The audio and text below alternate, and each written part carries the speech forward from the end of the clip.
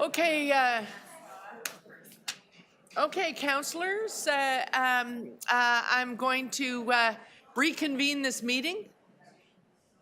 If I can call everyone to order. Sorry to rush you, but we were here a long time yesterday. We're really going to try and burn through things today. This is a reconvening of yesterday's meeting. So I don't need to go through the whole script as we've done. So I'm just going to do the short form. If you are watching us on YouTube right now and you want to follow along the documents that we're talking about, the short form of how to get there is toronto.ca/council, but also you go on the toronto.ca website and just type in City Budget 2024. You're going to get to the magic page, and this morning we're going to start under the heading of Infrastructure Development and Growth Services. So if you click on that, you'll start to see the breakdown in the notes of all the divisions we're going to be looking at this morning. I'm going to begin this morning simply because some may not have tuned in yesterday morning, and although we're in the same meeting, I'm going to begin by doing our land acknowledgements. And so if you'll just join me in recognizing this for a second. City of Toronto acknowledges that we are on the traditional territory of many nations, including the Mississaugas of the Credit, the Anishinaabe, the Chippewa, the Haudenosaunee, and the Wendat peoples, and is now home to many diverse First Nations, Inuit, and Métis people. The city also acknowledges that Toronto is covered by Treaty 13, signed by the Mississaugas of the Credit, and the Williams Treaties, signed with multiple Mississaugas and Chippewa bands. I also want to make the African ancestral acknowledgement that we're doing more and more at the city. That is an acknowledgement to be made by people not of African descent. Though I'm not a person of African descent, I am committed to continually acting in support of and in solidarity with Black communities, seeking freedom and reparative justice in light of the history and ongoing legacy of slavery that continues to impact Black communities in Canada. As part of this commitment, I'd also like to acknowledge that not all people came to these lands as migrants and settlers. Specifically, I wish to acknowledge those of us who came here involuntarily, particularly those brought to these lands as a result of the transatlantic slave trade and slavery. In support of the City of Toronto's ongoing efforts to confront anti-Black racism, I pay tribute to those ancestors of African origin and descent. Thanks, councillors. I know that I share that sentiment with you. So today, we're going to start with a presentation from the Deputy City Manager on infrastructure services. And we then have to go into development and growth services. Lots to tackle. So we're going to peel through it. I've had some feedback. Maybe we shouldn't be doing second rounds. Maybe we should try and get through more. So I'm going to try this out. I'm going to ask that people ask your questions. I'm going to make sure you get the full 5 minutes. But as much as possible, if we listen to each other's questions, if we have follow-up questions, you may see them covered by other members as we go along. If that's the case, then we may be able to make more progress today and get this whole thing done in the 3 days allotted. So, Mr. Johnson, if you'd like to go to the podium with your team. So, as yesterday, what we'll do is we'll begin with the presentation from the DCM, and then if you want to ask general cluster questions of the DCM, we can do a round of that, and then we'll have each general manager field some questions on their specific divisions. So, if it is specific to the division type of question, just be patient. You'll be talking to the GM in no time. And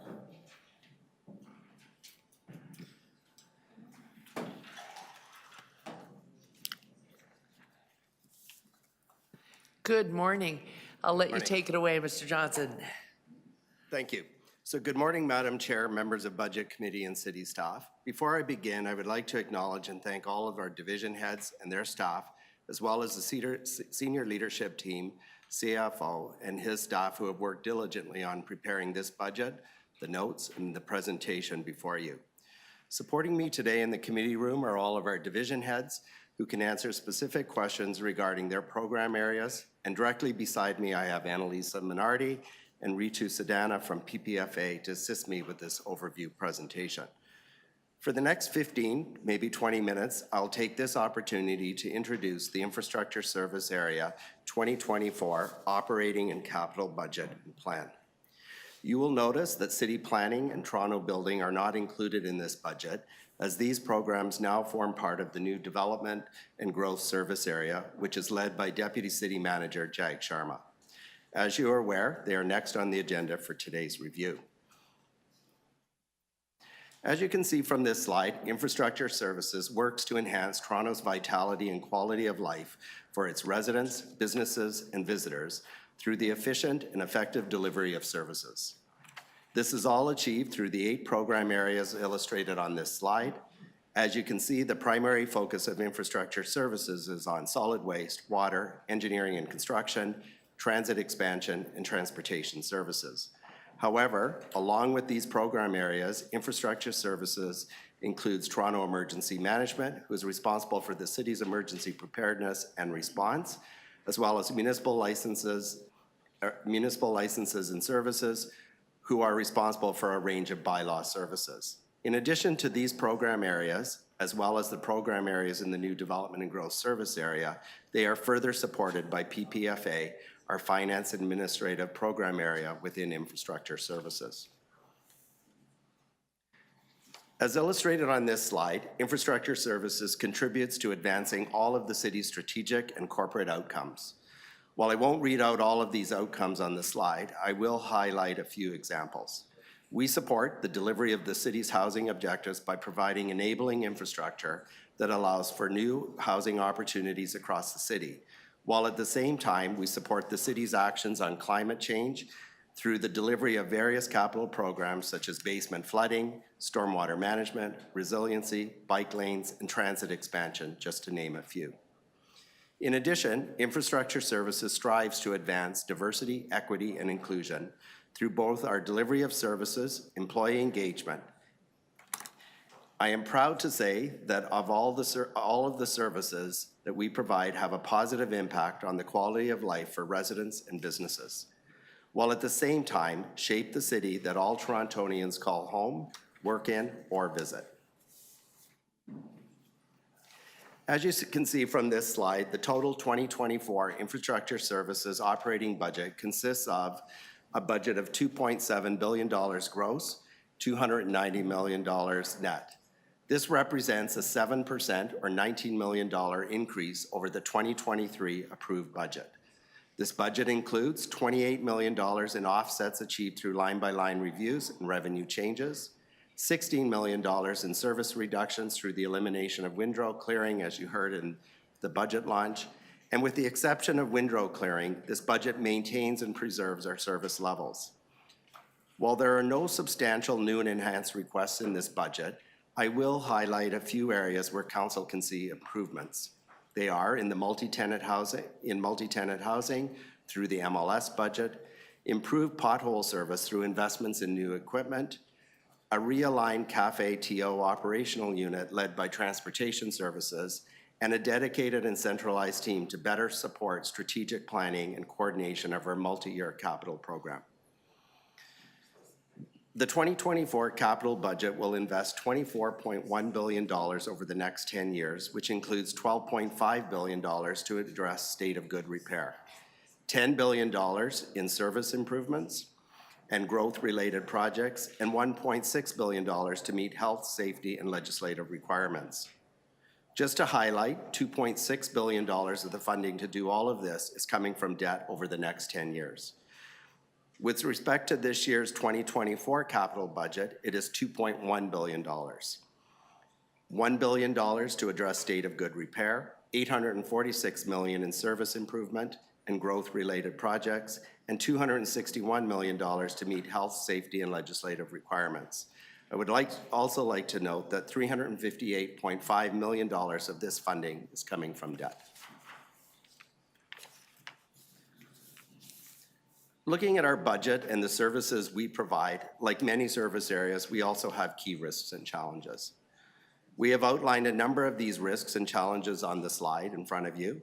As shown on this slide, the amount of growth and pace of development we are seeing in the city continues to be a challenge.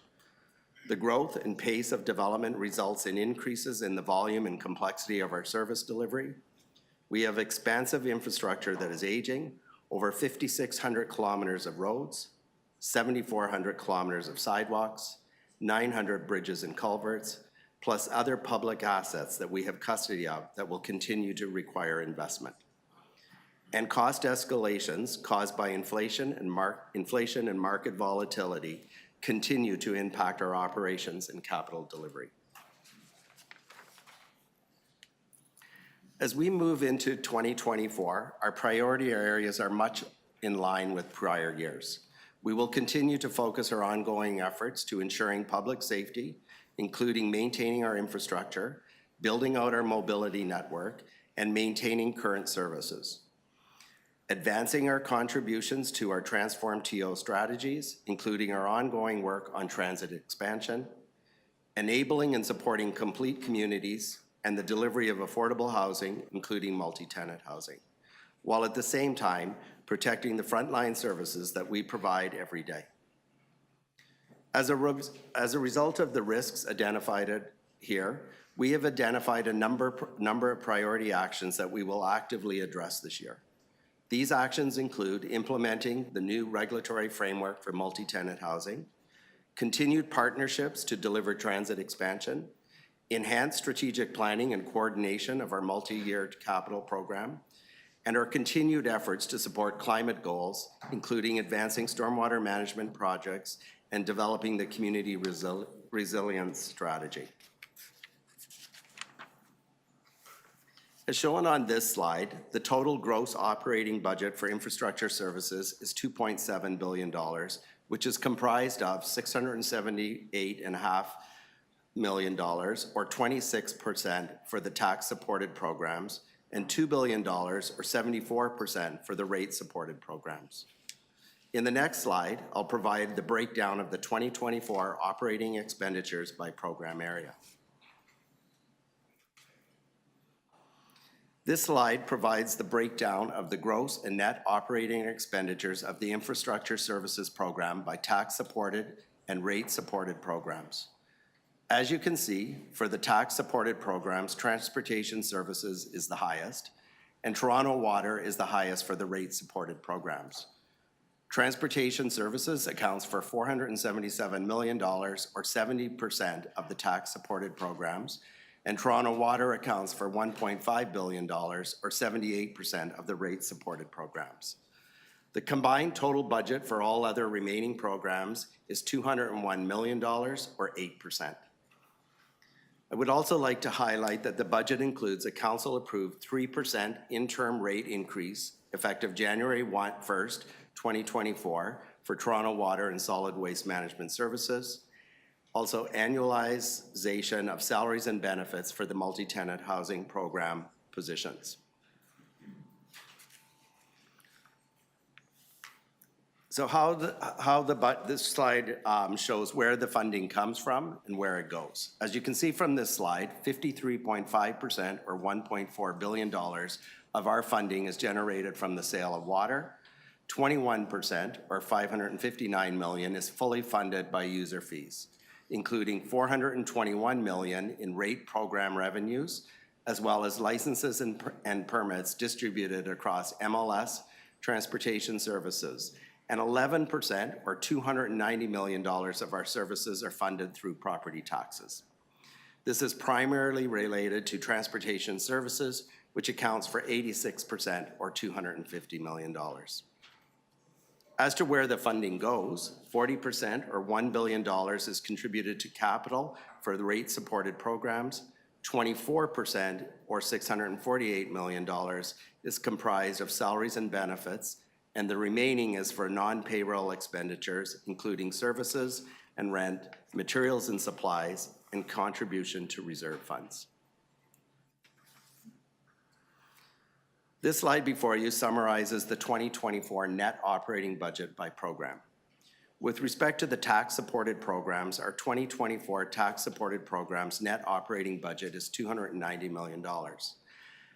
As I noted earlier, this represents an increase of 7.1% or $19.3 million over the 2023 approved budget. The tax-supported budget includes, while not significant, $461,000 for new and enhanced initiatives within Toronto Emergency Management and Municipal Licensing and Standards. With respect to our rate-supported programs, the net amount of $1 billion goes towards capital contribution to fund the capital plan for the rate-supported programs. This is an increase of 4.9% or $49 million as compared to the 2023 approved budget. Infrastructure Services has an estimated asset value of $129 billion spread across our Toronto Water, Solid Waste Management, and Transportation Services programs. Toronto Water's assets account for $90.6 billion for assets such as filtration plants, wastewater treatment plants, water service connections, and equipment. And now for Transportation Services and Solid Waste Management Services.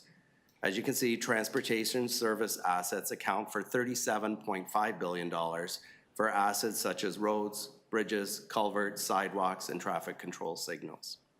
Solid waste assets account for $0.9 billion for assets such as transfer stations, organic process facilities, collection yards, residential and park bins, vehicles, and other pieces of equipment.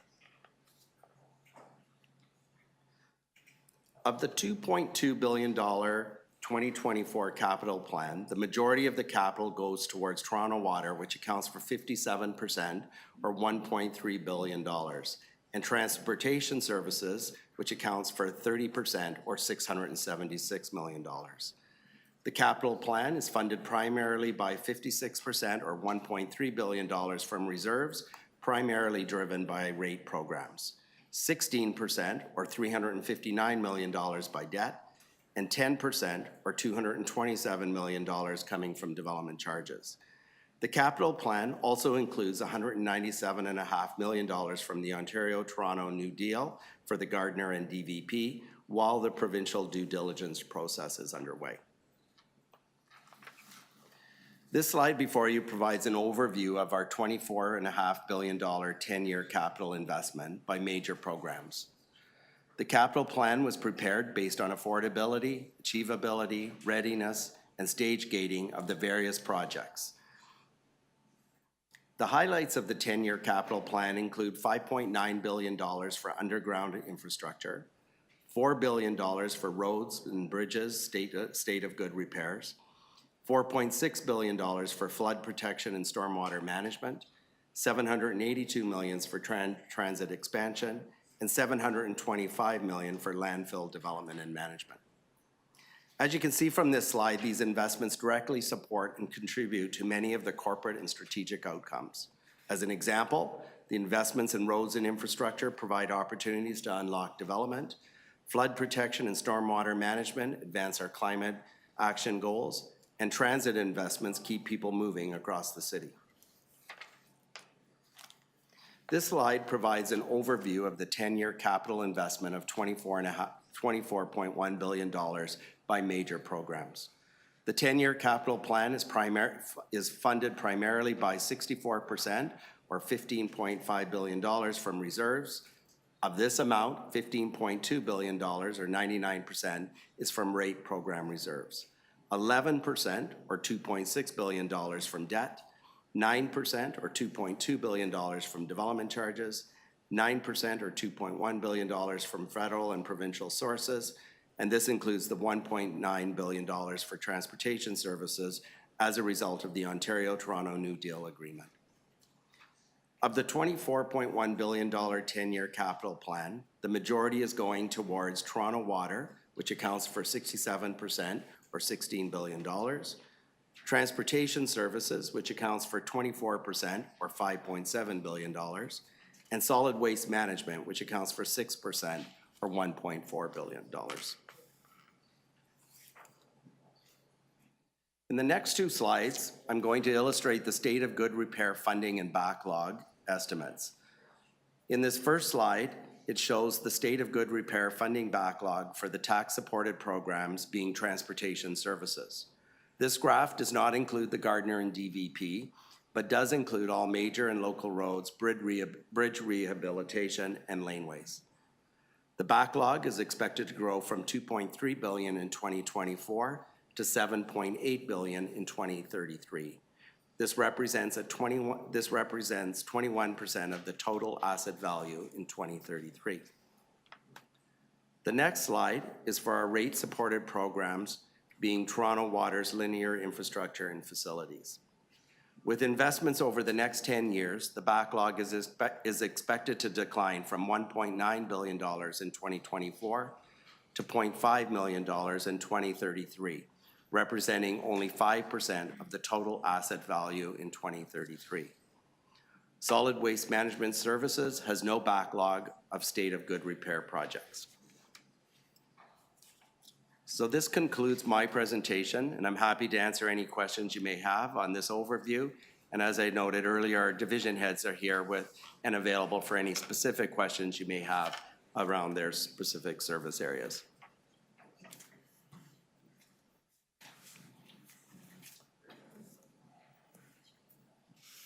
Okay, Mr. Johnson, there may be some general questions, and I see one coming right now. Councillor Sachs is our visiting member, so although we may after, she was here all day yesterday, you're fast becoming an honorary member of the Budget Committee. So let Councillor Sachs go first. Hello. Thank you very much. Thank you for your presentation. First of all, is your division on track to reach net zero by 2040? So I think that obviously is the aim, that what we're aiming for.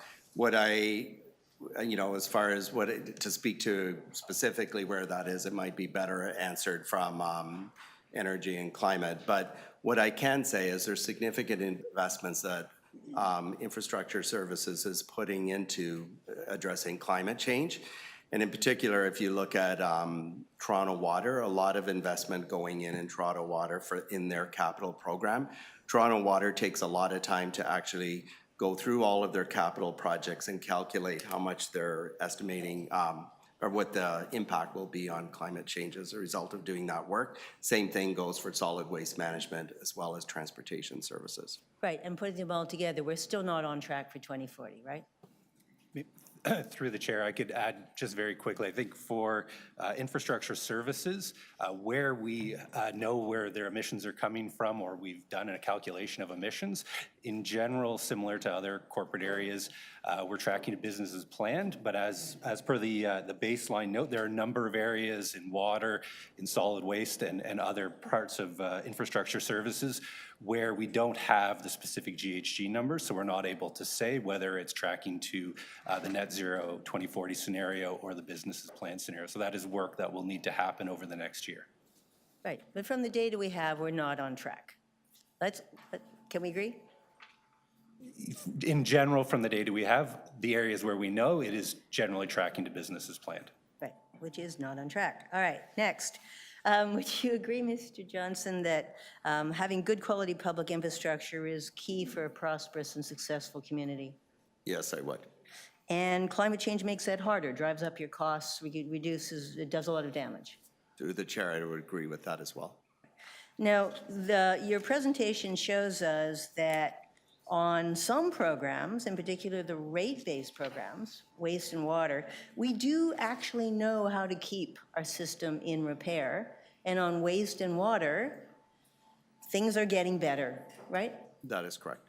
But on everything we pay for out of taxes, it's getting worse. So if I look at your slide 19, what you show is that our tax-based program, which for you is mostly transportation, we have terrible roads now with, you show only 9.4% backlog. You're predicting that for the next 10 years, it's going to get worse and worse and worse and worse and be almost 21% in a decade. Is that right? Through the chair, that is correct. And that means exponentially higher costs plus much worse conditions for the people of Toronto. Through the chair, that is potentially correct. I think a couple things, just if I could make a couple comments on that, is that when you look at the investments that we put into state of good repair, I think we are concerned around this projection that we're seeing, and there are opportunities to do better on this. But if I look at transportation services, the amount of money that they're investing in their state of good repair has been increasing over the last few years. And on top of that, their spend rate, if we go back and look at 5 years ago compared to today, it is significantly better. So their spend rate now is over 80%, where if I go back 5 or 6 years ago, it was only around between 50 and 60%. So I think there are some opportunities there, and I think there's also opportunities for just continue working with corporate finance to look for more investments into that state of good repair. But with all the hard work you and your team are doing and all the extra money you're talking about, you're still predicting, this is so much worse than you told us last year, that last year it looked scary. This year it's terrifying. Is that a fair summary? I would say that through the chair, that it is concerning the state of good repair, and it's something that we do need to pay attention to moving forward. And with all the efforts that you've made this year, the prediction now is much worse than you were here with, or at least your division was last year. That's correct. Okay, thank you. Okay, thank you, Councillor Sachs. Councillor McKelvey. Thank you. Sorry, are our roads terrible? Because I find that a little offensive. I wouldn't say that our roads are terrible. I would say that, and going back to Councillor Sachs's question, there are opportunities for us to put more money. Obviously, more money and investing in the infrastructure is always a good thing. But to characterize them as terrible, no, I wouldn't say they're terrible. Right, we have a quality that we have to meet, and terrible is not the service standard. That is correct, through the chair. The other thing I would add there is that, where there's health and safety concerns, obviously that's where we would direct our money when there's health and safety concerns. Those things we wouldn't accept. In terms of state of good repair, we have heard that there is the new deal, so it will free up approximately $1.9 billion that can be moved into state of good repair. That is not done through this budget yet, correct? That will come, so the state of good repair, there are huge opportunities to advance that we'll be looking at later this year. Through the chair, that is correct. What was your percentage spend last year? So last year, I don't have the specific number, but through transportation services, but I know it was over 80%. I think it was around 80%. So I meant kind of across all divisions. We can do division by division later if that's Okay. more helpful, but that's fine. We can do it by division. And does supply chain and inflation and labor continue to be a challenge? That is true. Okay. And can you, two additional questions, sorry. Policy planning, finance, and administration, it's, if you just look at the title, it's like, why is this under infrastructure? Can you kind of speak high level what their purview is, how they serve all divisions? Through the chair, so PPFA, Policy Planning, Finance, and Administration, is a support group that sits in our team that sits within infrastructure services, and they provide support to all of the program areas in infrastructure services from a finance perspective, and there's a number of areas where they also provide that support as well. Great. And that is where our administration and finance leads are that support all of the divisions within infrastructure services. And I know we've had conversations, I know you've said it in committee, capital coordination is a priority for you. How through this budget are you allocating resources towards that? So through the chair, that's a very good question, and it's one of the comments I mentioned also in my presentation. So what we are doing through this budget, or it's not really through this budget, but we are repositioning and repurposing some of our positions so that we can get to a place where we're much better at addressing our capital coordination, so we're much more strategic on it. And so we're in the process of setting that up so that we will be much more effective in the way we do that capital coordination. Okay, I'll just end by saying thank you, and thank you to all of your staff that do an excellent job serving our city. So through the chair, what I can share with you for all of our programs in infrastructure services, our projected spend rate for 2023 was 82.9%. Okay, thanks, Deputy Mayor. Councillor Moyes, you had some questions? Yes, thank you, and good morning, Ms. Johnson. Thank you so much.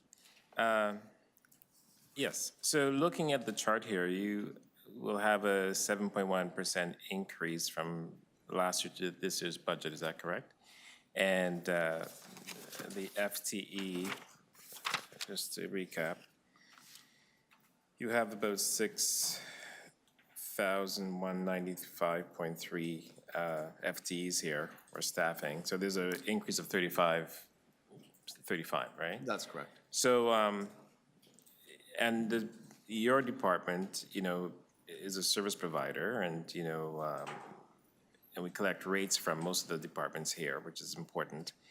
My question is, though, like, is there enough staff to actually do the work? I'm going to use an example of MLS, for example. We expand the night economy. My hope is that we actually have 24/7 MLS people on the streets of Toronto. I know that there's an increase, looking at your chart, that there is an increase for MLS as well. But is it sufficient based on the perceived demand that we'll have for them in particular, and other departments that you oversee? I think just a couple comments through the chair that I'll make to start off with is, when we look at MLS in particular, a number of those positions is really the annualization of the multi-tenant housing positions in the budget. We are bringing forward a briefing note, I believe, at the end of this week that'll actually speak to the issues that you're just talking about, is whether or not there's an opportunity to increase that for noise as well as supporting the night economy. So we're working on that right now. I would say that, yes, you can always, more staff would obviously help to do it, do what we need to do, but I think it's also imprudent on us to look at what is our strategy for addressing those issues, and looking at, is there value in going 24/7? And so that's something we'll look at through that briefing note. Because there's a public perception out there that MLS doesn't enforce all bylaws of the city, right? They choose which ones they do and which ones they don't. And also, too, their focus has been more on education than actual fines. And again, is it a cost recovery model for MLS? So I think it's a combination of both. Some of it is cost recovery and the other is being funded through the tax. The only thing I'd be careful on the piece around that MLS chooses what to enforce or not. I think they look at it from a strategy perspective, and often when you're doing enforcement, it ranges from, mostly that verbal discussion with the property owner or whoever they're carrying out enforcement, and they escalate that depending on what the situation is. That's the approach they take in doing Yeah, that. and again, I think too, the reason I mention that is not necessarily a criticism of MLS, but is that because perhaps they are not staffed up enough, that they cannot actually enforce all the bylaws in the books as we expect them to, right? And so again, if they actually had the capacity, then they could do more. Yeah. And I'm also curious to know, and you may not have this information, but in comparable to other municipalities, are we getting value for money in a sense? So through the chair, I can't answer as far as compared to other municipalities. I can make one comment that, working in other municipalities that I've worked in with respect to municipal licensing and enforcement, it is a very challenging area for enforcement. And I wouldn't say our model is much different than other municipalities I've worked in, but I don't have that data. Maybe our division head for municipal licensing and standards would have that when comparing to other municipalities. I just don't have it. Okay, thank you. That's my question. Okay, thank you, Councillor Moyse. Before I know Councillor Perks has some questions, but I haven't checked in with our colleague, Councillor Morley, who is virtual. Councillor Morley, did you have questions for the Deputy City Manager? Thank you, Madam Chair. Hopefully you can hear me okay. I'm good on questions at this time. Okay, Good, we'll thank be you. into the divisions very soon. Councillor Perks, you had some questions? Yes, there have been a number of questions to you today, but also yesterday about the state of good repair backlog. And Councillor Sachs, I think, did us a service by showing that the water department is the one department where the state of good repair backlog is going down. That's correct. That is right? correct. It's the only one. just for the benefit of everybody, the water budget is funded differently than the rest of these programs. Through the chair, that is correct. It has its own rate. Do you think the fact that the water budget was increased by 9% every year for a decade contributes to the fact that its state of good repair is going down, and that on the other side, because property taxes haven't been going up by that kind of number for a decade, the state of good repair is in worse shape? Do you think that's a fair assessment? Don't scare people. Would absolutely agree with that. That actually had a significant impact on their ability to get to where they are with their state of good repair in Toronto Water. Thank you very much. That's most helpful. Not that I would want to go through what I'm going through right now for 9 years. I do have a couple of questions of my own, though, that I wanted to ask the Deputy City Manager, because it's a lot about capital in the divisions in your cluster. And while we see 35 positions, some are capital positions, and I think we often forget to differentiate. So I wonder if you could just walk us through what's the difference between a position and a capital position, and how do you make the determination when you're meeting with your clusters, FTEs that they can attribute to capital? Through you. I don't have the breakdown of how many of these are. Well, not so much the breakdown, but I'm really looking at just the meaning. Because I think when we get into divisions, that's going, well, I know it's going to come up because from reviewing the division notes. So if we could just define what's a capital position and why it gets to be a capital position. Directly delivering capital projects. So when it comes to the capital positions, those positions are directly responsible for delivering those projects that are funded from our capital. Yeah. Whereas the other positions are more on our operating, day-to-day operating functions that we perform. Right, and so if someone becomes a full-time employee and they're squarely in the operating budget, that is now a permanent position forever and ever. But the number of capital positions can rise and fall with the size of the capital program. Yes, that is correct. Okay. I just wanted to make sure that that was beginning to be known, and this is a new configuration and new members on the budget committee. So I think that might be helpful later on. Lastly, I just wanted to follow on Councillor McKelvey's questions about capital coordination, because we've had this conversation, and I wonder if you're already looking at this. Once we ink this deal and the highways are uploaded, there could be a lot of change in our capital program, because taking the Gardner and the DVP off the books leaves us with a lot of opportunity. And at the same time, we're trying to tackle coordination of capital to be less disruptive for people. Can we be assured that as we get to 2025 and we really start to see the impact of not having to do the Gardner work, that we're being coordinated, because we have transportation has both planned work and emergency work. Water has both planned work and emergency work. To the best of our ability, while we may be updating and making some changes and some investment in the capital end of things, that there will be a real coordinated and as little disruption as possible in the new program. So that is absolutely what our goal is. And I think you just highlighted a really strong case as to why it's really important this year in 2024 that we set this up so that we are ready when those opportunities arise. The other thing I can share with you, and I've been in this role for the last 6 months, this tends to be the number one thing I hear about is around the capital coordination, and that's why we're in the process of strengthening that capital coordination and realigning our resources so that we can get better at doing it, which will actually set us up in 2025.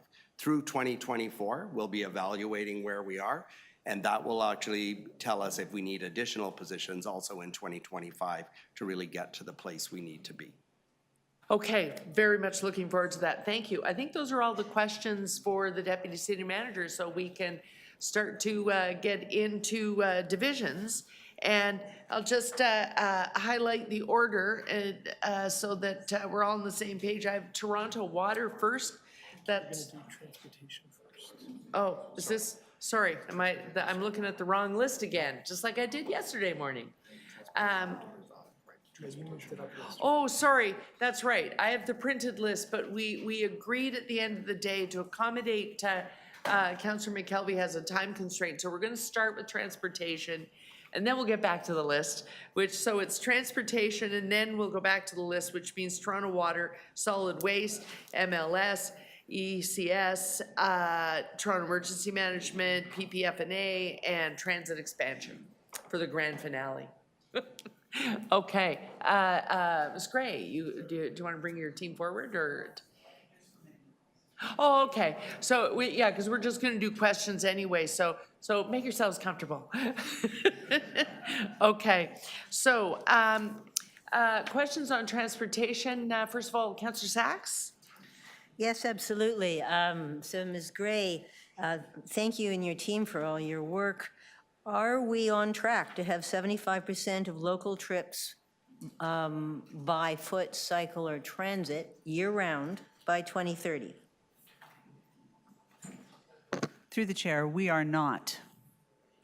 Okay, and there are a number of pieces on that. Let's talk specifically about Vision Zero. We know how important it is that it be safe for vulnerable road users to move around the city, and it was distressing to see that the budget for Vision Zero is predicted to be smaller going forward than it was last year. How much funding would you need to actually bring deaths and serious injuries of pedestrians and cyclists down sharply in Toronto? Thank you for the question, Councillor Sachs. Through the chair, the Road Safety Plan Vision Zero budget has increased each year since the introduction, and the 2024 total Road Safety Plan budget of $79.4 million, including capital and operating, is the largest investment that we've ever made by the city for road safety improvements, and it does increase over last year's budget of $72.3. The question that you're asking is because the 10-year plan assumes tapering of funds in the later years of the program, reflecting that the needs of those years are not yet known and will be reviewed and updated in future years.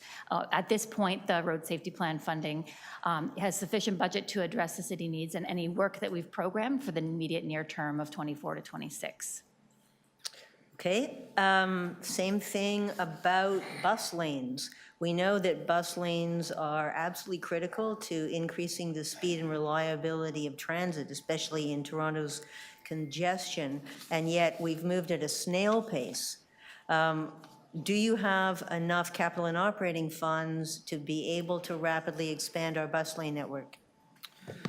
Through the chair, to Councillor Sachs, we have, in transportation services, as you know, we're bringing a report on the Surface Transit Network Plan in for the Executive Committee. We have about $4.8 million in the budget for studies to advance that work, coupled with the TTC's $12.18 million for implementation of 2 to 3 corridors. So it is not the complete amount that we would need, but I would argue that the funding is not slowing delivery because we still have design work to do and community work to do before we implement those corridor projects. How much funding would you need to actually make these bike lanes happen?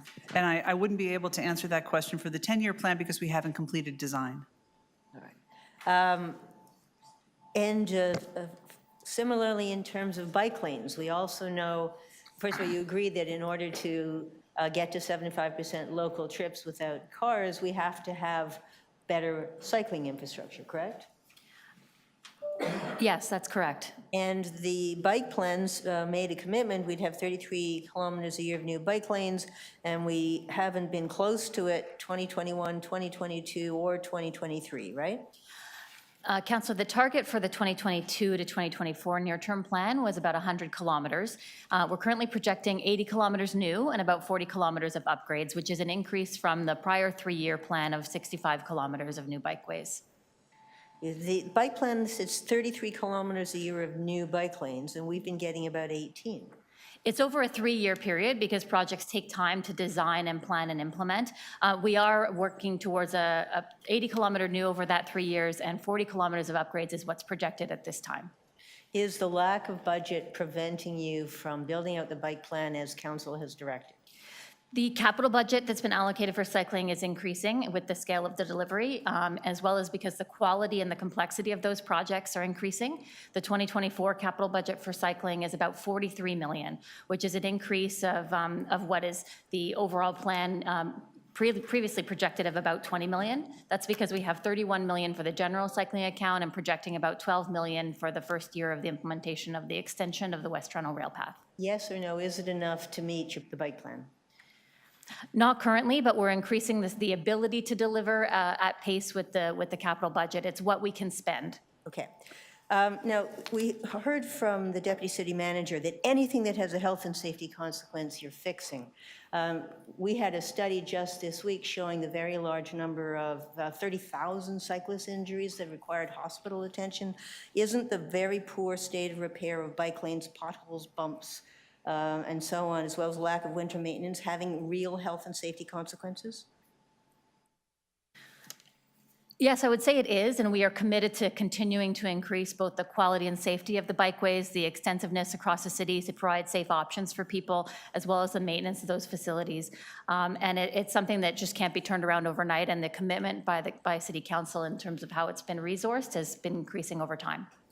And in this budget, This will have to be your last question. thank you. In this budget, do you have enough money to keep bike lanes safe and passable for bikes?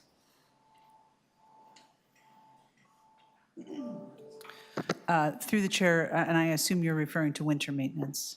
All year Safe and round, we've passable. got leaves, we've got all kinds of. So we've certainly increased our maintenance of cycling facilities all year round. We have dedicated crews doing that. In terms of do we need additional resourcing in winter maintenance to get to a bare pavement standard for bike lanes, that is likely true and something that we're working on right now. Okay. Let me know how much, please. Okay, thank you. I have Councillor McKelvey. Thank you. And I'll start by thanking you for all the work you do. I often joke that I think Barbara did something in a past life to deserve this job because it's not easy. How many FTEs and staff are dedicated to Cafe TO right now? I just looked that up. Through the chair, we have a complement of 18.5 in our permits and enforcement unit. It's completely filled except for one transportation standards officer, which is something we've accomplished in the last 2 months. Will Cafe TO have an impact on spring cleanup and pothole repair? Also on the vacancy side, last year we had 40% vacancy in our frontline staff in operations and maintenance, and as you know, those are the folks who do a lot of those setups. We are, I think we are at 4%. 4%? We'll be at 4%. So that's a long way of saying we will have the frontline staff to be able to not only do spring cleanup and road maintenance in the springtime, but also address Cafe TO setups. There's a recommendation to eliminate windrow clearing, and it was not listed as something that would have an equity impact. So I'm just wondering why accessibility for seniors is not considered an equity impact.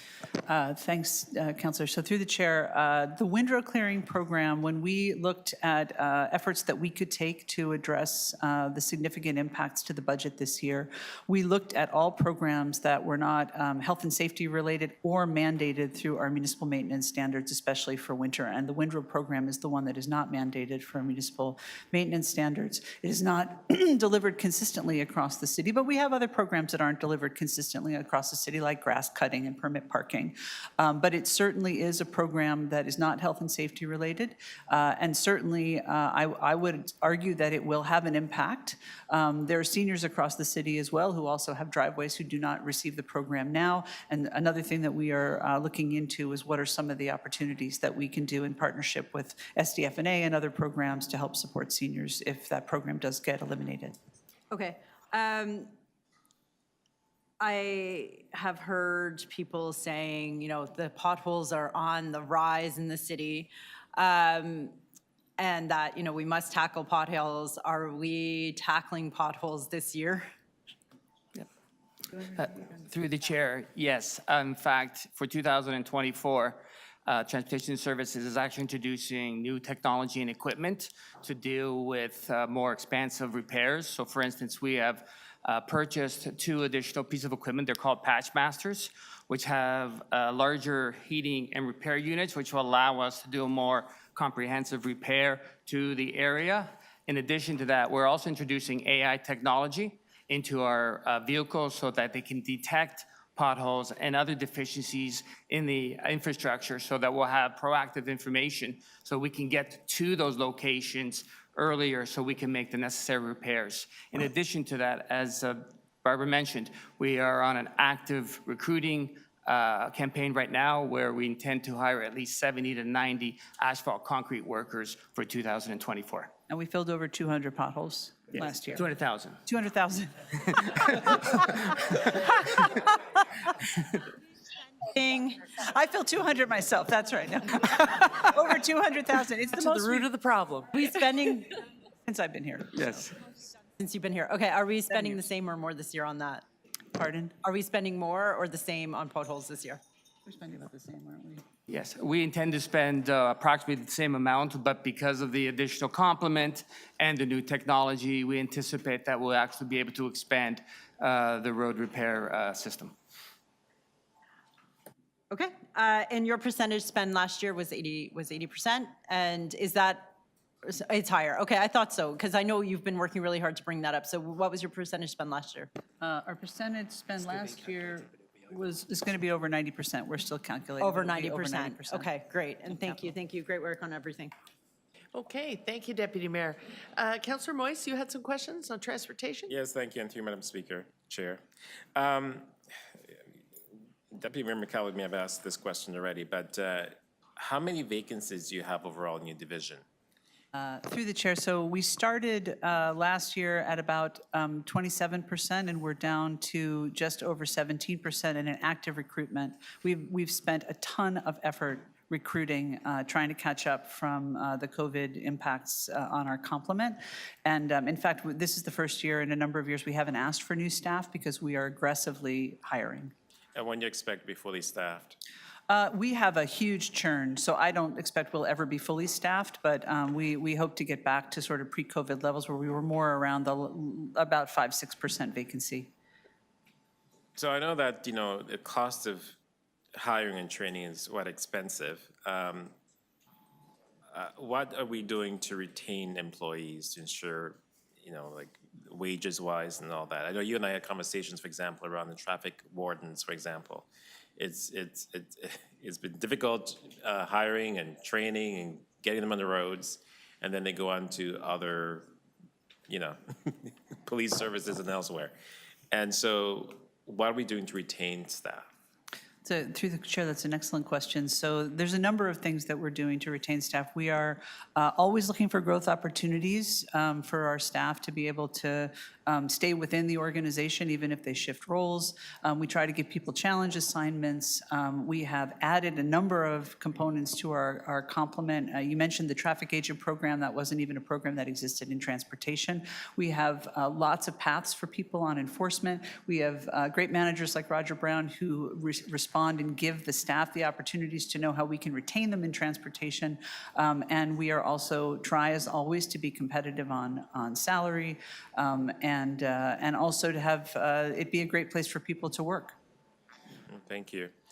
So to move on, are construction staging area permits fully cost recovery? Construction staging permits are not, I don't believe. Through the chair, they are not fully cost recovery. Okay. And I think Deputy Mayor McKelvey may have asked this question, but I'll ask again. What are the primary drivers of the high costs associated with road and sidewalk maintenance? So the cost of road and sidewalk maintenance, there's a number of factors. Certainly, we try, as Councillor Carroll asked Deputy City Manager Johnston, we try to coordinate capital work. We're putting a further emphasis on the coordination of capital work earlier, and so some of those projects, the best ones, are doing not only road reconstruction, but also water main replacement and often TTC track upgrades as well. And so they tend to be costly, but ultimately impact the right-of-way. away less. I would argue that there's also not only the cost of materials that's rising, but it is challenging to get labor. And when we had the conversation about the state of the roads, about 7% of our roads are in fair condition. That's average, that's an average overall.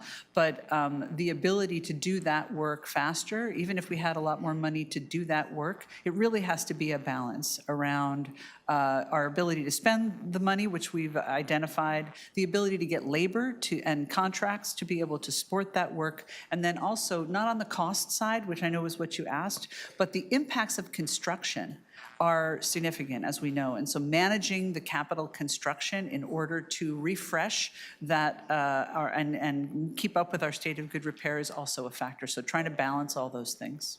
Do you think it's more cost-effective to perhaps bring that service in-house than contract it out? We've actually brought a number of components of the service in-house, and Vince talked about the Patch Master, those clever pieces of equipment that can do a more sustainable fix for a bigger area. We used to contract that service out. We're bringing it in-house not only because it is a good experience for our workers. We have asphalt and concrete workers that we want to give them that opportunity, but it also allows us to do that work for many more months of the year. So if it's under contract, typically we only get about 3 months of work. If we have it as in-house capacity, we could have done more sustainable fixes to potholes in December because we had mild weather. Okay. And just one final question, I'm running out of time. The automated speed enforcement revenue, where does that money go? Does it go back into perhaps into your department or general revenue? Through the chair, it goes to general revenue. And okay, is that a good thing or a bad thing? I know other cities, I mean, Ottawa has recently taken some actions to reinvest that money into their Vision Zero program. We've had some conversations about that. I actually think that every time we've come to council and asked for resourcing specifically for Vision Zero programs, and we brought the data to support why we need that, we've gotten those resources. So I'm not sure that investing that money specifically in Vision Zero is necessary for us to be able to accomplish our goals. Okay, thank you. Okay, thank you, Councillor Moyes. Councillor Chang, you have transportation questions. I do. Is there a difference between traffic agent and traffic wardens? Through the chair, no. And it's now under transportation? Correct. How many traffic wardens are in this budget? So through the chair, so currently we have a complement of 27 traffic agents currently on the road. We have 13 more that are planned to go live in March of this year. And is there a plan to grow that over the year? Through the chair, yes, the intent is, so we will have a complement of about 40, and the plan is to grow the program to about 50 by the end of this year. And is there a plan beyond that? Through the chair, at this point, we're sort of seeing that the complement of 50 plus the additional support that we get from the police is adequate to meet our current needs, but certainly we'll be assessing that later on this year and potentially proposing that in future budgets. And what type of revenues are these traffic wardens garnering in terms of enforcement? Through the chair, the traffic agents do not actually do enforcement themselves. Yeah, they're explicitly just traffic management. So they can't issue tickets? That's correct. And for windrow clearing, have we considered fee for service or only offering it to elderly and disabled, such as Markham? Through the chair, so this budget talks about the elimination of the program. There's some complexities about how you would offer a fee or perhaps have a subsidy for certain vulnerable folks. So I think we have more work that we would need to do if we were to come back with a different approach. There's other cities that provide it, so I think there's models out there we could replicate. I'm just looking at capital needs, and on a personal level for Ward 18, I see that under capital needs constraints, we have Beecroft Extension, Reimagine Young, and the 401 interchange.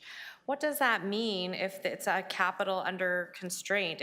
We have some budget I see for the initial consultations that are happening in design, but what does that mean does that mean these projects are at risk? Through the chair, so the projects are not at risk. What it means is that we bring above the line in the capital budget the components of that work that are ready to be funded in that year. So it's part of our effort to stage gate our budget and not have more components in the budget than we have the funding to cover, and also be realistic about those costs. So when we bring them above the line, they typically have design costs at a more significant rate of completion, and so we are more confident in those amounts. And on page 8, it talks about right-of-way permitting. What percentage are we generally recovering when it comes to this right-of-way permitting? Through the chair, I'm going to have to come back to you on that one. It's not full cost recovery, I can tell you that. And is that something we could work towards? We certainly are doing a division-wide fee review and a revenue review, and it's what generated our ability to come back with a 25% increase in fee for all projects in construction hubs. And so we will also be coming back with some modifications to lane occupancy fee and some other components that we're still working through right now. So we're actively looking at seeing where we can increase those fees so that they're commensurate with what we're seeing elsewhere in the industry. And on page 14, there's a big jump from 2025 to 2026 for the higher MTO fees. It goes from 4 million to 12 million. I'm just wondering why is there a sudden jump in that MTO fee for the automated, for the APS? We're looking for it, Councillor. Yep. Do you have another question while we're looking for it? Happy to. Sure. When we bring on new bike lanes online, do we include the operational cost in our budget? So we estimate how many new bike lanes are on and how much it'll cost to maintain them and plow them? We do. We include the operating costs as part of the report that comes to Infrastructure and Environment Committee and before Council, and then that's integrated into the next budget cycle. And before you answer my previous question, I just also wanted to know, in the suburbs, sometimes, it's not if you build it, they will come when it comes to bike lanes. It's a new thing, not everyone. We have a lot of newcomers, some of whom have never ridden a bike here in Canada. And I'm wondering, are there any investments in inviting people into biking in the suburbs especially? There was previously road closures that we did that invited people to, active TO initiatives. Is there any of that type of investment to get the behavioral change towards our goal and not just building the hardware? Thanks for the question, Councillor. The capital infrastructure is a critical part of making sure that people are invited to safe infrastructure. So expanding the infrastructure in line with Council's directives about modal shift and about transform TO goals is a key part of it. We are investing in some community-based programs for education. It's multilingual. It's available on every ward. So that's something that we have done over the past several years. Are there events or initiatives that are related? You're already over, okay. Councillor Chang, so that'll have to be your last one. You go ahead and answer though. Answer that question. Thank you. So through the chair, the change is related to the change from the POA to the administrative penalty system for automated speed enforcement, and the administrative fees that's related to both automated enforcement and red light cameras is an increase from $1 to $8. It's to get the lookup of the license plate systems with MTO, so that's a negotiated cost with them. And that increase will not be fully realized until 2025, which is the year that we will transition that program. So that's what it's related to. Okay, great, thank you. Okay, thank you, Councillor Chang. I was about to check in with Councillor Morley, but I see we have another virtual participant. Councillors, Councillor Crisanti is, we've already gone into committee, Councillor Crisanti, but I'm going to ask the members to give you a hall pass to go ahead and ask questions, because we did reorder the agenda that is online for our other councillors. So Councillor Crisanti, I'm guessing you have some questions about transportation. You go ahead, please. Oh, thank you so much, Chair. I didn't realize you were already in committee. I just have one question on one topic. The windrow's a popular topic. I gather I've already heard it come up a couple of times, and so I believe this question will be to Barbara. First of all, Barbara, can you tell me currently? I know that it's slated to to be eliminated, and we hope that maybe that can change. But for now, can I ask you, what is the current budget on the windrow, for the windrow program? Through the chair, approximately $16 million is the cost for providing driveway windrow service in the wintertime. Thank you, Vince. Now, Barbara did mention, I heard her mention earlier, that there's areas of the city that it's not a program that's delivered consistently citywide. If this was to be delivered consistently citywide, do you know what that budget would increase to? And if you don't, could you kindly undertake this to let my office know what it looks like? Through the chair, so to Councillor Crisanti, we actually can't deliver the windrow service everywhere. There are certain criteria, physical criteria, that enable us to clear and store the snow when we do that driveway opening. And so part of the reason why we only deliver the windrow service in the areas of the city that we do is because those locations actually meet that criteria with the boulevard and 8 meters of capacity in the street, et cetera. So we would not be able to deliver the program citywide. So then currently we are covering citywide areas that do meet the criteria as you mentioned. Through the chair, the locations that are currently part of the program are meeting the criteria, although a recent ongoing review by city staff that we're doing has indicated that some may be somewhat questionable, but the locations are primarily meeting the criteria. All right. Now, during this process of potentially, now it depends on what the will of council will be on this one, is there any other recommendation to accommodate, as you know, it's an aging city, to accommodate seniors that require the service? Through the chair, so that's not the proposal that's currently on the table, but I do know there are other municipalities, and we in fact have had a seniors snow clearing program. We've learned recently about some work that SDF&A is doing with the community, and so there's really a little bit more to explore there, and I think it's certainly reasonable to ask that question. All right. Thank you very much, Chair. I'm good. No problem. Thank you, Councillor Crisanti, for joining us today. Councillor Morley, do you want to go next? Thank you, Madam Chair. Just a quick one, and thank you to my colleagues who have already covered off some of the questions I had related to windrow clearing. Certainly, I know those of us who are currently receiving that program have heard from our residents about the removal of it and some concerns related. So I think there will be some work ahead on that. Just one question for staff related to some of the environmental impacts of transportation services. I'm thinking specifically today about salt management. I know we have a salt management plan in place, and we've seen, I don't know if it's the lack of snow we've seen recently, but there's been quite an excessive use of salt. That's sort of contrary to our salt management plan. I wonder what resources are allocated for oversight and support education for folks around, whether there are contractors or private property owners, around salt management in the city. Through the chair, thanks, Councillor. So we recently, I think as you mentioned, redid our salt management plan. We worked, I think, collaboratively with Toronto Metropolitan University and the U of T to get some other perspectives and best practices related to that. We revised that plan, I believe, in 2022. All of our equipment is calibrated, so all of the equipment that we use to deliver the service is calibrated so that we can have some control over the salt. We don't have control over the salt that is applied on private property or is applied by private property owners or by, building management.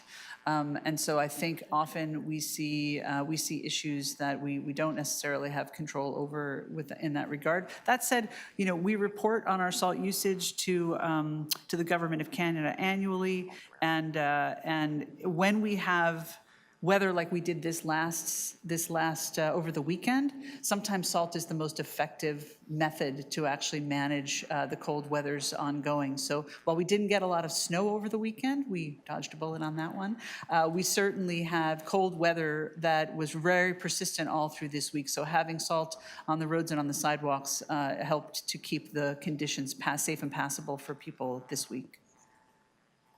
Thank you. Those are my questions, Madam Chair. Thank you so much. If there are no others, I have a couple of questions of my own. I want to ask a big question at the end, so I'm just going to do a quick rapid fire on windrow clearing. I get to because I'm from North York. So very quickly, currently the service is being delivered. Your budget proposal, it's 4 million this year because it wouldn't start till the fall. Can we get that on the record? Yes, that's correct, Chair. This weekend, we had calls saying, darn it, Councillor Carroll, you've already cut them. The windrow clearer never arrived this weekend. What the heck is going on? And my staff looked it up. That we don't have a service standard for when the windrow clearing truck is coming.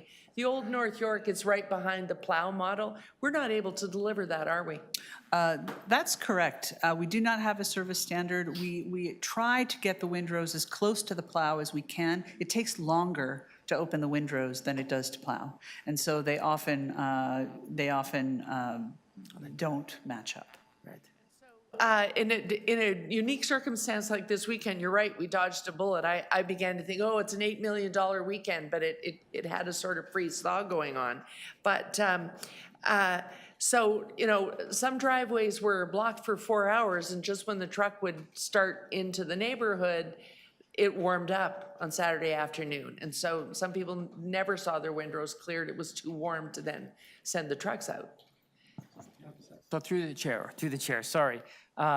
We did call out the windrow activity because of the cold temperatures that were coming Saturday evening into Sunday. So we were very concerned about a ridge of snow, a pile of snow actually freezing over in front of the driveway windrow. But as Barbara indicated, sometimes the driveway windrow machine does lag behind because it takes a lot more time. It's very methodic, it's slow, it has to raise a blade, it has to lower a blade, and it takes more time. So we did call out the windrow machines this weekend because we were concerned about the cold freezing temperatures and creating that ridge of snow along the driveway. Okay, and Councillor Crisanti was asking, I guess it's delivered in the neighborhoods that meet the criteria, but you have a report coming, I don't know if it's coming in some quarter of 2024, I think, because councillors asked in suburban wards about the future of permit parking in suburbs. Is that report coming this year? To the chair, we are bringing our parking strategy report probably in the fourth quarter of this year.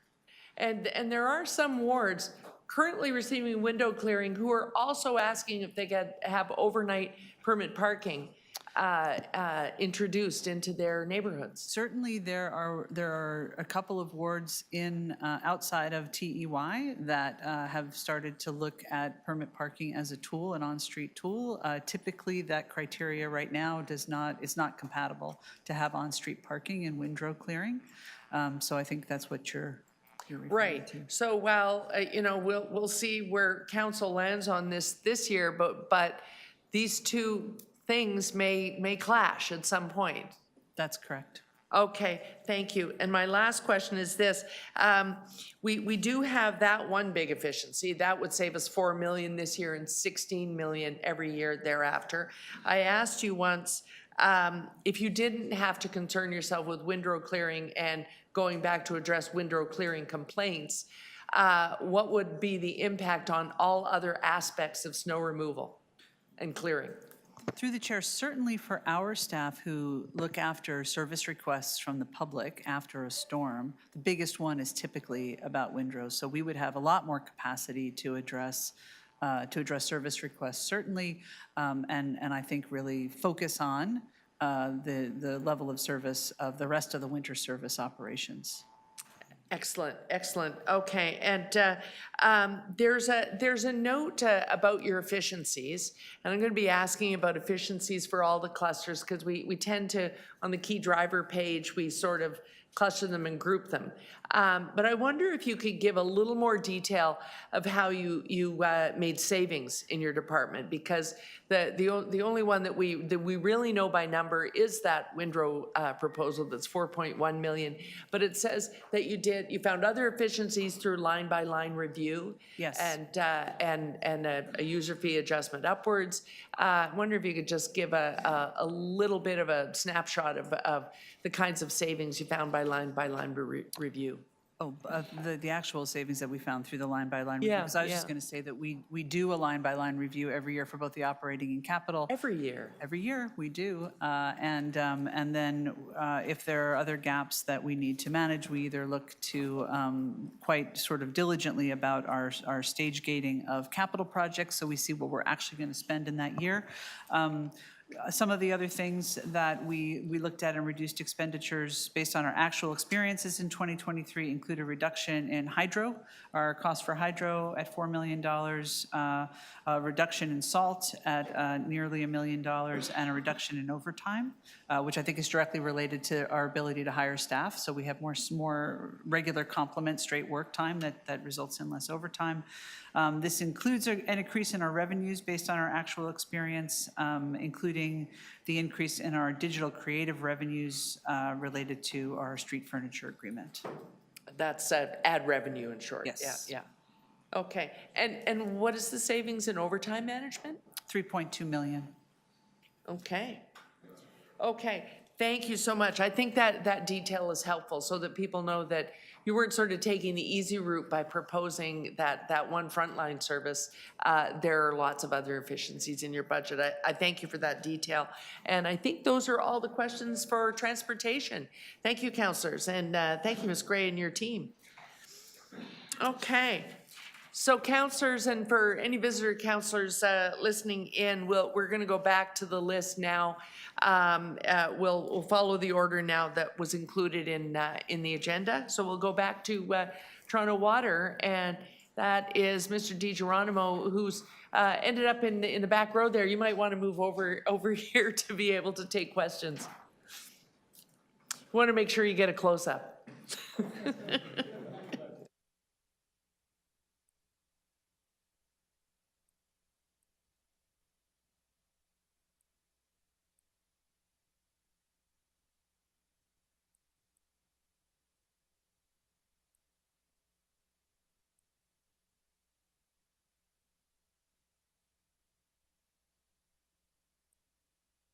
That tall, a little lower. Good morning. So, councillors, this is it's Toronto Water. This is rate supported. So, looking for questions and visiting councillors. We're starting Toronto Water Division, and I have Councillor Sachs in person, so we're going to start there. Yes, hello, thank you, Mr. Geronimo and your team. So first of all, congratulations on getting your state of good repair up, the number of water main breaks down. Very good to see that progress. But I was concerned to see that in our very first carbon budget briefing note, that you've got $3 billion in proposed capital investment in fossil fuel reliant infrastructure. Why is that? There's quite a number of projects that we're putting in place that are tied to resiliency and make sure we can operate our facilities. So for example, over the course of the next 10 to 15 years, we're going to be putting a lot of backup power in a lot of our facilities. And those types of generators use either natural gas or diesel at this time. We do have a program where we're adding photovoltaic cells wherever we can. For example, at the Island plant, we have a significant investment, 3.5 megawatt photovoltaic with battery pack investment going in soon.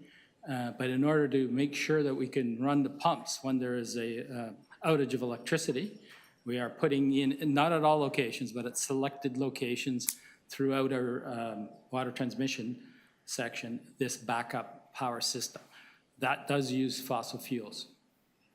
And is that the majority of the $3 billion? The vast majority of the increase for fossil fuels in future is related to that. We do have reductions in other areas, that offset that. For example, whenever we're doing some work, the fluidized bed incinerator that we're doing at Highland Creek, we will reduce over 3.5 million cubic meters of natural gas use by 2028, as soon as that goes online. And so there's offsets in our system, but the vast majority of the fossil fuel increase is related to backup power generation. If I may, through the chair, just to provide a clarification, similar to our overall numbers for investments and activities that reduce greenhouse gas emissions, our systems only allow us to capture the total project costs. So as it relates to fossil fuel reliant projects, those are total project costs. So that isn't all spent on activities that result in fossil fuels, but a fossil fuel reliant component is part of the overall project. So it is a limitation of our systems we're looking to improve over time. But again, similar to last year, that doesn't exist this year, so something we'll improve upon. But it isn't $3 billion necessarily in activities that are specific all to fossil fuel. They are just part of a larger project in certain cases. To elaborate, for example, we typically pair up the project of adding in backup power in a pumping station along with a refurbishment of that reservoir site and the pumping station. So the larger project might be several $100 million worth of rehabilitation work for the entire location. The backup generator may only be $80 million or $50 million of that component. So until we can tease that out in our system, you won't have an accurate reflection of what is the actual investment to that generator set.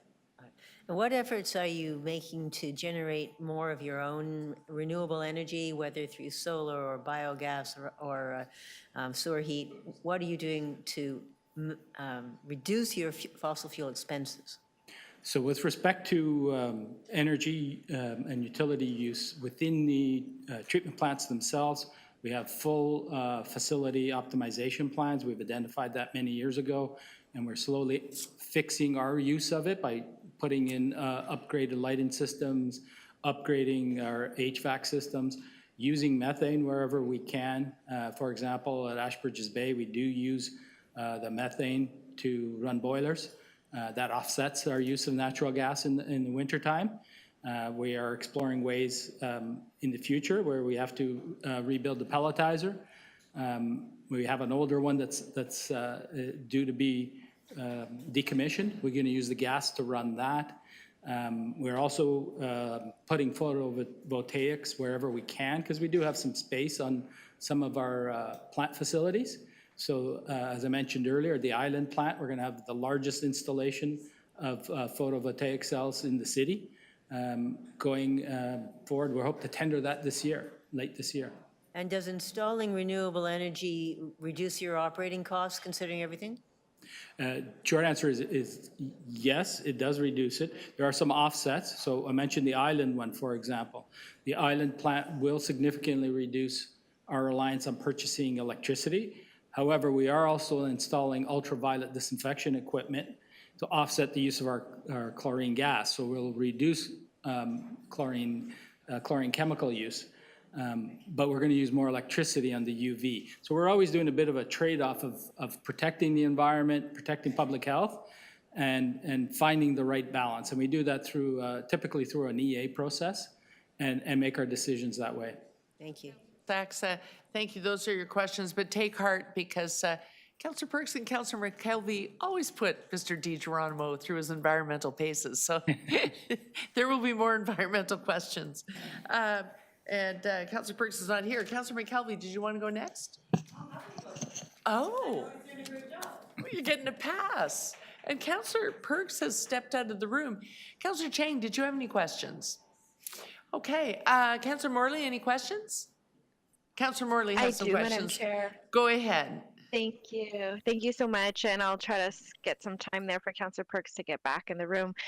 Thank you, Lou and team, for the great work. It's really encouraging to hear about how the State of Good Repair is being managed and some good news around that. I just wondered if you could talk to us a little bit more about how we prioritize rehab versus replacement as it relates to our ongoing improvement to the infrastructure in the city, and what potential impacts that might have in the budget that we're seeing. Through the chair. So typically, what we'll do is a detailed condition assessment first. So let's take underground, for example. If we can get into a sewer, we use camera technology and sonar technology to assess the state of it. In certain situations where we're seeing deterioration, but not full collapse, we can use relining technologies, and that's a rehabilitation type program. Typically, those are cheaper, so therefore we can extend our investment and do more kilometers with the same amount of money that we would use if we were doing a replacement. If we are seeing significant collapse, then it'll trigger a replacement. With respect to water mains, where we really can't get in there to inspect, and unless we're dealing with very large ones that we can take out of service occasionally. But the typical water main in the street, we can't look inside of it with technology as of yet. So we use break rate histories, so many breaks per kilometer, and that's the indice that will tell us whether we have to change out that pipe. The decision on replacement and repair also follows along the same line, because we can use rehabilitation methods to reline certain water mains. We can do entire subdivisions at a cheaper price than doing full replacement. But we do coordinate our capital too. So once we identify segments that we want to do work on, we put that through a capital coordination process. And we'll look at the fact of whether there's a TTC project or a transportation road reconstruction project. And even though we might want to do a relining, sometimes we will move to a replacement if that road segment's going to be ripped open to do some other work. So we will adjust our program and coordinate with other entities and bundle that together so ECS can deliver. So those are some of the techniques we use on the below ground ones. Above ground assets, a little bit easier. We can see it, we can photograph it, we can make our assessments accordingly. It's the underground ones where we have to use some newer technologies. And on that point, we're constantly exploring all the new technologies that are out there. There's a lot of things changing in our industry, and we keep piloting different methods to take a look at our infrastructure and get better information. Great. Thank you for that. And I think we touched on it a little bit earlier as well, but with respect to the lifespan on these kinds of projects, and you mentioned, helpful information about how that gets assessed. But I wonder if we're looking at also projecting like growth and development, whether, again, did there need to be expansion to the infrastructure as opposed to replacement? How far out into the future do we typically look? And is there a particular lifespan that we're aiming for when we are going in and doing work on our assets? So typical lifespans on underground assets are greater than 100 years, typically. However, there are some segments of water mains that we've found have deteriorated earlier than that. And those are in certain parts of the city. They relate to the type of material that was used in the 1950s. It's a thinner walled pipe material, as well as the soils that they were put in. They were put in clay soils, which are acidic in nature, and we saw a greater deterioration. So some pipe segments downtown, for example, are 150 years old because they were constructed very thick cast iron and in sandy soil, so they last much longer. So typically we'll use about 100-year life for pipes. Above ground assets, mechanical, electrical, will be anywhere from 30 to 40 years depending on the environment that they're operated in. So we use different lifespans. We'll look at that. On the growth-related projects, we have a whole team in Eleanor section that's forecasting out and looking at the development applications and assessing whether pipes need to be upgraded. We need more capacity in certain locations, and then linking that back to the treatment plants as well. Fantastic. Thank you again. Those are my questions, and thank you again for the great work. Okay, thank you, Councillor Morley. I don't see Councillor Perk, so I'm just going to ask my own questions. First of all, we make great hay, and the newspaper is making great hay of the revenue picture and the ability to do the work in Toronto Water. Thank you, Matt Elliott. But you can't be addicted to the revenue, can you? Our real savings is reducing people's consumption so that we don't have to build more infrastructure, keeping water usage down. Is there something still built into the program here that gets at water conservation? So yes, we still do have, every year we spend about $500,000 a year advertising water conservation. We had a much more aggressive program back in 2010, I think we ended it. So 2005 to 2010, we were spending about $6 million a year doing incentives. And our goal was to reduce total consumption down by 15% and shave the summertime peak. Well, we accomplished that faster than we thought. And that's why we shut down the program by 2010.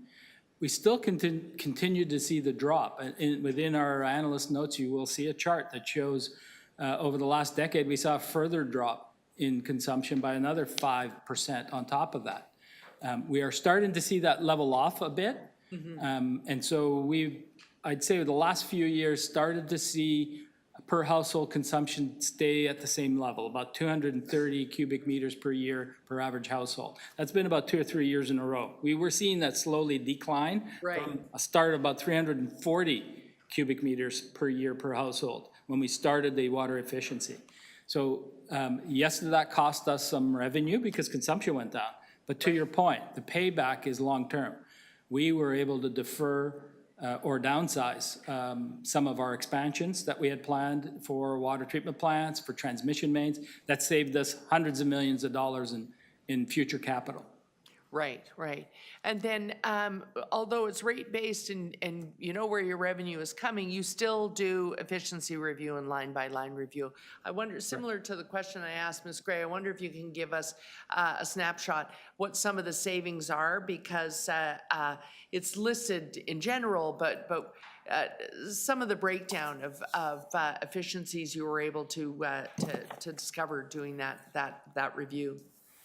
Yes, and we do that every year. And so in answering Councillor Sachs's earlier question, we do have an optimization team within Toronto Water that looks for those efficiencies. We try to reduce our cost of chemicals, to optimize our dosage rates. We try to come up with energy management plans and energy efficiency plans. That group is dedicated to try to find those. This year, for example, we found reductions of just over $6 million between those two categories, including line-by-line reviews. We adjust towards actuals. So one of the things that we do is we procure a lot of things in Toronto Water, and as we put those contracts out, you have to estimate the volume. So every year we readjust. How much did we actually buy? Is there an opportunity to readjust our budget accordingly? Do we see trends for us to tighten up those estimates? We do the same thing on vacancy rates. And we've taken, because I know that question came up, and we programmed in salary savings that because our vacancy rate now is about 10%. We were as high as 17% during COVID. We brought it down to about 10%. We used to have a program savings of about 3%. We're programmed 8%. So we've tightened that band of surplus. We also look at revenue in Toronto Water too. Because, as you said, we're funded differently. Revenue is a very important aspect of our forecasting. And this year, because we saw that change in consumption, we starting to see it level off. For this 1 year, we decided that we would not take a 0.5 percentage point drop in consumption. And we've estimated that the same consumption would happen that we experienced in 2022. That generated about additional $21 million in revenue. So we look at both offsetting our expenditures, but also truing up our revenue forecasts. Right. And so that's in the budget as well. So that staffing piece, that step before that staffing piece, that's and this is my last question. You don't wait till you get to budget process. Where you have a staff member retires, you've functioned without them, redistributed some of the duties. You don't have to wait to come to Budget Committee to eliminate that position. You're staffing to actuals, and you can make that decision yourself and save that money where possible. That's right. We sit down and look at where we have the needs. So for example, you saw those slides, so we've seen improvement in water main breaks. Right. Well, we've reduced in this budget over the 10-year period the amount of money going towards water mains. But where have we seen a problem? On the sewer side. So we put more money into sewers. Correspondingly, we go back and look at our teams, and I work with Eleanor and our staff that are doing the condition assessments, and we shift and move our resources around. So Toronto Water is always moving people around. We're changing positions. If I get a vacancy, I might not need that anymore, but I might need it to fill a different gap. And we will then make that change. I won't come and ask for a new position. We will repurpose some of our vacancies in order to meet the pressures and to respond to the changes that we see within our own operations. Okay, thank you. That's very helpful. And as you really are getting a pass, because Councillor Perks, it turns out, can't come back for 10 minutes, so he said he'll ask his questions offline. Okay. So I believe that's it for Toronto Water. Thank you very much. Yeah.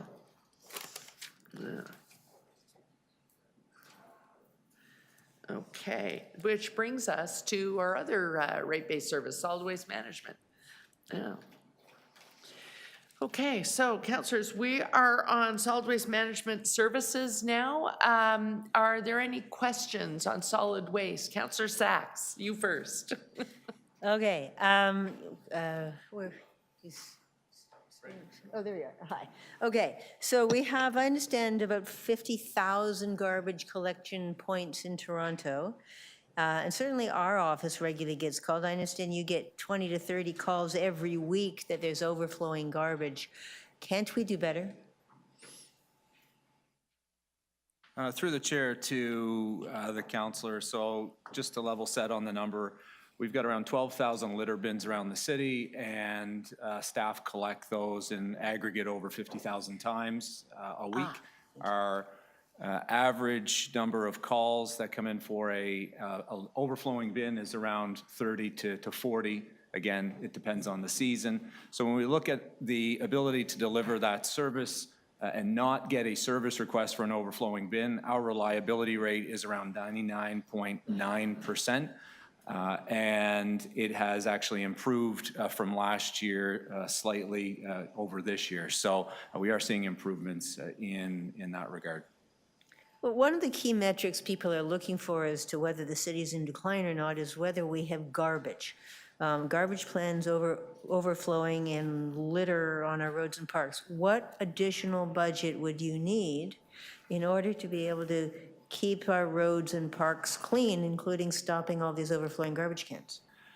So again, through the chair, when we look at our reliability rate and taking into account it's 99.9% of those bins are collected without a service request, we believe that we have the adequate resources in place to address that service across the city. That being said, there will be, on occasion, overflowing litter bins all across the city, depending on different events that take place, people dropping off bags of garbage, which shouldn't be the case. It's generally for your coffee cups and other small pieces of litter. And we get to that within our service standard, which is 24 hours, and generally they're collected within our normal course of business. So when we look at the budget that we have and the resources that's there, and then the key performance indicators that we're hitting, I do not believe that we need extra funding within that program. So in this budget, is there anything that is going to make our streets and parks cleaner? Through the chair to the councillor, again, based on those metrics, our numbers are extremely high. We do have a lot of coordination with parks and transportation with regards to the parks litter bins and then the street litter bins. Frankly, additional funding in that area is not needed and could probably be used in other areas across the city. Okay, in terms of net zero, we've heard over and over the city is not on track to be net zero by 2040. Is your division on track?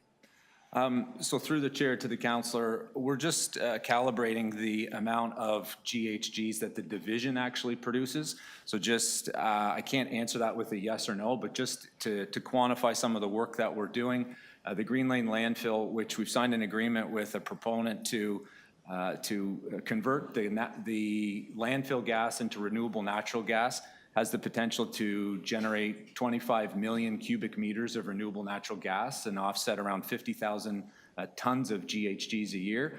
I think, you know, without having the numbers in front of me, we'd be pretty close as a division getting to net zero. But again, that will be predicated on a report that we'll bring back to council in the next couple of years in terms of, do we utilize that renewable natural gas in the city, or do we monetize that natural gas and use the funding to advance our capital program?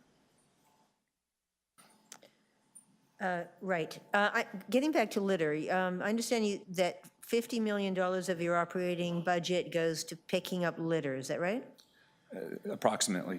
Right. And if the city moves more effectively to restrict disposable plastic food packaging, would that reduce your budget requirement, or would it be used to improve the level of service? Through the chair, it would be unlikely that our service levels would change. We have very structured route maps, and whether the bin is half full or a third full, we will still, you know, run those routes and have the majority of those costs there. We would save slightly, potentially on our landfilling and transfer costs. And again, if there are savings, they will be identified within future budgets and likely wrapped into our capital program. Thank you. Okay, thank you, Councillor Sachs. And I haven't done the show of hands yet. Councillor McKelvey has questions, then Councillor Chang. Councillor Morley, will you have questions on solid waste? Okay, got you. Okay, Councillor McKelvey, you want to go next? Just super briefly, is your bin half full or is your bin half empty? Hey, Councillor.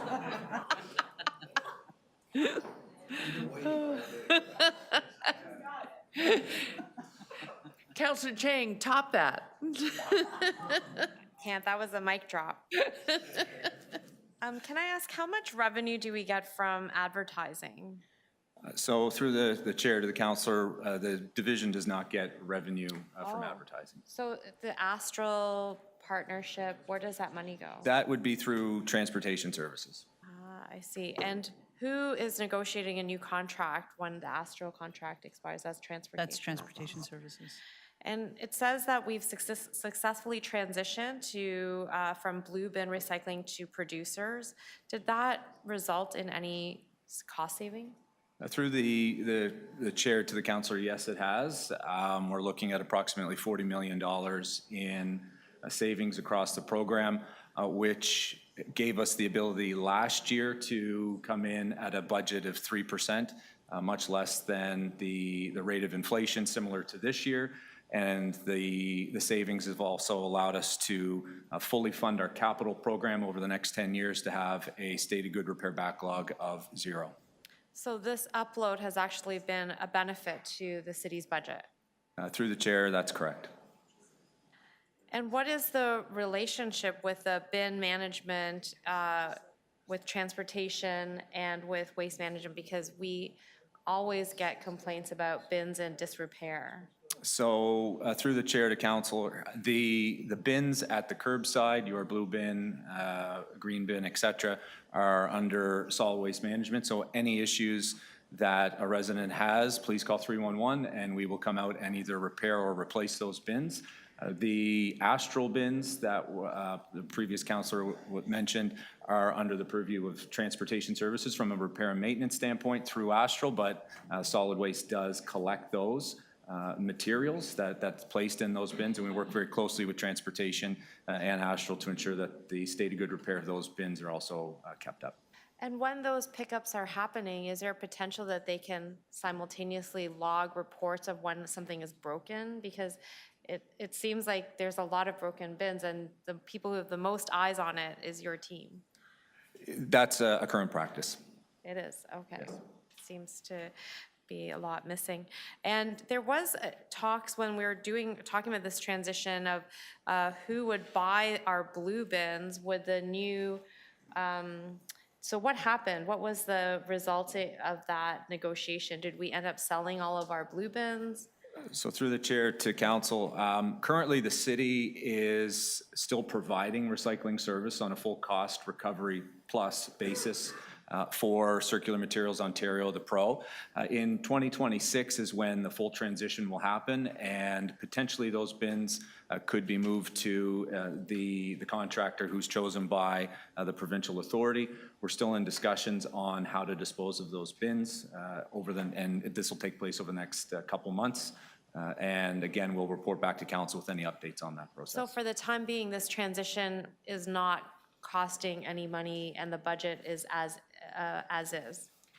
Through the chair to the councillor, it is not costing the City of Toronto anything to provide the blue bin service. It's fully funded through extended producer responsibility with a little bit extra from a cost recovery standpoint. Thank you. Councillor Morley, you have questions. Thank you, Madam Chair. Through you, I was going to dig into the Extended Producer Responsibility Program, so thank you to Councillor Cheng for covering that off. Good news story there. I have a question related to, and apologies, this may be a transportation question, but just sort of picking up on the thread from Councillor Sachs around litter in our city and our ability to manage and sort of keep it clean and beautiful, as I think we all expect. Garbage and waste that accumulates on the sides of the highways, whose responsibility is that? So through the chair to the councillor, it's transportation's responsibility as well as the Department of Transportation, but for additional information, I'll pass it on to my colleague Barbara. Through the chair, that's correct. It depends on who manages the roadway. Correct. So we have agreements with the MTO to take care of litter in some cases, and in some cases it's their responsibility. Is that budgeted for in the 24 budget for maintenance of our roadways that fall under our purview? It's part of our overall operating budget and maintenance budget, and often it's on a complaint basis that we activate. Okay. Would it be possible? Sorry, I know this isn't budget related, but would it be possible to get a copy of which roadways do fall under our purview?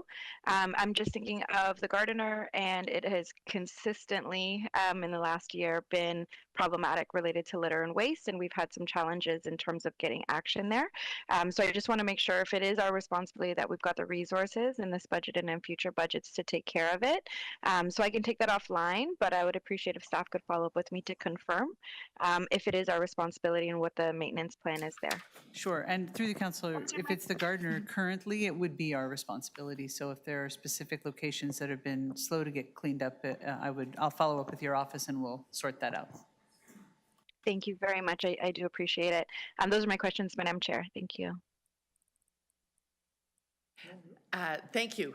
Sorry, I am distracted by some good news. Sorry about that in the film sector. A whole lot of people in the film sector just got jobs in our city. Yes. Sorry, that distracted me completely. And similarly, the EPR questions are asked, but I just want to do a clarification so that the people understand. You do a line by line every year like everyone else, but if you do have savings, they go to your reserve. Why are we reserving everything? Why do you not give it to me? Through the chair to committee, yes, you are correct. We do a line-by-line review every year, and the savings can be attributed in two ways. Well, it's, I guess, not having to increase our rate above 3%. We currently have a 3% forecasted rate for the next 10 years. And we've had that for the past 4 or 5 years. We like to be somewhat boring in terms of that 3% where you know we're coming back with that. Right. And what it does allow us to do is continually fund our capital program and use reserve funding instead of debt, which at this point in time is a little bit more expensive than it used to be. And again, that's a cycle where if we save on debt by using current cash, then we don't have to pay P&I, which then factors into less of a requirement from an operating side in our future year's budgets.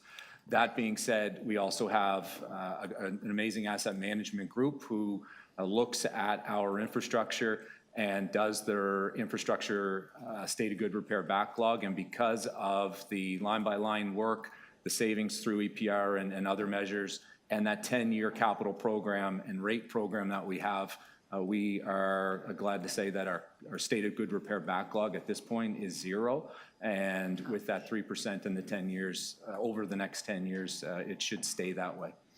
Okay.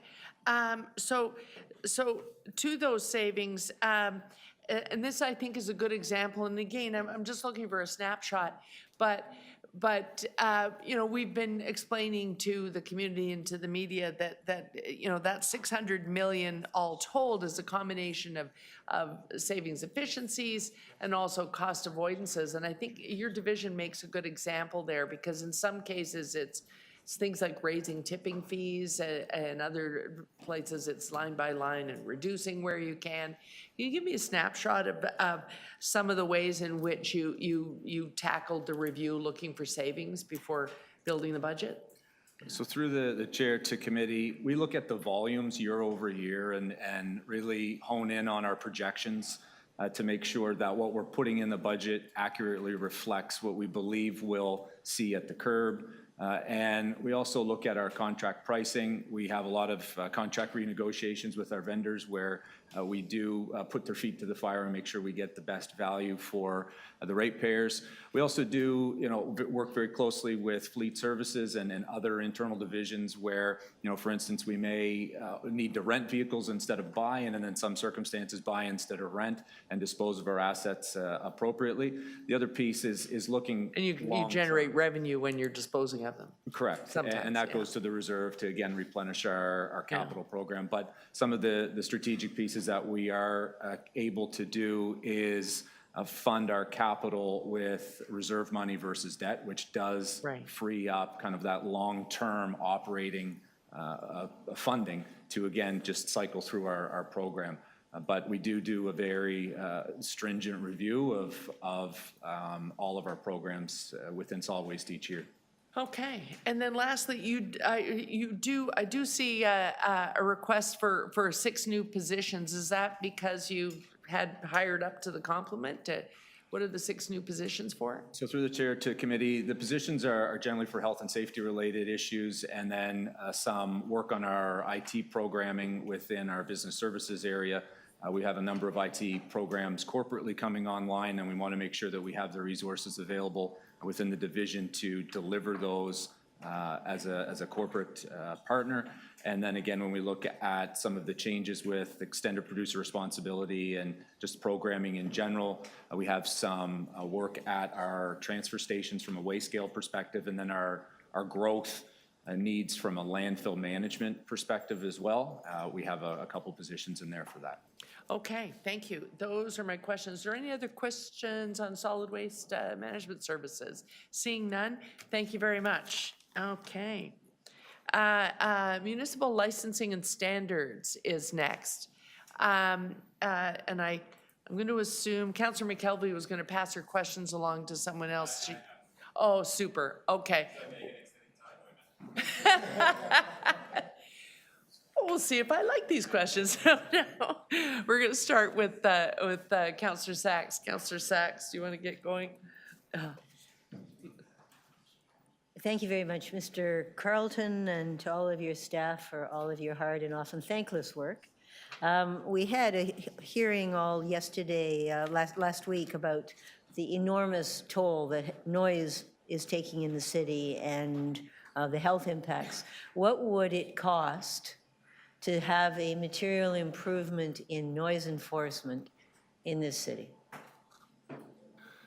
Thank you for the question. At ECDC last week, Chair Bravo asked us to provide a briefing note to budget wrap-up, which is, I believe, the 26th, and we will have that. And I just don't want to forecast a number because we haven't fully baked it yet.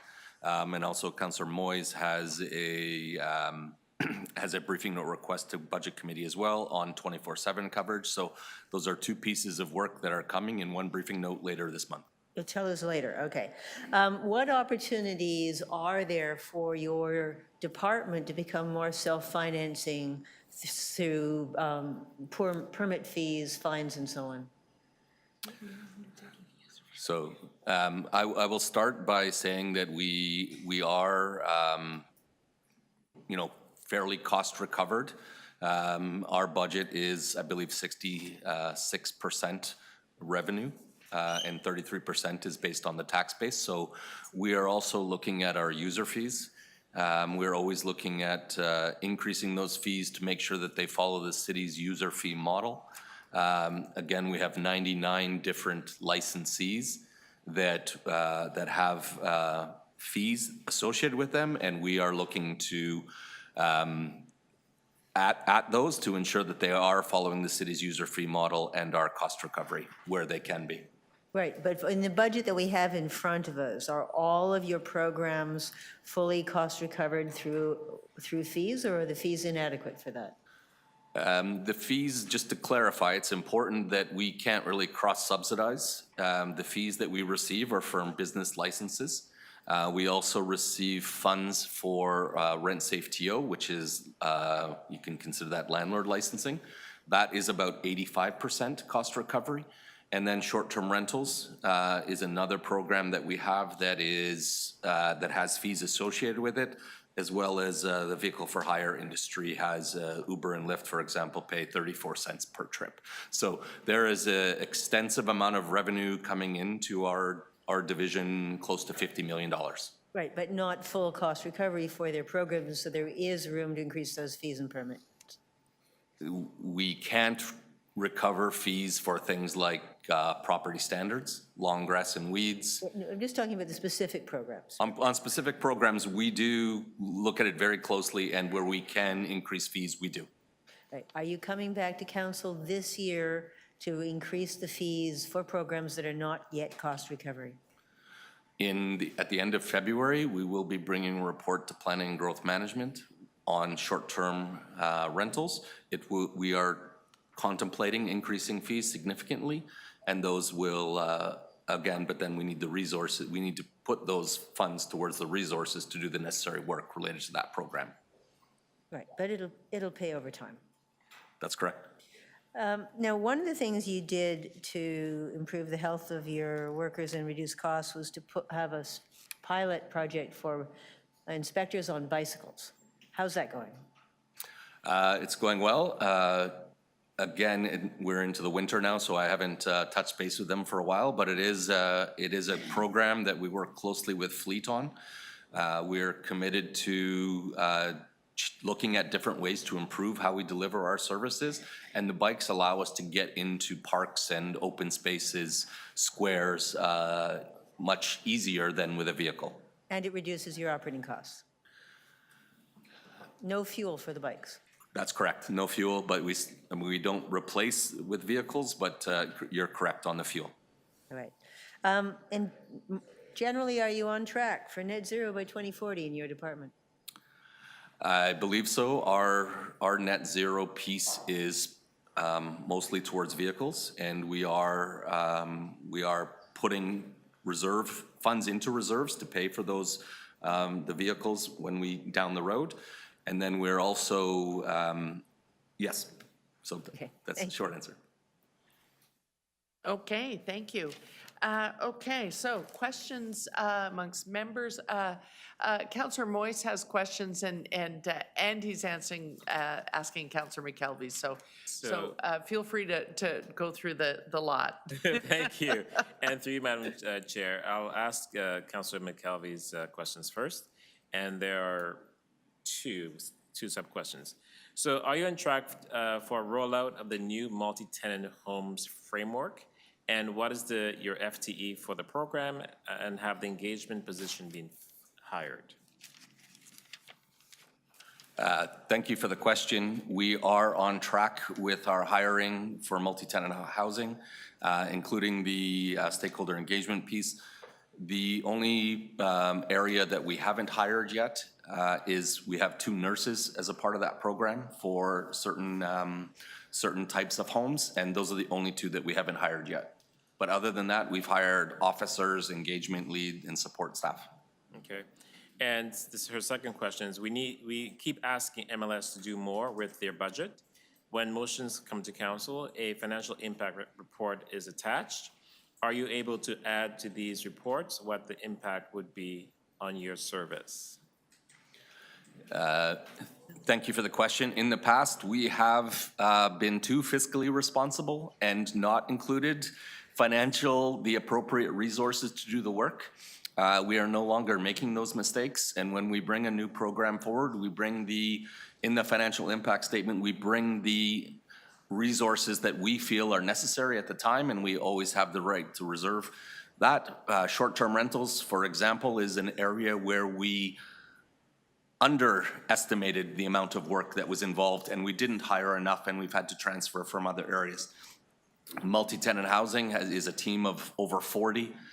So again, it is significant. We are putting the resources where they need to go, and as we bring on new programs, we are no longer not including the resources that are required to do those. Okay, and my questions. Yeah. How many vacancies do you have in your division currently? And when do you expect them to be staffed?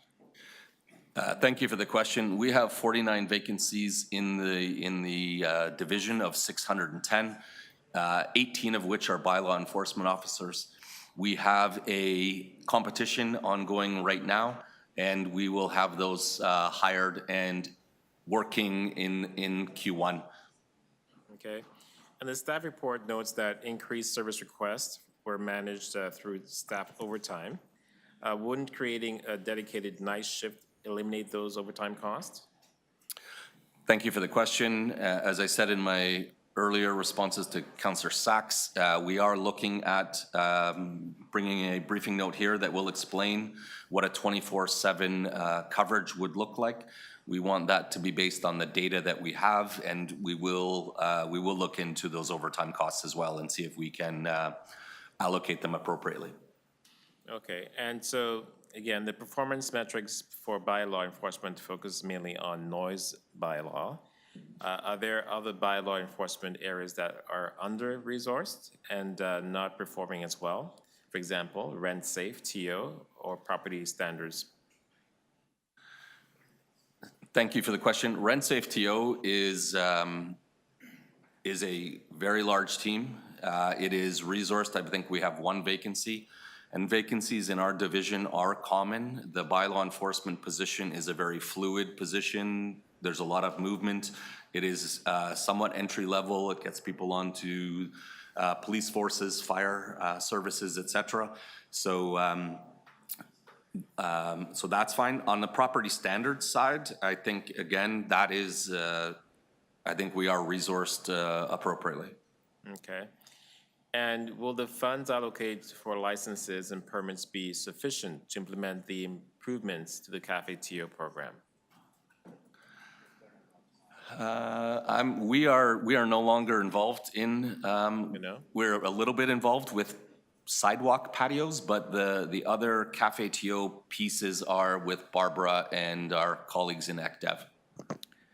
Through the chair, I can answer that the fees for Cafe TO patios are not full cost recovery. I think it's about 1/3. Okay. Okay, thank you for that. And just one final question.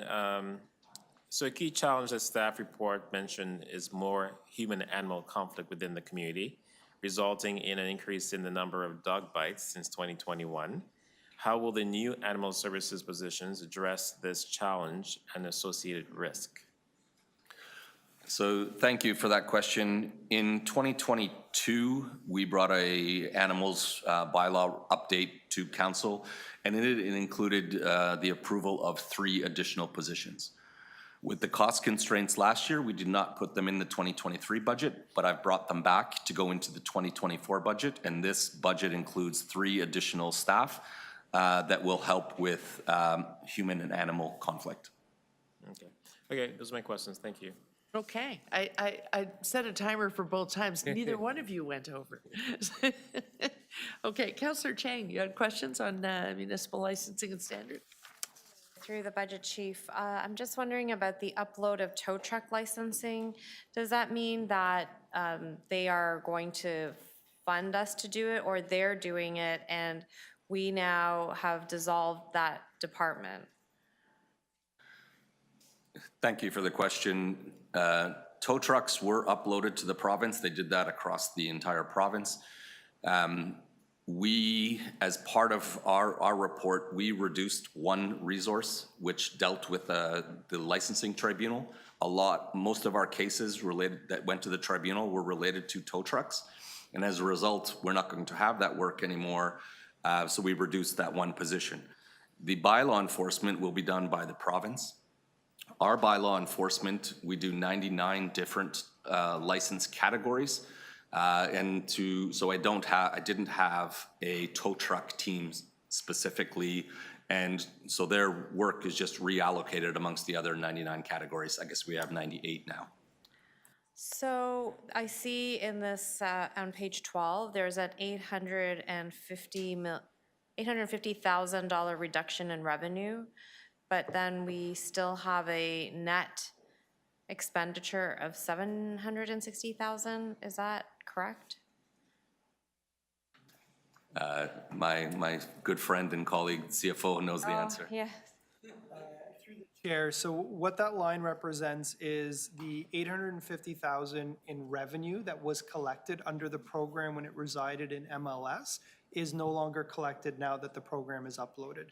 As Carlton had noted, there is one position reduction that results in a savings of just under $90,000.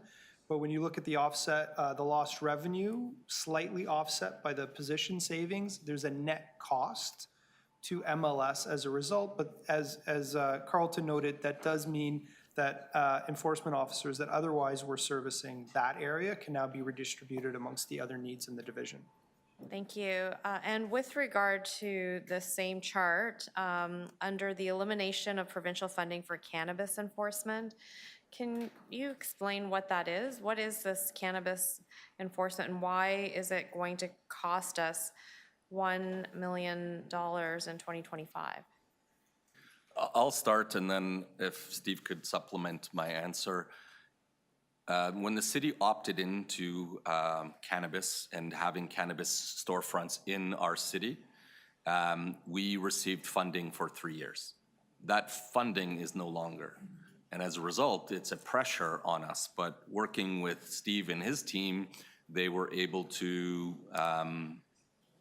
extend it to do that. I think it's important for me to clarify to you that our enforcement is related to illegal cannabis storefronts. Those that are not permitted by the province.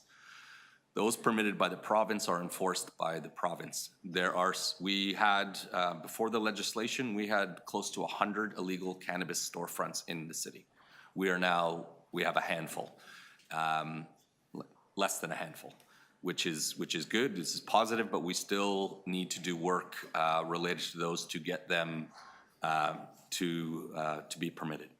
So we have $1 million expenditure that's going to come in 2025. No. Through the chair, so there was, I believe the number, and I can double check the exact number, I think there was around $10 million or so that was made available to the City of Toronto, which was then directed to licensing and standards, I believe also legal services and the police services to help with the transition associated with the legalization. That funding has been drawn down over the last 3 or 4 years to be able to support transition efforts on the enforcement side. What you're seeing in the outlook is in 2025, we expect to now fully deplete those funds, which means that revenue source that licensing and standards was leveraging will no longer be available. So it's just a withdrawal, a reduction of funding, not a cost that we have to then sustain. Okay, very interesting. All right, thank you. Okay. Unfortunately, the province is allowing so many licenses, whether we want them or not. There are too many illegals left. Councillor Morley, did you have some questions for MLS? I did. Thank you, Madam Chair. Through you, I just ahead. want to continue. Pardon? Thank you. I think there's a little bit of overlap. I apologize. I do just have a few quick ones and wanting to follow the thread from my colleague, Councillor Chang, around cannabis shops in the city and revenue related to them. I learned through my colleague, Councillor Pasternak, I think at a recent IEC meeting, that there's supposed to be a pot of money through the federal government made available to municipalities as it relates to the impacts of legalization and the presence of these kinds of shops in our city. Can staff confirm if there's been any follow-up on with the federal government to tap into those resources? Through the chair, so there was initial funding that was made available through some of the proceeds that the federal government had received. Those funds have been provided to municipalities in Toronto. The City of Toronto received its full share. So we received our full share of funding that we were expecting to receive. There is no further expectation of the city receiving any further funds as it relates to revenues that are generated by other orders of government related to cannabis sales. Okay, that's helpful. Thank you for the clarification. My other question is just with respect to the Rent Safe program. We know as we navigate this housing crisis that the maintenance and proper maintenance oversight of the existing rental stock is as important as us getting more online. So I just wondered if, Carlton, you're able to speak to us a little bit about the resourcing of the Rent Safe specific program, whether it's adequate and what's before us in this budget, if you feel it's enough. So thank you for the question. The Rent Safe TO team is comprised of, it's our largest team, where it's comprised of 45 staff, 36 of which are bylaw officers. It recovers $4 million in revenue, and it's operating at 85% cost recovery. That 15% that it's not cost recovery is really a benefit to the entire community that benefits from having quality buildings in our city. I think the team is appropriate. It's manageable. There are 3,500 rental apartment buildings in our city. Half of our residents live in these rental apartments, and I believe the average scores of these buildings is well over 80%. So it is a successful program. It has been in operation since 2017, and we continue to get better each year. Great. Thank you so much. Those are my questions, Madam Chair. Okay. So I think everyone else is done. Okay, I think it's me. So just to wrap that one up, on the issue of cannabis stores, we're down to a handful of stubborn non-licensed businesses, and that's what you're dealing with in this. Is there hope that we're done dealing with that by the end of the year, or are we going to be tied up in court with them? We will likely be tied up in court. This is a lucrative business, and these 5 have connections to organized crime. Yeah. Again, it's lucrative. We are continuing. We have a number of charges before the courts, and we will continue that pursuit. But most of our work is complaint-driven, as you know. We do not receive a lot of complaints about this, other than from the legitimate ones who are operating next door, right, who feel that they've paid for their license and right, are not getting, yes. That's where I'm going, and you got there, which is, what we're talking about here. If somebody they're basically a black market dealer. So the reason I ask, are we going to be tied up in court with them, is that what that means is we're a little beyond. This is a unique situation. We're beyond just a store owner functioning without a license. So it's a municipal type of thing, and it's a minor court offense. We really are talking about somebody trafficking outside of the legalization. And so do we expect that we could get to the end of our funding pot and we could say, we have 3 or 4 outliers, we can't shut them down, this is beyond just not having a license? Are we going to get some backup for our continuing court battle with these folks from other orders of government? Is the day coming when we would have to do that if we deplete that reserve? Thank you for the question. We would be using our current resources to continue that work without a funding source. So it's the group that does it is in our investigation services group, where many of the issues are related to zoning, that it's not permitted by zoning. So we go after zoning charges, we go after licensing charges, and then we go after the landlord as well for renting out to a illegal business. So we look at it in a three-pronged approach. We work closely with our colleagues in the Toronto Police Service because it's criminal activity. Okay. And then I guess I'm asking this question on behalf of Councillor Fletcher, who's out doing an announcement today. Part of your efficiencies, you've done a line-by-line review, because we can still do that internally, despite us giving lots of resources for getting multi-tenanted houses off the ground. You still do a line-by-line. You've also done user fee increases. Are we getting good take-up on the things where we apply user fees and license fees? Councillor Fletcher always asks, what's our track record on making sure the dogs are registered and licensed? That's I think, part and parcel of the uptick. We have a lot of COVID dogs now changing hands amongst owners because people have gone back to work and realized owning a dog is hard. Do we have a good track record of seeing them getting licensed so that we can at least track the population in neighborhoods? No, we do not have a good track record. Residents of the city aren't licensing their pets at the level that they should be.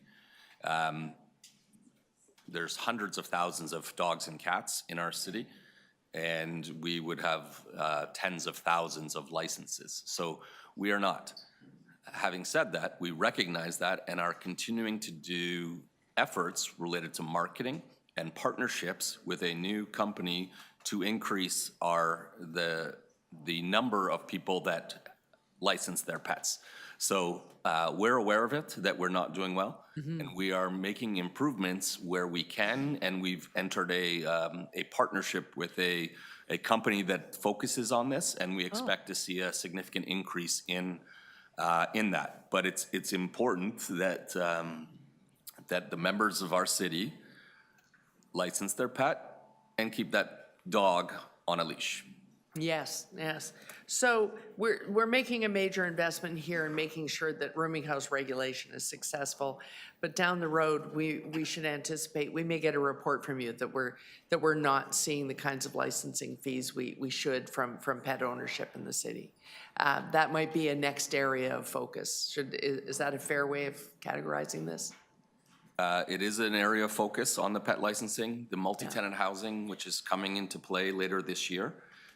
We are going to focus on those that aren't licensed, and that, again, that those are existing. Right. We have I think we have about 400 rooming houses in the city of Toronto, in the former downtown or former city of Toronto and parts of York and Etobicoke.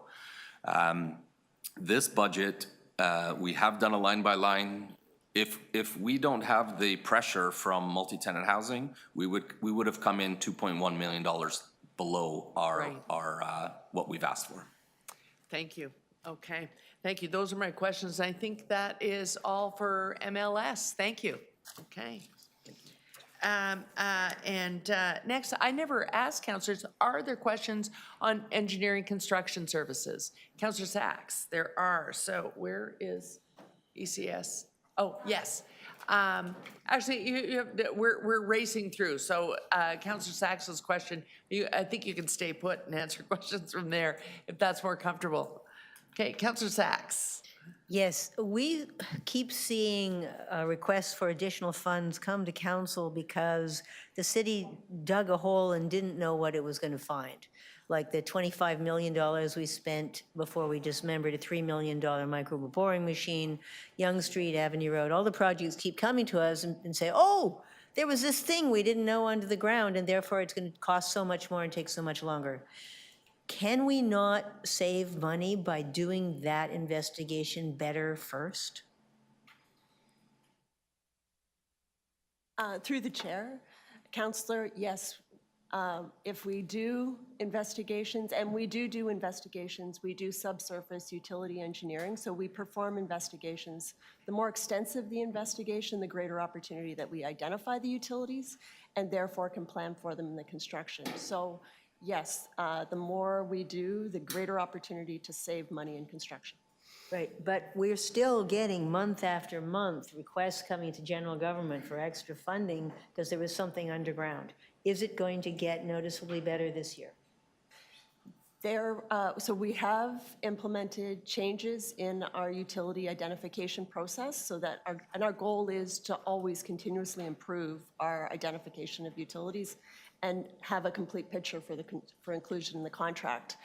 What we expect is it is complex. There are a lot of utilities underground and they are very old and not utility companies, and we don't know where everything is. So we will continue to encounter challenges related to utilities, but our goal is continuous improvement. Right. Is there in this budget enough money for you to make that better? The money for utility engineering is included in our capital programs. So Transportation Services, Toronto Water primarily provide that capital budget. So the money is there, and we expect that the money we spend on engineering will be offset by, obviously, reduction in change orders and savings in construction. Okay, you report to us next year how much you've saved by doing that? We will provide information back. Okay.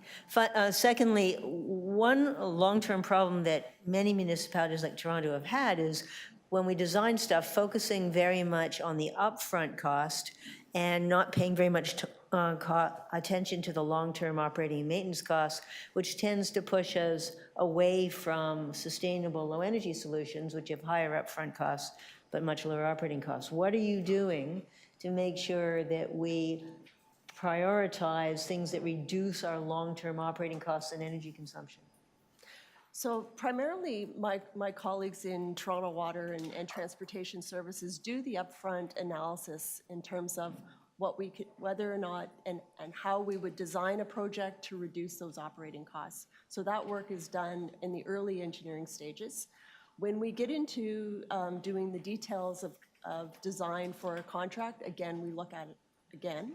And I would say that more robust designs in our linear infrastructure will provide offsetting costs in operations, which is very beneficial, and we do that. And again, Toronto Water primarily will look at how they can save money in their operating and what we can do to help. And so we work very closely together. All right, and can you confirm that you only build new things if they're consistent with our net zero by 2040 commitment?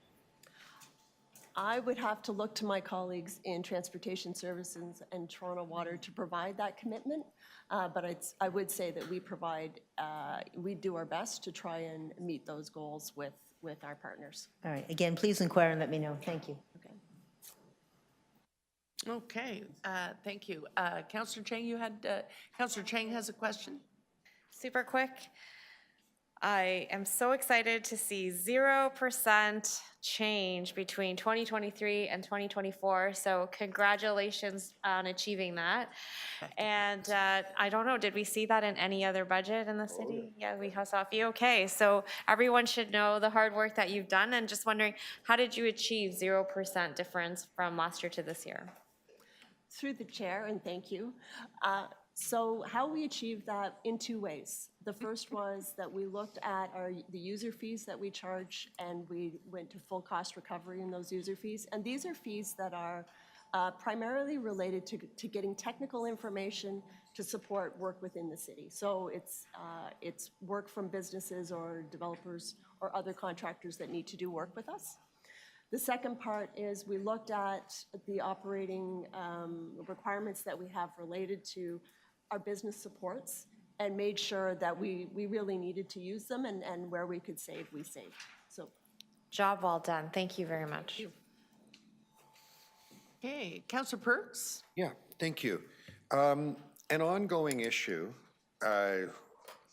with engineering and construction services has to do with the split between what engineering services we do in-house and what we contract out.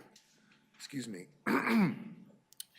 Three areas where this has been an issue are in design, locates, and project management. And over the years, there's been a variety of efforts to bring some of that work in-house by providing better training for project management and so on and so forth. In this year's budget, are we bringing more of our engineering work in-house, or are we continuing to contract out the same portion? So through the chair, we are continuing with our current in-house design and with our engineering services. However, what we are doing is we've undertaken and we've initiated a review of the services that we have and how we do our project management and the work that and the way in which we do that, and with the goal to assess what other jurisdictions do and where, from the information, from the data that we have related to our performance, where we could make changes and make improvements so that we have, I would say, the most efficient and effective approach to engineering. So there's going to be a policy discussion on that this year, and it's not in the 24 budget to make any changes? Correct. Okay, thank you. Councillor Morley, did you have any questions for ECS? Okay, thanks. Just falls to me to do a little budget education. Kudos on coming to zero, but part of the reason you're able to come to zero is you're kind of a chargeback division. So you have 8 new positions here.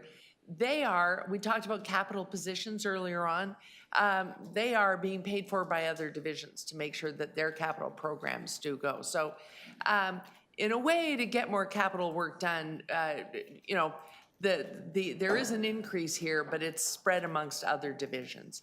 So it's important to note that. But you do a line by line of your core program. So I was wondering if you could just give me a snapshot of any savings that you were able to find out of that line by line review, because I want to be armed with some examples. And this is an interesting one, because you could just say, well, I get to charge my customer, which is other divisions, but you went through the exercise. So do you have any detail there? Yes, we absolutely do. And again, we do that every year. We look at, and yes, I would say that the savings are very small by comparison to much larger divisions. But what we did in terms of our line by line is we looked at I would say it's the support, so the digital services that we need to support design. We looked at, do we need them? Can we find a different or less expensive choice? And we made those changes, and we were able to save in and around about $128,000. Okay. And, you know, before you do assign a position in the capital program and ask that of a division, you do a pretty rigorous, do we need this position? Absolutely, we do. We look at what our resources are and make sure that they are absolutely required. Again, the resources that we are seeking this year are related to increasing capital work that's taking place and making sure that we have people who are providing the right project management and expertise in managing our contractors, because those folks will provide benefit in terms of saving money in managing change orders and making sure that the contractors are doing as we've contracted for. Right. And then lastly, I know that the CFO asked every division really to look at ways of managing complement, i.e., you know, someone retires, do we need the retirement to be here next Monday, or can we wait until the timing of an effort and that replacement could come later on in the year? Is that possible in this division, or does it just have to follow the timing of the projects? Well, so yes, through our review, what we look at is we look at what is the capital program ahead of us, and where are our needs, and where are our risks to the work, to make sure that we're putting our resources where they're needed most. And so we do exactly what you're describing as we look at, is that position needed in this location, or should we be looking at strengthening another area, or do we need the position? So we look at all of those things when we're considering how we resource projects, because we are looking forward and looking at what is needed in the future from both, from our asset owners. Okay, thank you. Those are my questions, and I think those are all the questions for ECS. Thank you. Okay. We are on to Toronto Emergency Management. Are there questions on Toronto Emergency Management? Councillor Sachs has questions. Any others? Councillor Morley, any questions on Toronto Emergency Management? Seeing none? Okay, Councillor Sachs, quick questions from Councillor Sachs. Yes, thank you very much. So I notice in your briefing note, thank you, that climate change has and will increase the need for more planning, operational support, and readiness. Are the necessary, does this budget provide those resources? To answer your question, does the budget supply the resources for planning for climate change? Is that the question? Yes. Over here. That's a big question. So right now, our team is going through all our plans that, that relate to a lot of the climate things that we're seeing across the world. However, due to the change in climate right now, our team would have to expand significantly to address the issues that we're seeing. So Joanna, what you're saying is that the budget that you're proposing to us does not include the staff that you would need to cope with climate change? Correct. All right. Now, in addition, you say you launched planning processes to update hazard plans for extreme heat and flooding. Will those plans be finished this year? Correct, yes, they will. Now, one of the things that we've seen municipalities around the world get serious about given climate change is a vulnerability assessment and management plan. So in the UK, for example, every provider of essential services has to have a vulnerability assessment and a management plan. Do we have a vulnerability assessment and a management plan? I'm going to turn that over to my colleague over there, James. Through the chair, the Environment and Climate Division, working across divisions, is in the process of undertaking a vulnerability assessment with the target of having it completed in 2024. So does the budget before council include enough money to do a full vulnerability assessment? For Environment and Climate includes funds for the vulnerability assessment. Is it enough to perform the vulnerability assessment? We have enough to perform the vulnerability assessment. All right. And how much staff increase would you need in order to be able to cope with what we know is coming in terms of climate change disruptions and impacts?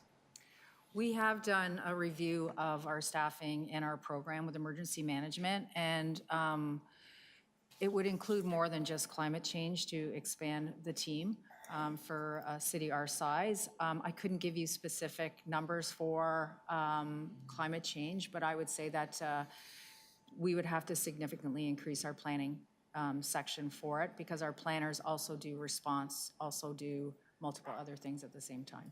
5 people, 10 people? 20.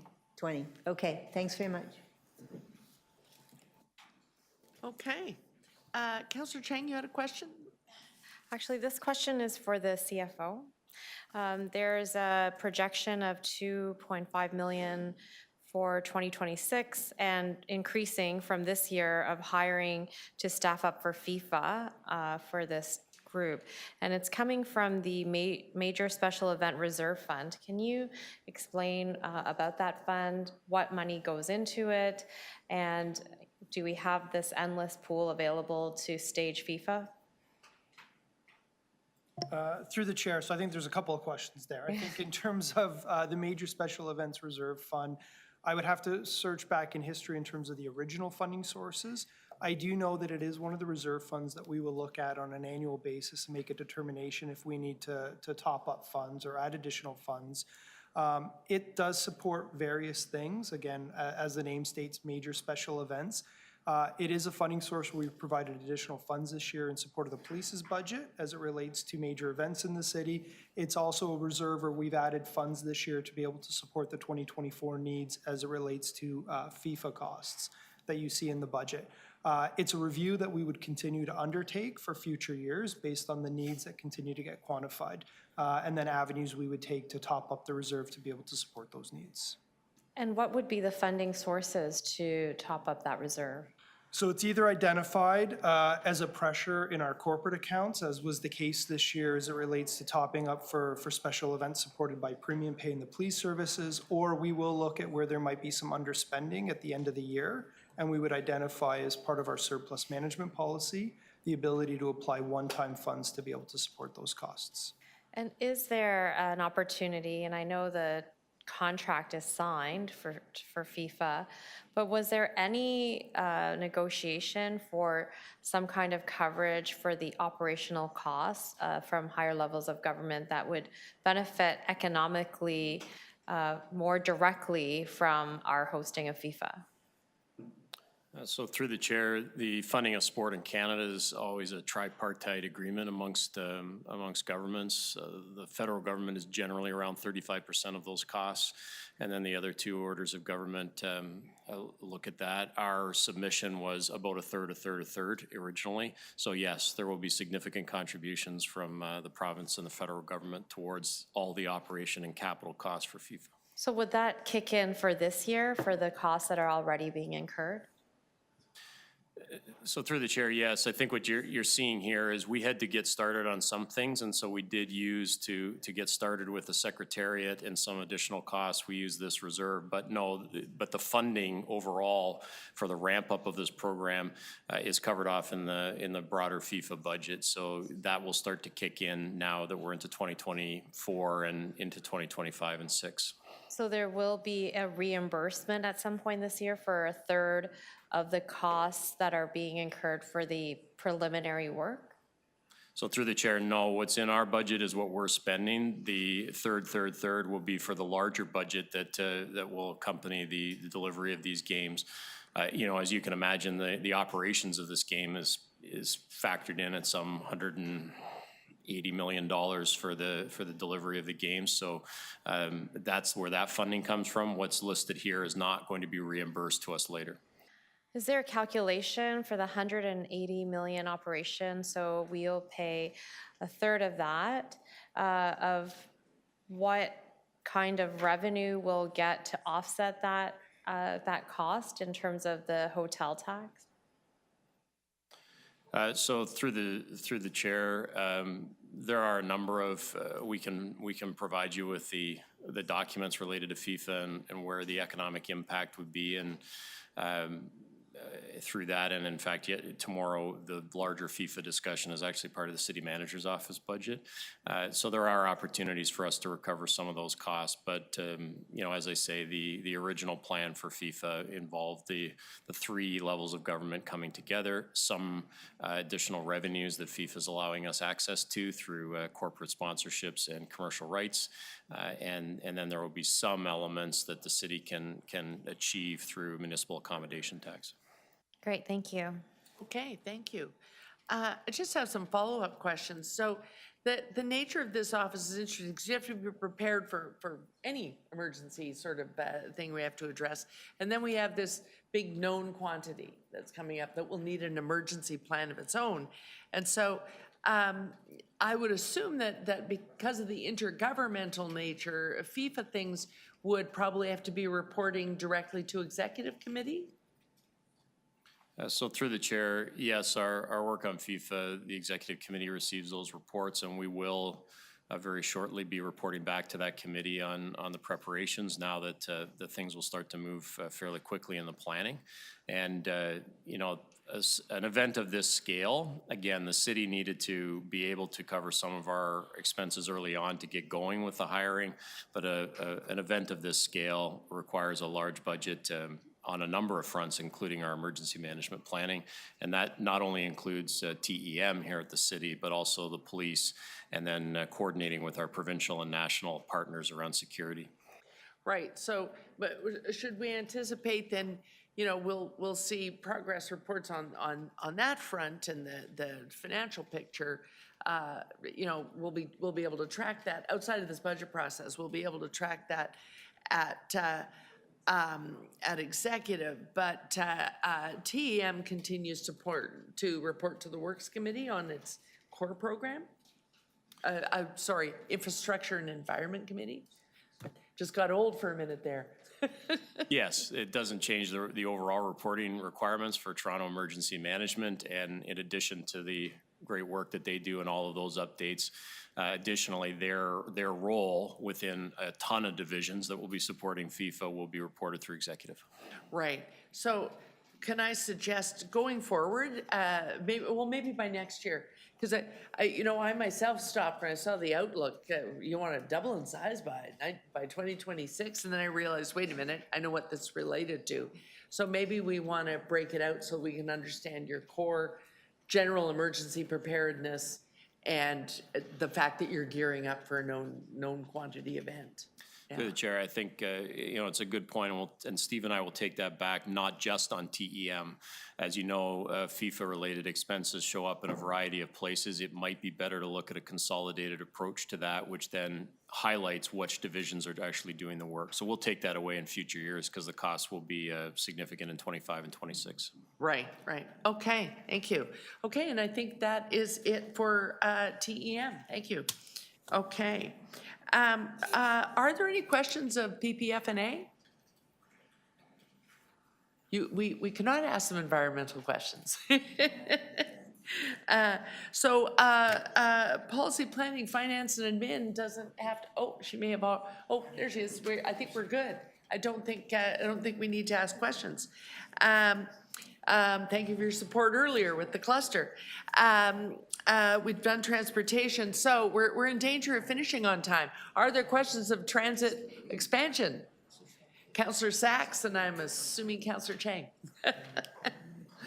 Okay, Mr. Toigo. And you're directly behind the people who most want to ask questions, so it's a good move to move over there. Okay, go ahead, Councillor Sachs. Yes, thank you again for all of your hard work. The first question is a lack of resources in your office, does that have anything to do with these totally egregious and extraordinary delays in construction of things like the Metrolinx Eglinton Crosstown? Through the chair, the delays are not causing an issue with regards to our resources. Okay, so your resources limits have nothing to do with causing these delays? That is correct. Now, you talk on page 6 of your key challenges and risks, and you suggest that it's difficult to identify problems ahead of time and resolve them while keeping projects on schedule within budget without appropriate resources. That suggests that you think you could do a better job keeping projects on time and on budget if you had a little more money. Am I misreading this? So through the chair, the issue that we face right now is an issue that's faced by many of our colleague divisions. We are currently looking to attract resources and retain resources from the same pool of experts or professionals that the other groups that we work with, such as Metrolinx, such as the consultants, are using. So what's happening is we're not getting the draw of new people into the division. We are losing people to these other groups. So if we were to be able to kind of address that gap, we would then be able to respond to it. So, or be able to address the issue. So right now, it's not that we're looking to kind of bring on many more resources. We just need to kind of meet the complement that we're currently that we've been allotted. Okay, so the without appropriate resources you're talking about is you can't keep good people. I have an excellent team working with me throughout my division. The problem is that they are working at an overcapacity right now. Okay, so back to, does the budget provide enough, is your lack of appropriate people because we don't pay a competitive wage? Through the chair, that is one of the issues, yes. So what do you see is going to make this moving, given the budget you've proposed, what's going to change over the next year? So through the chair to you, Councillor, one of the benefits that I have as leading a division of professional people is that they are very interested and passionate about delivering transit to the people of Toronto. There's back to a lot of the questions you're asking. Many of them have a focus on environmental concerns, about how to actually get people out of their cars and onto transit. So a lot of what we're doing right now is through the good that we are doing in actually assisting or coordinating in delivering transit. People want to come and be part of the division, but that only gets us so far. So that's how we're trying to do that. We're trying to attract it through the fact that we are delivering transit and the fact that we are giving them opportunities to kind of be part of like super exciting projects. My point is, there's no point in spending billions of dollars on projects if we have a bottleneck in your office because you can't keep enough people. Do you have enough money in this budget to do your job in the way that you clearly aspire to do? Yes. Okay. Now, you described various cost-saving strategies that you've used. What did you cut? Sorry? You say on page 6 that you've gone through various cost-saving strategies. What did you change? So what we, through the chair, what we've changed is we looked at the resources within the division. So the way our division is funded, our resources are funded, is primarily through Metrolinx. So we get most of our funding through them. As part of that, we get an overhead on top of whatever the direct funding cost is, and we utilize that funding and we repurpose it to look at other areas within the division that need to have appropriate funding. So we're utilizing all the money that we have to actually figure out better ways of delivering the projects. We don't have special equipment that would save us like tons of money, if that's what you're asking. Okay, and does Metrolinx pay its fair share? Yes, they do. Okay, thank you. Okay, thank you. Councillor Chang, you had some questions? Yes, I do. Thank you. I'm through the budget chief. I'm wondering, what is the likelihood that the province is going to fund the Waterfront LRT and Eglinton East LRT? Like, is that a discussion that is happening as we move forward with the designs? Through the chair to you, Councillor, there has been requests made for the province to consider funding, but they have indicated that this is a city priority, and at this point in time, they have not indicated that they are funding this project. So, given that situation, are there sufficient protections in the work that has already been done to make room for the Waterfront LRT and Eglinton East LRT to then extend the design process, delay it by perhaps a year, and that would potentially allow us to decrease the increase of the city building levy by 0.5%. Would that be a possibility where it wouldn't significantly impact the future possibility of this project? But as you know, there's so much pressure across the city right now, and any savings we can. So while we're moving ahead with something that we're really not hearing signals of funding coming, because I know the feeling of asking the province for money and they don't always answer that. So just wondering, is there a potential of alleviating some pressure on taxpayers by just slowing this down for 1 year? Through the chair to yourself, Councillor, perhaps my colleague Steve would like to answer that. Thank you. And through the chair, in terms of the city building levy, we do look at that and map it out over a significant period of time and model the need over a significant period of time and the debt that it would service actually over 30 years.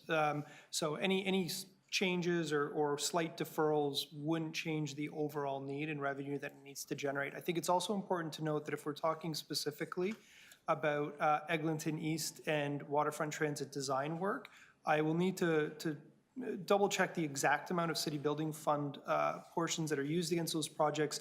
I do not believe it's overly material. For the most part, those projects are funded primarily through development charges and other revenue sources. So the actual reduction that you would see from any deferral in 2024 wouldn't be overly significant, and definitely not to the point where it would have an impact on the recommended city building fund rate for this year. Okay, thank you. Thanks. Those are your questions? Okay. Councillor Morley, did you have any questions for Transit Expansion Office? Councillor Moyes, Councillor Perks. So just one quick follow-up question of my own, just to continue the thread there.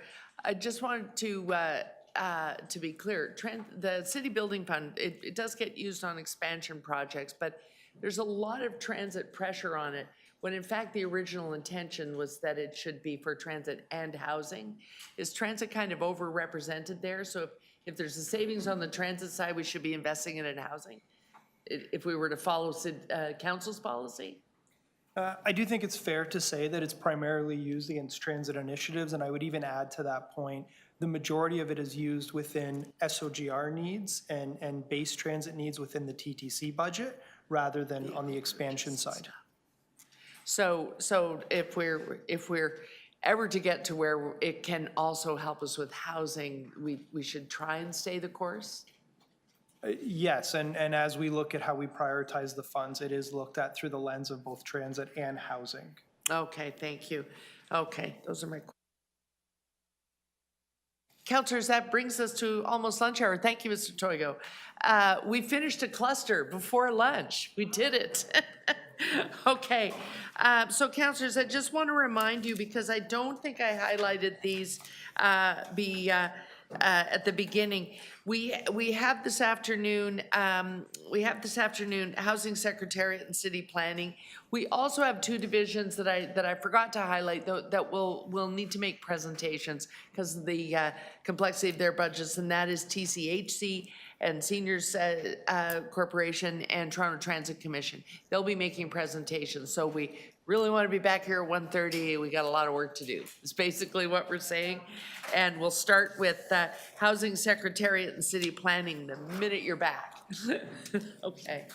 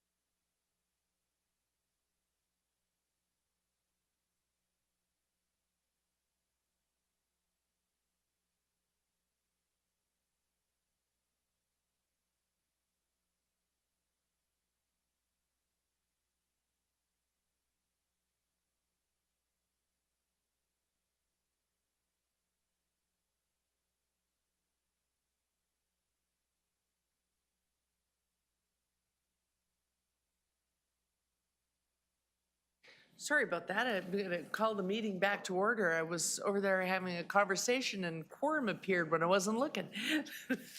So we're going to start, as Will Johnson pointed out to us this morning, this is a separate cluster. So we're going to have a cluster presentation and then we'll look at the two divisions. So Deputy City Manager Sharma, you can go ahead. Thank you very much, Chair Carroll, and I'll launch right into it with, if that's okay with you. So good afternoon, Madam Chair and members of Budget Committee. Thank you for the opportunity to present the Development and Growth Service Area budget, and we look forward to responding to any questions you may have. Before I begin, I'd like to acknowledge my team.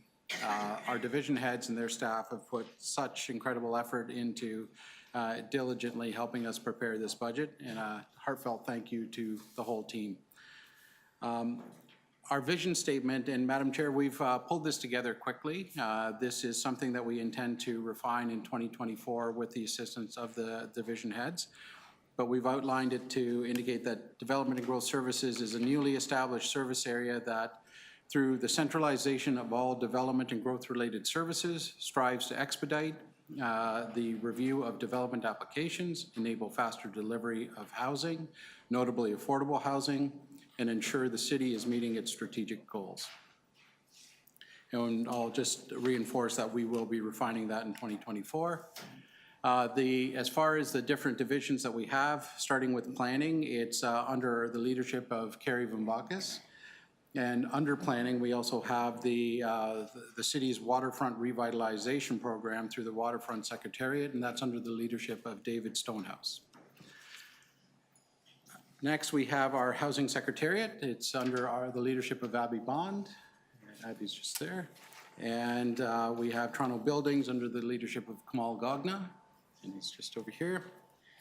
And we have our newly created division, of which we are recruiting for, which is the Development Review Division. And it's an assembly of the core development functions, inclusive of the appropriate city planning functions, C2K, commenting partners, and others as appropriate. Once again, we are recruiting for this position, and we are hoping to have someone in place, I'll say mid to end of February. Lastly, I'd like to recognize policy planning, finance, and administration. And I'd like to give a little shout out to Deputy City Manager Will Johnson and Executive Director Annalisa Mignardi. They kindly enabled a collaborative effort where Annalisa and her team are supporting both service areas. And I'd also like to recognize Ritu Sandana, and she's a key member of Annalisa's team. And of course, both have been instrumental working with the division heads to assemble this budget. Looking at services and outcomes, Development and Growth Services certainly contributes to all cities' strategic outcomes. The services delivered improve the quality of life of our residents and businesses by advancing access to housing that is safe, affordable, and sustainable, supporting growth that enables vibrant communities for residents and businesses alike, leading the implementation of Council's Waterfront Revitalization program, supporting the resilience and mitigating climate events. From a high-level budget overview, when we look at our operating for 2024, you can see here on the top half of the slide that our gross budget is $1.2 billion, with a net budget of $485 million. That represents the $485 million represents a 16.8% increase, or just under $70 million increase year over year from the 2023 net approved budget. The $70 million will be broken down further in detail on slide number 9, a little later in the presentation. And the operating budget does include $312.8 million of city subsidy to Toronto Community Housing and Toronto Seniors Housing Corporations. There's also an increase of 16 positions year over year from the 2023 complement, all in support of housing initiatives. The 2024 Development and Growth Services capital budget projection is approximately $2.8 billion over the next 10 years. Of the 2.8, the vast majority, $2.3 billion, is to support the Housing Secretariat, There'll be another slide later in the deck, slide 14, where we'll have some more detail once again, but of the 2.3 billion, 1.8 billion of that is support for TCHC, Toronto Community Housing, and Toronto Seniors Housing from a state of good repair and other supports, and 567 million for city-led development projects. So once again, there's some more detail on the capital budget on slide 14 further into the presentation. When we look at the risks and challenges, certainly we have many that we're trying to manage. And so in developing the budget, we've identified a few of them that I'll highlight here. So as you can see from the slide, the amount of growth and the pace of development that we're seeing in the city continues to be a challenge and an opportunity for us. Certainly achieving the generational transformation plan target of 65,000 rent-controlled homes by 2030 is an aggressive target. And the market volatility, I think it's well understood by everyone, but the market conditions and the volatility that we're experiencing through cost escalations create significant risks to in-flight and new projects. And finally, implementing the new operating model for the development review service area as we respond to existing and evolving legislative changes. In response to some of those risks, we've identified a number of priorities that we will focus on this year, and some of those include advancing the delivery of the generational transformation of Toronto's housing system to urgently build more affordable homes. We may need to find a smaller title for that, but the recommendations outlined in that report. Supporting accelerated development of review application decisions to meet legislative timelines and advancing housing initiatives. Completing the implementation of the organizational realignment of the development review division within the development and growth service area. Continuing to advance economic growth through development opportunities and waterfront revitalization initiatives. And finally, developing feedback mechanisms within industry to validate process changes that we're putting in place. If we go back to now looking at our operating budget from a gross perspective, once again, it's $1.2 billion, which is primarily driven by the Housing Secretariat with a gross budget of approximately $1 billion or 86%. And the other programs totaling approximately $167 million or 14%. This includes, once again, the operating subsidy of $312.8 million for Toronto Community Housing and Toronto Seniors Housing Corporations. As you can see on the slide under the key points, there's a breakdown there of the key factors contributing to the $70 million. I'll start off with approximately $10 million of generational transformation recommendation and associated housing priorities. So that's some of the details that you see there in the first part of that key. Then there's a $40 million year-over-year increase in subsidy for Toronto Community Housing and Toronto Seniors Housing Corporations. And those are the main drivers. The remaining is a combination of legislated inflationary pressures for non-TCHC housing and the loss of federal and provincial funding, and further details are available in the Housing Secretariat's budget notes. This next slide looks at our operating budget as far in breaking it down from where the sources of funding and where the money is going. And so you've got the different sources, and our two primary, of course, being primary property tax as well as federal and provincial subsidies, mainly being used to support. Excuse me, I'm just lost my place here in the slide, but mainly being used to support the first two bars, $918 million or 79% subsidies going to Toronto Community Housing, Toronto Seniors Housing, and other housing providers. And then $187 million or 16% is for salaries and benefits, and the remaining 5% for non-payroll expenditures, including services, rents, materials, supplies, and contributions to reserves. The next slide gives us, once again, another vision of looks at our net operating budget.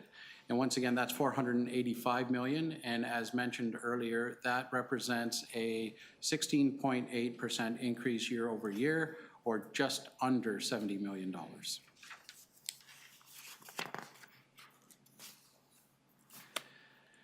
When we're looking at our capital program, this is the one-year snapshot for 2024, representing just under 596 million.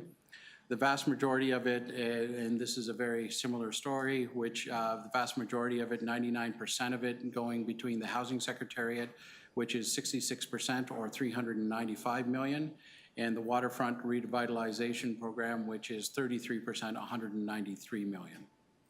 And of course, you can see there where our sources of funding are and of course what they're being used for. When we look at the 10-year horizon for our capital program, this is a bit more of a granular pictorial that shows you where the $2.8 billion is being used for. You can see, and I'll just go across the top of it to give you an idea, but $1.8 billion continuing to support Toronto Community Housing and Toronto Seniors Housing Corporations for state of good repair and other supports. The city-led development initiatives, flood protection, the Quayside project, and this is funding to support infrastructure and parks-related projects, not necessarily some of the development-related, which will require additional funding, as well as other parks infrastructure. And then you can see across the bottom, we have smaller projects that are rolling into that 10-year capital program. This next slide is similar to the earlier slide that you saw from an operating perspective to show where the funds are coming from. And primarily, you see that they're coming from debt, not debt recoverable, and development charges. And the use of those funds, once again, is Housing Secretariat, mainly with the Housing Secretariat representing 85% or $2.4 billion of that.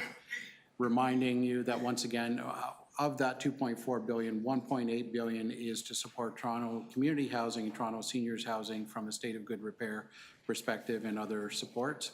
And then virtually the balance of it is the Waterfront Revitalization Initiative at 13% and $373 million. So, Madam Chair, that's the end of the presentation. We're certainly happy to take any questions at this point, and of course, our division heads are here to respond as well. Yes, so before we go to divisions, are there any general questions of the Deputy City Manager? Okay, Councillor Sachs first, and then we'll go to Councillor Moyes. Thanks.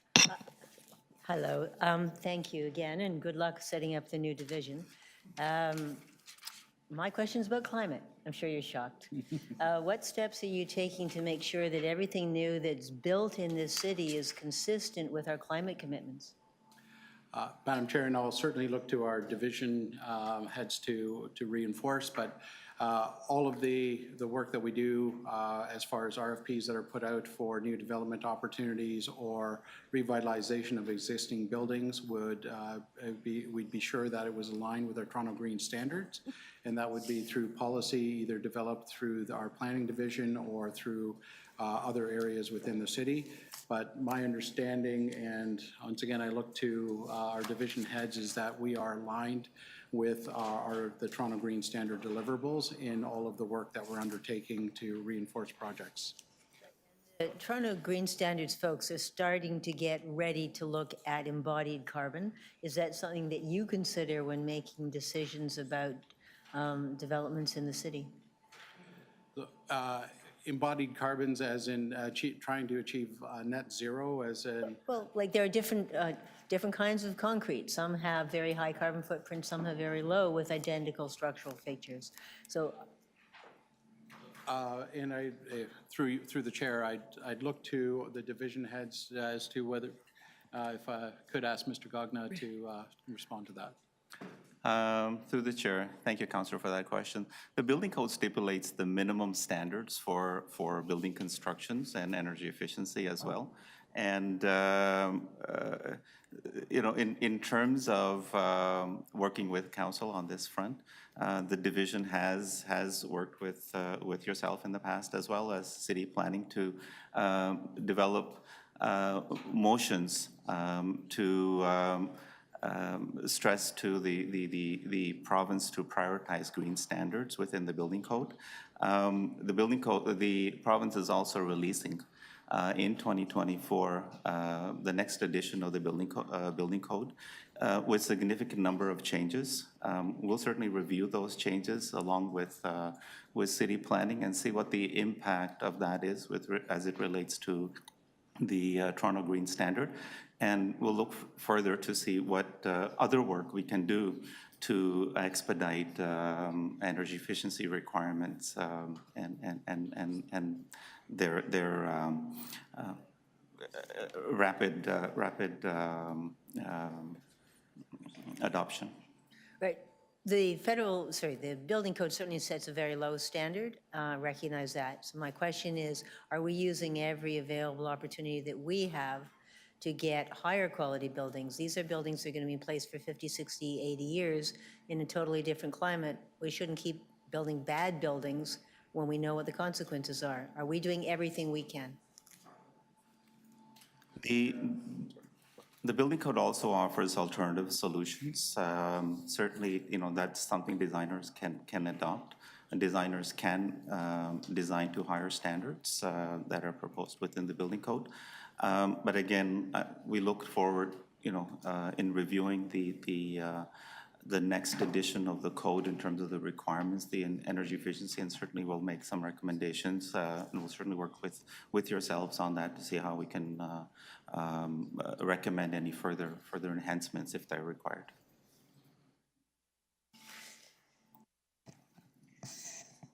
Okay. Are those your questions, Councillor Sachs? Through the chair, I might just add, relative to other questions that we've had, in terms of this service area, we have, through the analysis in the baseline note, identified that the work in terms of major areas is tracking towards net zero by 2040, primarily thanks to the Toronto Green Standard and its application both at the community broadly, but also to the buildings that will be delivered through the housing secretariat. So relative to kind of some of the other discussions we have, I would note that this one is tracking at a high level towards net zero by 2040 based on the analysis. Okay, and then we can get into that division by division. Okay, general questions of the Deputy City Manager. I have Councillor Moist and then Councillor McKelvey after that. Yeah, thank you. Through you, Madam Chair. So you've had to restructure the entire department in a very short period of time, and the provincial standards regulations have had, because of provincial regulations. But looking at, and you do have a large budget overall for the departments that you oversee, but looking at the page 5, there's just a slight increase from 2023 to 2024, 1.1%, 16 new FTE. And I know that last year, planning had some serious issues because they were not staffed up, and the work is a lot. It is, because we work very close to planning as councillors. Is there enough people to oversee the work? Because I know that if we don't meet our provincial quotas or dates, what you want to call it, then we are penalized as a city. So how is that going so far, and do you have enough staffing to do the work in a timely manner as provincial regulation says you should, or we should? Through the chair, thank you for the question. I certainly would look to Ms. Vambakis to start the response, and I'll add if I can. Thank you for the question. In December of 2022, Council approved a number of new positions for both city planning and other divisions. We have, out of those number of positions, 74 positions for city planning. We have been very proactively with our partners and People in Equity moving to fill those positions. I'm happy to say a significant number of them have been filled to date. A number of recruitments are just reaching conclusion. with the goal being that our timelines should be able to be enhanced and improved over what they have in the past, because now we're being resourced, along with our partner divisions being properly resourced. So we feel much more confident about being able to be much better in terms of the Planning Act timelines and also in catching up on some of the backlog over the course of the next year. Just to follow up to that, so another issue we seem to have is that we hire these planners, a lot of them probably out of university, and then they get this, they have the skill set here, and then the private sector scoops them up because they are paid a lot more. So are we competitive in regards to private versus public sector in regards to planning? Once again, I go through you, Chair. Yeah, I think, because these are meant to be questions to the deputy city manager, or do you want to wait till we're in planning division? I guess, well, I mean, if I could wait till planning answers questions. Yeah, I think that's probably best, Okay. Because we're really diving into a division now. I have my see- own questions for planning, and that wasn't part of it. So, Oh. But that's Oh, okay. so you were just trying to catch yourself a couple extra minutes. I see what you did there. Okay. Councillor McKelvey, did you have questions for the deputy city manager? Okay, super. Okay, any other questions of the deputy city manager? I just have one, and it's by way of highlighting, because it may save us time next year. So, deputy city manager, you are creating this new division. We're not going to review it today, this new development, is it called Development Approvals? Development Review Department. That's starting out anew. We'll see it as a division presenting next year? Is that how that'll work? Through yourself, Chair Carroll, yes, absolutely. So it would be a division head that would be reporting along with their peers from the Housing Secretariat, Planning and Buildings. Okay, and I'm trying to separate out the language so that, I mean, this is an opportunity. We're starting something new, so if we get the language right, I love it when we start a division and everyone on council understands what the new animal is that we're now taking care of. So there's the constant language of we'd have more housing if only we could speed up the approval. The experience, if you ask the average Torontonian, they'd say the approval process is happening too fast and doesn't involve them nearly enough. We get to a council approval pretty darn quick. So that part, that's still going to rest with planning. They're still going to do community consultations and things like that. I wonder, is this development review piece going to help us with where it feels to the councillors' offices, where the real logjam is between the engagement and initial approval phase and picking up your building permit? That's where the years seem to stretch out. Is that what this new unit can help us with? Through yourself, Chair Carroll, yeah, absolutely. In response to the question, it will be partly inclusive of some of the district activities as well, but it's intended to improve that cycle time between when an application comes in and when we get to building permit, and in theory, following it right through to occupancy as well. So looking for where we are slowing down within the process in any way and what it is that we need to do to accelerate and meet the appropriate timelines, as well as recommending process changes in order for us to make this a sustainable approach for the long term as well. Right, and I'm wondering, if we separate it out into a unit, will we still be able to try and make sure that some of this is part of the cost recovery exercise that we go through with development and growth? Does this new unit get to use some of the funds that come through development application? In response to the question, Chair Carroll, the answer is yes. So it's still going to be part of a planning-related activity, and so it's going to be working very close with, of course, our existing planning, and some of those different functions would flow into this new area, but it would still be largely, if not all, supported by planning-related reserves and fees. And avoiding duplication and encouraging coordination, that will be the deputy city manager's office. Well, that'll be a question we can ask you next year. Absolutely. Okay, thank you. Those are my questions. And if there are no others, then we'll move on to your divisions. Okay, thank you, Deputy City Manager. Okay, we'll start with the Housing Secretariat.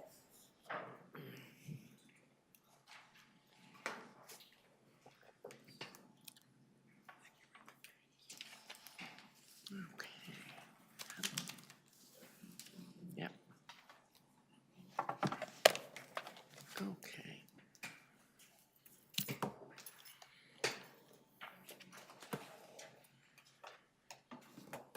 Councillor Morley, we're starting Housing Secretariat. Shall I put you on the list? Are you going to have questions? Okay. Okay, welcome. And we will start with Councillor Sachs. Everyone knows how they're going to start if they've been tracking this process the last couple of days. Just going to start with questions from Councillor Sachs.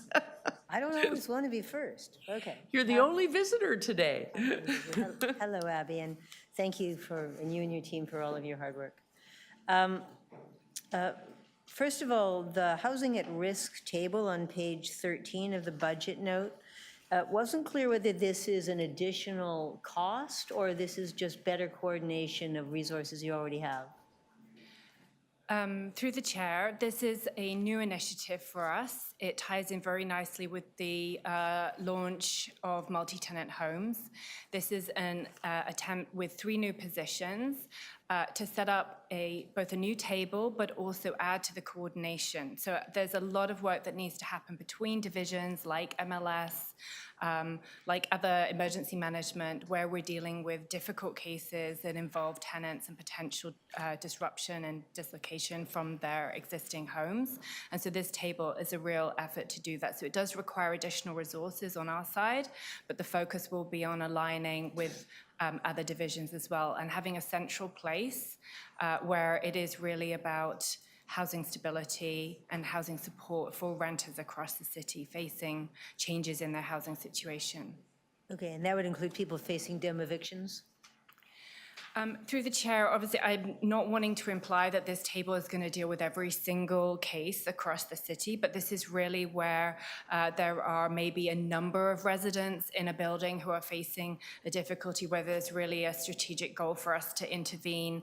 It could be as a result, like I said, of multi-tenant homes was really one of the reasons why we wanted to set it up this year. So that table is ready in case there are issues as we implement multi-tenant homes so that we can be proactive about that, but it could be, large buildings where there is dim evictions happening, or individual cases that have come to our attention where the renters or the tenants are in particular difficulty because of their own situation, and we can help match them to the additional supports like EPIC or like Rent Bank, etc., and maybe other services outside the city, like through Ontario Health, mental health, etc. It could be anything. On page 12 and 32, you talk about a new program that you're launching, Community Housing Anchor Agency supports. So if I read this correctly, you're talking about starting a new service for 6 months to people who have medical needs that the provincial government should be supporting, or addiction and mental health kinds of needs the provincial government should be supporting. Isn't this just another example of the city stepping in to pay out of property tax for services that the province should be providing? Through the chair, we've learned a lot over the last few years about the success of implementing supportive housing and how effective that can be in supporting residents. But we've also been hearing a lot, that's new supportive housing, we've also been hearing a lot about existing buildings where the tenants who live there are also have the same support needs as new buildings, and where those support needs perhaps don't exist. And so we're aware of a number of large buildings across the city which could really benefit from this pilot, where we can come along, hopefully in partnership with the province, to layer on additional supports and support the tenants appropriately. So this is a pilot for us, and we're hoping to be able to develop a partnership with the provincial government and demonstrate that this kind of approach can be successful. Right, but again, this is a service, this is dealing with medical needs, mental health needs, addiction needs that are the province's job that they're not doing. We're stepping in to pay for it. Through the chair, there is certainly a gap, as you identified, that we're seeing with regard to where tenants' needs are unmet and the implications of that both for buildings, the nonprofit managers, and community that we feel it's necessary to respond to. Right. What you're proposing here is to deal with 3 to 5 high-needs buildings for 6 months. Their needs are not going to be solved after 6 months. Through the chair, we're not proposing just to launch this for 6 months. There will be 6 months worth of costs in the 2024 budget, and we plan to extend this beyond 2024. So we will be launching this by mid-year 2024. Okay, so you're going to be looking for more money to do it for longer and to do it for more buildings than 3 to 5. Through the chair, like I said, I'm really hopeful that we can demonstrate success and bring other partners like Ontario Health and the provincial government to the table. All right, and finally, the motion we had that the new housing buildings, new buildings that you're building as part of the housing plan, we're going to keep fossil gas out of them. How are you doing on that? Through the chair, we've identified a number of areas where we can improve, and that is one of the areas that is subject to your motion. We're going to be looking at ways to exclude gas from new developments, and we remain committed to that Tier 2 version 4, which gets us as close to net zero. And looking beyond that, we have a number of buildings where we're really going to see if we can get to a carbon neutral situation over the next year. Thank you. Okay, because we were trying to solve something offline there. You got a few extra seconds. Way to go. Okay, Councillor McKelvey. Thank you. Do we have one consolidated place where all of our funding asks of the other levels of government pertaining to housing are? Through the chair, I think the best place right now is in our budget that you're looking at, where it identifies all the multitude of revenues that we receive and the different programs. But certainly in the generational and transformation report, we identified the potential need to set up a kind of consolidated affordability fund. And that is something we would like to explore in 2024. But certainly this budget gives you a really good picture of all of the sources of our revenue, and there are many, and also all of the programs and services that we deliver. So, because I've said this certainly on the environmental front, where there's all these little buckets and transformational programs become very difficult. So is that something that you see, and is it somewhat labor intensive to navigate and do all these individual applications for a little bit here, a little bit there? Through the chair, certainly our business is about delivery of a variety of different programs and services. And in fact, there are also sources of revenue outside of the Housing Secretariat that come in to the city, like the community benefits charge, the things that are replacing Section 37. So I do think we have an opportunity to further consolidate the revenues we're receiving on housing and lining that up through a fund, which puts us in a really good position to kind of get philanthropic donations and really be able to talk at a macro level about all of the things, all of the investments the city is making in housing. So when you were going through the Housing Accelerator Fund, congrats, I had said maybe to collect your hours so we could see how many of hours went into that relative to the amount of money. Because I do feel at some point, I said to you that I think we have to be supermodels and say we're only getting out of bed for X amount a day with some of these small pockets that are very labor intensive. Have you, and you don't have to give it, but have you gathered that information? Could you share that with me? Through the chair, we took you at your word, Councillor. We have collected that information. I don't have that today, okay. but you can follow up with me after. Yeah, we can follow up. The Housing Accelerator Fund, it's not set out exactly, like how are you going to decide how to disseminate those funds within the city? Through the chair, you're right, it hasn't yet, it's not showing up in the budget. It just came to us right at the end of last year, so it missed all of the deadlines around the budget. But we aim to be coming back to council and committee with a plan of how to allocate that in the spring of this year. So, sorry, it's not allocated as a reduction. So does that mean that things that are in here can actually be offloaded onto that funds, and does that free up additional funds?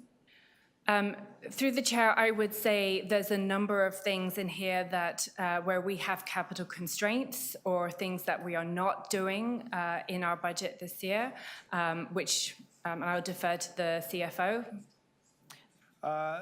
Through the chair, yeah. So the report that came to council, I believe it was in December, had a recommendation that spoke to us working at how we would go about allocating those funds consistent with the eligibility that's listed.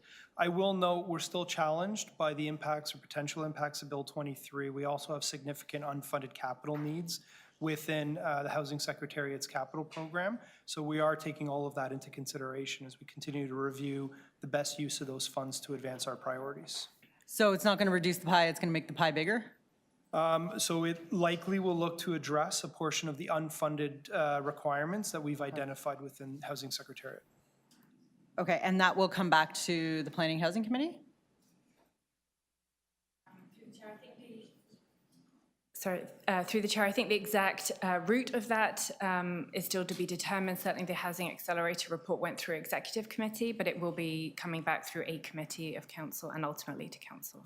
Okay, and so Bill 23 right now, where are we in terms of that promise to keep the city whole? Through the chair, so the province was engaging with a third party to conduct an audit. That audit was terminated in December. We are now in conversations with the province around direct conversations between the city and the province to speak to and identify the impacts of Bill 23 on our budgets and what avenues that we would be able to take with the province to ensure they keep their commitment of making the city whole. And they didn't give a reason? Did they give a reason for canceling the audit? I'm not aware of the reason for canceling the audit. My last question, where are we at with supportive housing? I know we had supply chains issues. Is this the year of catch up on some of these projects? Through the chair, yeah, I think across the board actually on housing projects, this is a year of catch up. We've seen very much a slowdown in delivery over 2023. And with the advent of things like the TSHC removal, we're also seeing a number of non-supportive market-driven projects also start to speed up. So I think we will see a surge in completions this year. And we're pushing very hard, certainly on the supportive housing, because as we know how closely that's linked to our success on homelessness. Okay, thank you. Okay, Councillor Moyes, you had questions? Yes, through the chair.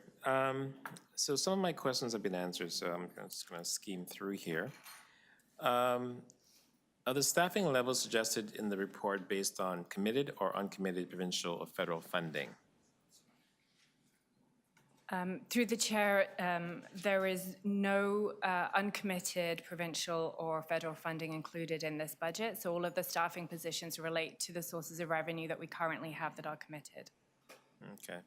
And we do know that the best way to prevent people from slipping into homelessness is to prevent evictions. Existing ODSP and OW rates have not kept up with the cost of living, especially when it comes to renting. Would an increase by the province in the amount an ODSP and OW receive reduce the city's need to build new affordable housing? Would it reduce instances of homelessness, you think? Through the chair, I think actually it would do two things. Yes, I think it would be incredibly valuable in diverting people out of homelessness and helping them get into market housing, for sure, but it also would improve the financial feasibility of new projects as well. So I think it would have a twofold impact that we would very much welcome. Okay. And just one final question, because most of my questions have been answered already. Our housing TO plan has the city's contribution at roughly $3.6 billion towards creating 65,000 rent-controlled homes, with $33 to $36 billion relying on provincial and federal monies that largely remain uncommitted. If the city goes it alone, how much of these 65,000 rent-controlled homes would happen or be built? So through the chair, so in relation to what we're showing in the 2024 budget, This will deliver us about 5,000 fully funded homes, an additional 20,000 which are partially funded, which we can count towards the 65, in addition to the ones that we currently have kind of in construction and development right now. So there is ample opportunity. Like we can make progress, but to really hit that 65,000 number, we're going to need, you know, an additional 5.5 billion from the federal government and about the same from the provincial government, in addition to access to their financing as well. Subsidized, cheaper financing is also an important element to what we need from them. Since I have some extra time, so your role is relatively new, right? Sorry, I didn't hear the. Your role is relatively new. That's right. Yes. It'll be 4 years in February. 4 years. And so I'm looking at the report here. You have 250 FTE, and you are increasing by 18 FTE this year. And that, based on Sharma's report here, that's all from you, I think. With housing being a crisis in the city, do you think 268 in total is enough? I mean, like, and it shows here in 2024, 2025, and 2026, you expect to have the same FTE over the next 3 to 4 years.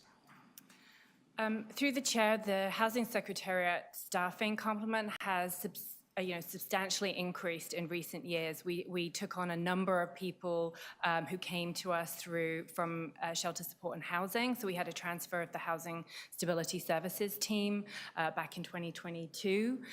So we've already increased. We're showing increases each year over the last few years of an additional number of staff, especially around our kind of more frontline services like Rent Bank and Epic.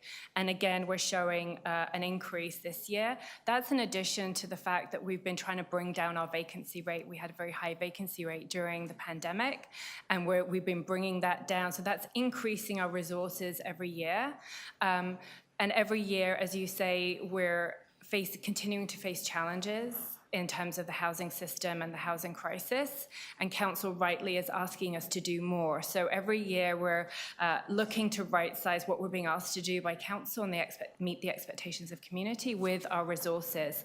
So at this point, I think we're in a good place to continue to get faster and build more homes more quickly in relation to the expectations, but we'll continue to review that in future years. And certainly, as we're able to start allocating potentially additional provincial and federal money, we will take that into account, because more money also requires more administration, more oversight, and more governance. I'm going to sneak in one more question.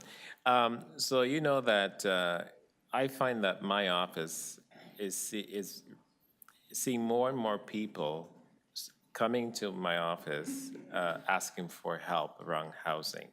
And I can say to you, my staff doesn't have the skill set to deal with these extra, resources. So I'm thinking that other councillors may actually have similar issues that I have, especially in the downtown core. And, I'm leaning more and more on your department to assist us in that initiative. So I'm just wondering, again, if I'm pulling people away from you, then you may need more people to actually do the work properly. Through the chair, thank you for highlighting that. We've actually appreciated very much the connection with your office and the opportunity to work with your staff around meeting some of your residents' needs.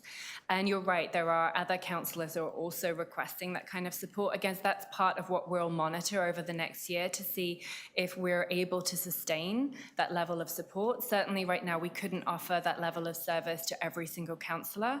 But again, we will monitor that, and it may be that we have to think about either differing, the delivery of services like that. We can also do that through the nonprofit sector. So it's sometimes not just about increasing city staff, but thinking about our grants budget as well, for example, and potentially harnessing the effectiveness of our nonprofit sector as well. So, but these are all things that we will continue to look at.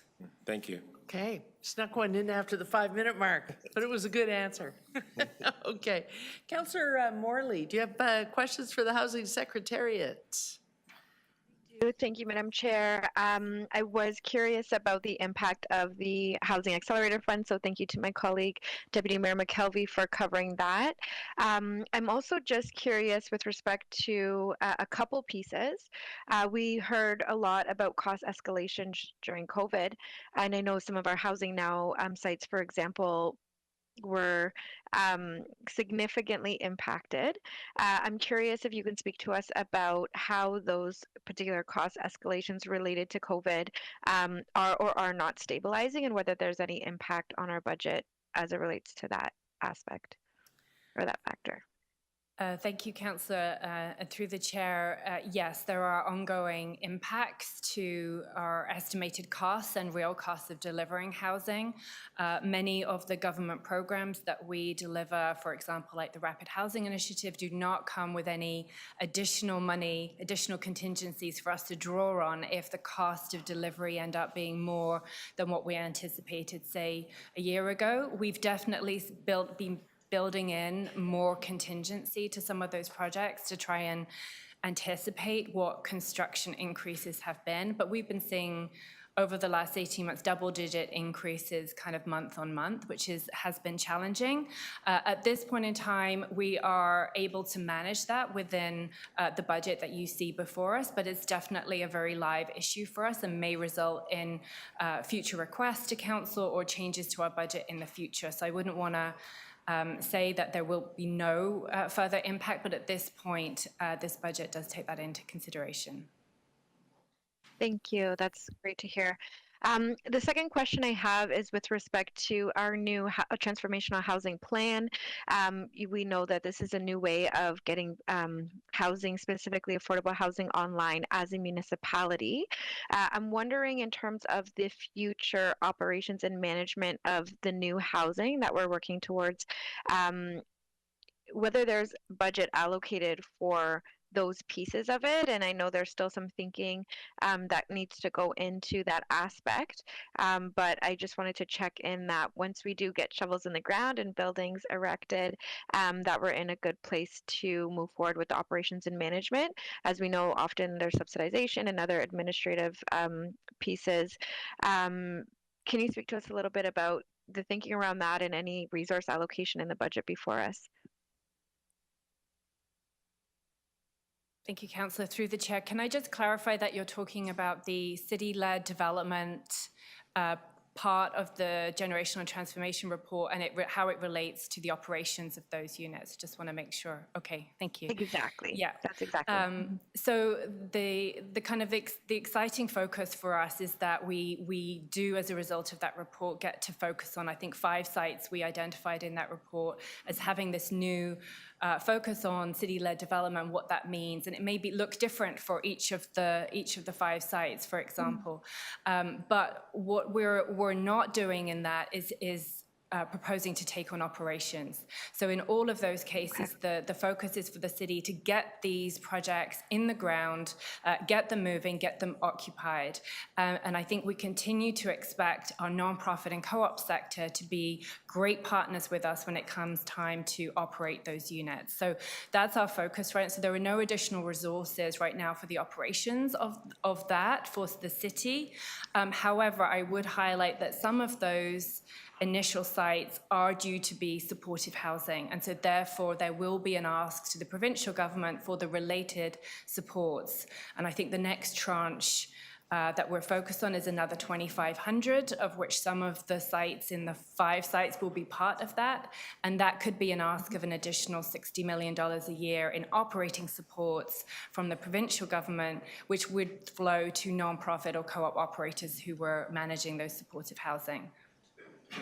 I hope that... Very helpful, thank you. Yeah, no, that's great. And I'm curious, I have some thoughts and ideas, but I'll take it offline with your team directly. Thank you so much, Abby. Thank you, Councillor Morley. Councillor Chang, you have questions? Yes, I do. Thank you, through the budget chief. Thank you, Abby, for all this expansive work you are doing. And I'm just wanted to piggyback off Deputy Mayor Morley's questions about, in particular, the supportive housing piece. In last year's budget, we requested and received $48 million from the province for operating the 2,000 units of supportive housing. Were there any new units that have been brought online since those 2,000? Through the chair, no, we're still working our way through those units. We anticipate several hundred opening this year in 2024, and that commitment from the province was actually a 3-year commitment. So it will take us to the beginning of 2025, I believe. So we are then going to go back and ask for $60 million for the additional new supportive housing, this, let's call it Block B. But then would that also include the pilot program? Because I really think that embedding supports in TCHC is so important. There are a lot of vulnerable people who already live there. We don't want to have to move them. And so creating supportive housing within TCHC, I think, is a great pilot. But would that then be incorporated in a long-term ask for operational support from the province? Through the chair, I would highlight that we will also need to make an ask to extend the 48 million. So we'll need to extend the funding for the 2,000 units we already created and request a commitment, I think, as we did in our generational transformation report, for another 2,500, which is 60 million. And you make a great point about the community anchor agency opportunity and how we include that within the 2,500 will be a very interesting discussion with the province, although I would say we have focused on new supportive housing. So how we deal with that, I think we're open at this point, and we really want to just get going with the pilot and maybe have that inform exactly how that shows up in an ask for the province. The proof is in the pudding, right? Show them the pudding. Yes. So I guess, is there a long-term conversation with the province? Because this is not a one-time thing. This is going to be ongoing. People are not going to not need support suddenly. It's permanent supportive housing that we're building. So I'm just wondering, what are these conversations like? Because we really hope that this can be a stably funded program for, the next few decades. Through the chair, we 100% agree with you that that is the direction we would like to go in. We were actually very pleased to see that the 48 million ask of the province was actually made as a multi-year commitment. That was a very strong signal to us that they actually also understand that and don't want to see us kind of lurching from 1 year's funding to another. It's very difficult for nonprofits who operate these buildings to retain staff who are on very short-term contracts. So I think, to your point about stabilizing the building, stabilizing the approach and the programs, it's going to be really important to maintain this commitment to multi-year funding. How long-term that is, I think 3 years is actually very helpful. Would we want that to be a longer-term commitment? Yeah, I think 5 years would be great, perhaps with an overarching strategy or commitment that's longer-term even than that. But contractually, I think 5 years is ideal. Mm-hmm. The other question I have is about MURA, a very important program, because we want to retain as much affordable housing as we can. And there's a significant drop from 2023, 120 down to 60 for 2024. And is this related to Bill 23? What is the loss of funding for this coming from? Through the chair, so like other divisions, we had to make difficult decisions about where to put our limited funds. And for us, they were substantially more limited as a result of Bill 23.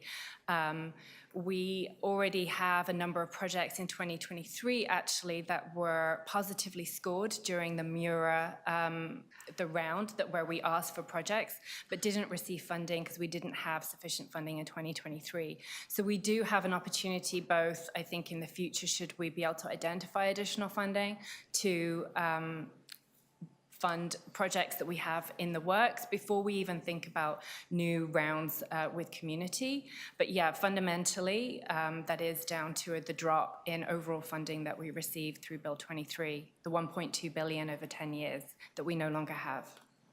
Thank you. Heartbreaking. Okay, I think we want to unpack that a little more, though. Councillor Perks, did you want to ask questions? Yeah. When Mura was originally established, the idea was that we would give you a certain amount of money from the city every year and look for other sources as well. The base funding from the city, which I believe we draw on the vacant homes tax to provide you with, that amount, that $10 million, we're giving that to you just as normal, right? Yes, that's correct, through the chair, yes. So the city's own source contribution is not going down. It's changes in funding caused by other governments that we're struggling with and that we're going to have to advocate for. That is 100% correct, Councillor. Okay, Yes. thank you. Yeah, I was going to ask questions about that, but Councillor Chang and Councillor Perks got there. So, you know, our commitment continues regardless of the other orders of government. We're continuing to give you a number, albeit a small one, at 10 million. Am I right about that?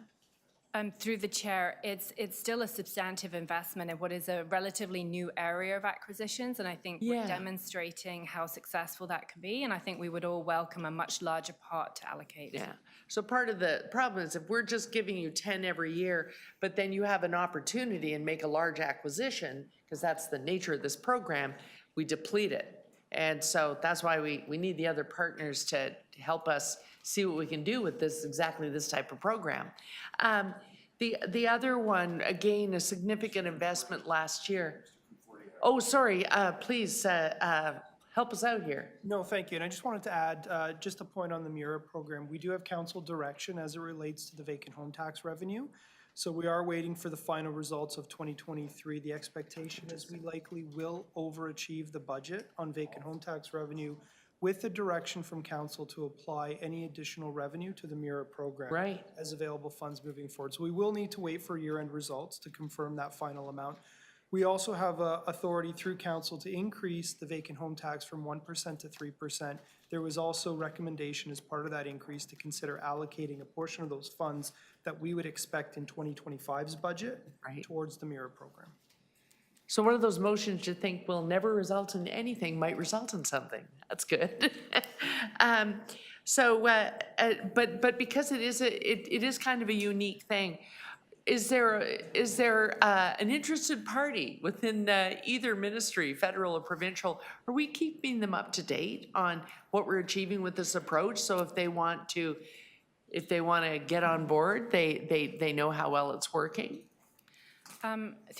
To you, the chair, the budget chief, I think Mura is a constant source of interest, actually, to both the provincial and the federal governments. And we've seen other provinces take a very proactive role. BC recently launched their own BC acquisition fund, much larger than we're able to deliver, but giving their stakeholders the ability to buy much larger buildings. So that's another aspect of having a smaller pot of money, is it is a bit limiting in the type of buildings that can be purchased. But we've been able to demonstrate how effective it can be at securing and maintaining affordability. And there is a lot of interest, I think, at the federal, provincial level. We just haven't seen that show up in a budget at either level for an acquisition fund yet.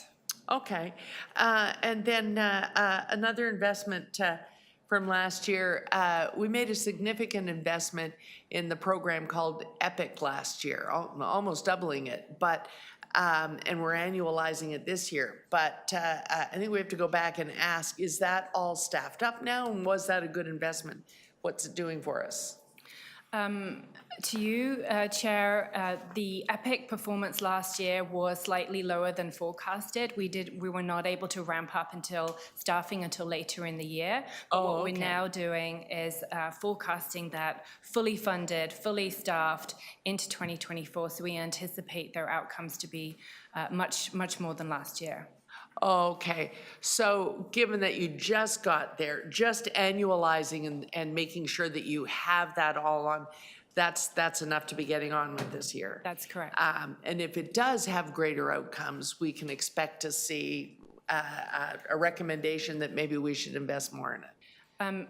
To the chair, for things like Rent Bank and Epic, we've always given the assurance that should we be facing kind of unprecedented demand for, eligible applicants for the programs that we offer, that we would always consider returning to council to request additional funds if necessary. And that what we're doing is trying to make sure that the resources, the staffing and the financial resources are right-sized for the demand as we see it, but knowing that we can't always look into the future. The housing system is volatile, and should things substantively change, that we would return to make a request. We could see that at executive. Okay, okay. And lastly, I see we're making out of this pocket, we're making a $40 million increase to TCHC. So my question is, how does that roll out? Do they say we need an increase, or we make a decision, we're gonna do this, and we actually attach actions we'd like to see with the 40 million? How does that increase get negotiated between the two entities? So to you, Chair, there are a number of different aspects to that. The TCHC pressures that they're experiencing are very similar to all of the other social housing providers, inflationary increases around things like fuel, et cetera. So a number of their requests to us are really about their base operations and their need to continue to offer service and what they need as a minimum in order to do that. And certainly I know that TCHC are here later in the schedule and available for kind of detailed questions about what that service delivery looks like. I would say, though, that as the kind of both the shareholder and the service manager, our role is also about performance indicators and accountability in relation to their performance, and that is something that we're actually working collaboratively with them right now, and hope to see more like public demonstration of what that looks like, but it's something new that we're working on for 2024. Fantastic. Okay, I think those are the questions of this division. Thank you. Okay.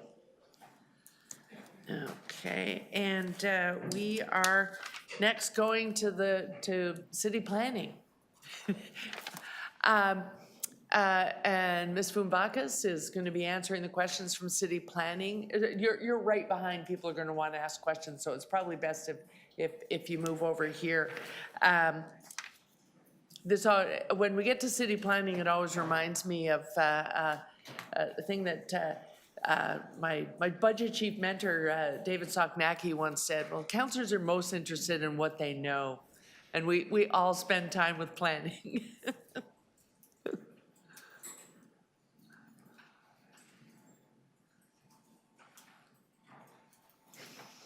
Okay, welcome.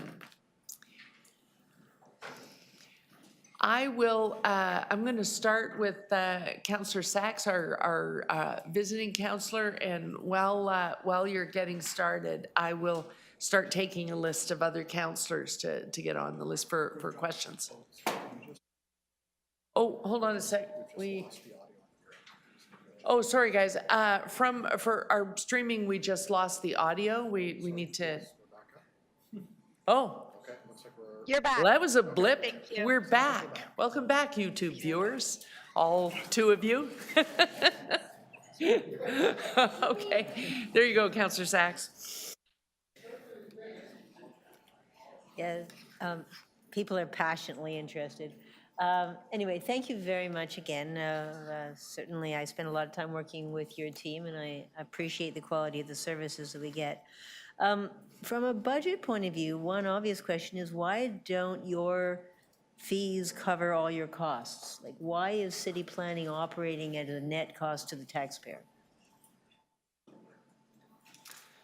Through the chair, I'm Michael Mizzi with City Planning. City planning is not a full cost recovery operation because under the Planning Act, cost recovery is linked to development review. And not all of the work we do is development review related. Okay, so the province won't let us, is that what you're telling me? The province won't let us? In a nutshell, that's the case, Okay, yes. all right. Page 4, you've got some red dots about speed of doing development reviews.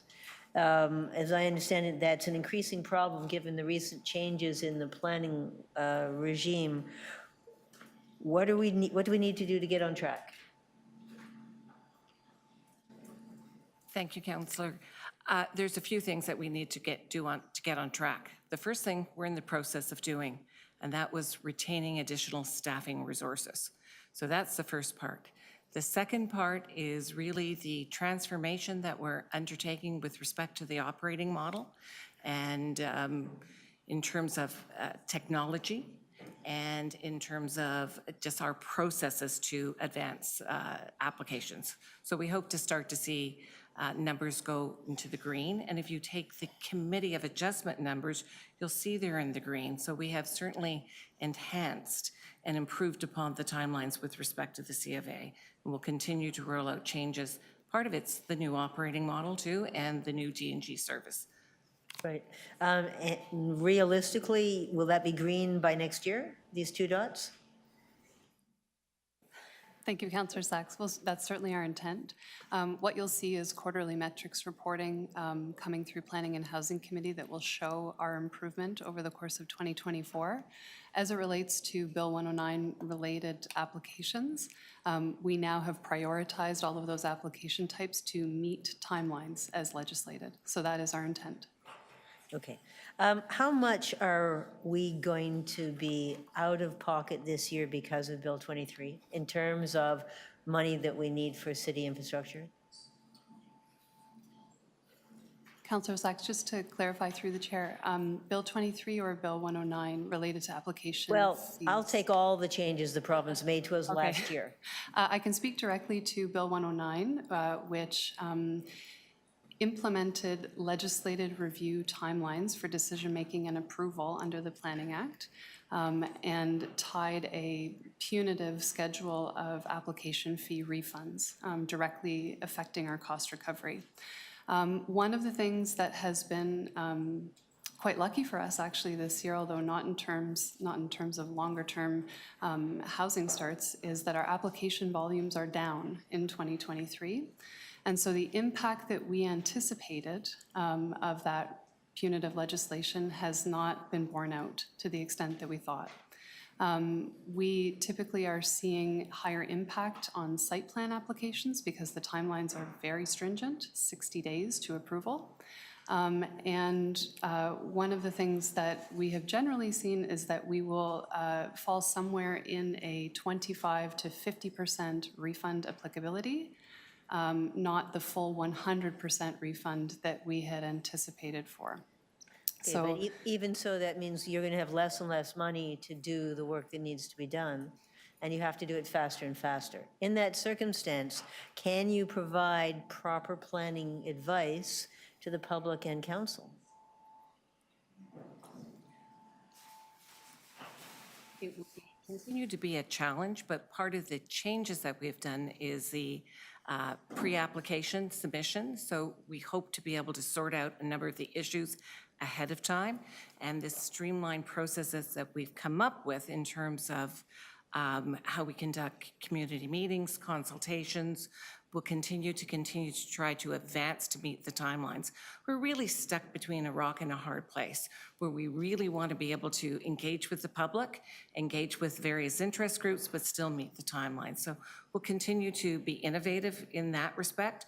Part of the solution is also some of the planning frameworks that we're doing at the earlier stages. So I'll cite studies such as Downsview, Jane Fitch, where we set the planning framework. Those are not subject, the city initiated are not subject to the same timelines. So they do enable us to be able to undertake broad planning studies that set the framework for a lot of these studies. Okay. And the Toronto Green Standards, do we have any money in this budget to actually enforce the standards, check back and see if people are doing what they say? I'm going to ask, I cannot see, Jane or? You. Oh. Hi. So through the chair, we certainly do check back on they have to be verified. Tier 2 plus. buildings are verified, so that we do know post-construction that they have met that.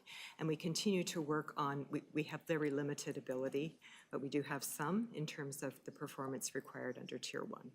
Okay. Could barely hear you. I don't know if anybody else could hear. But do you have enough money to check that people are doing what you require them to do? In a nutshell, yes, but it's something we're working on more clearly, and also with Toronto Building. Thank you.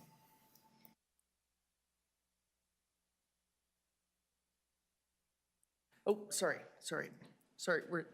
I apologize. We're trying to resolve something offline by the end of the day. So those are all your questions? Okay, yes, sorry. I had Councillor Chang first, then I'll go to Councillor Moyse, and then I'll go to, oh, we lost Councillor Morley. Did we lose Councillor Morley when we had that blip? I'm still here. Oh, okay, I I'm just still here, can't see Madam you Chair. on my screen. I'm just switching positions. I'll throw my video back on in a moment. Oh, Thank okay, you. perfect. I'm good on questions, though. Okay, okay, excellent. I'm going to Councillor Chang and then Councillor Moyse.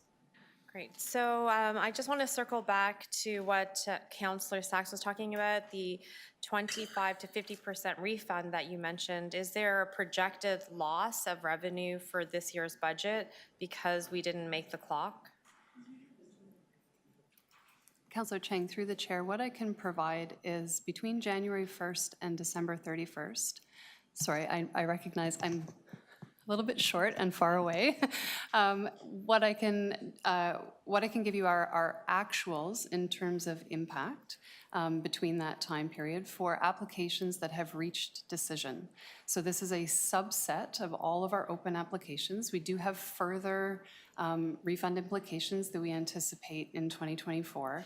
But in terms of fees that are eligible for refund, we have a total in 2023 of $1.1 million in fees. It's much lower than our original projections. Again, it's a function of a couple of things. The first is much lower application volume in 2023, and also because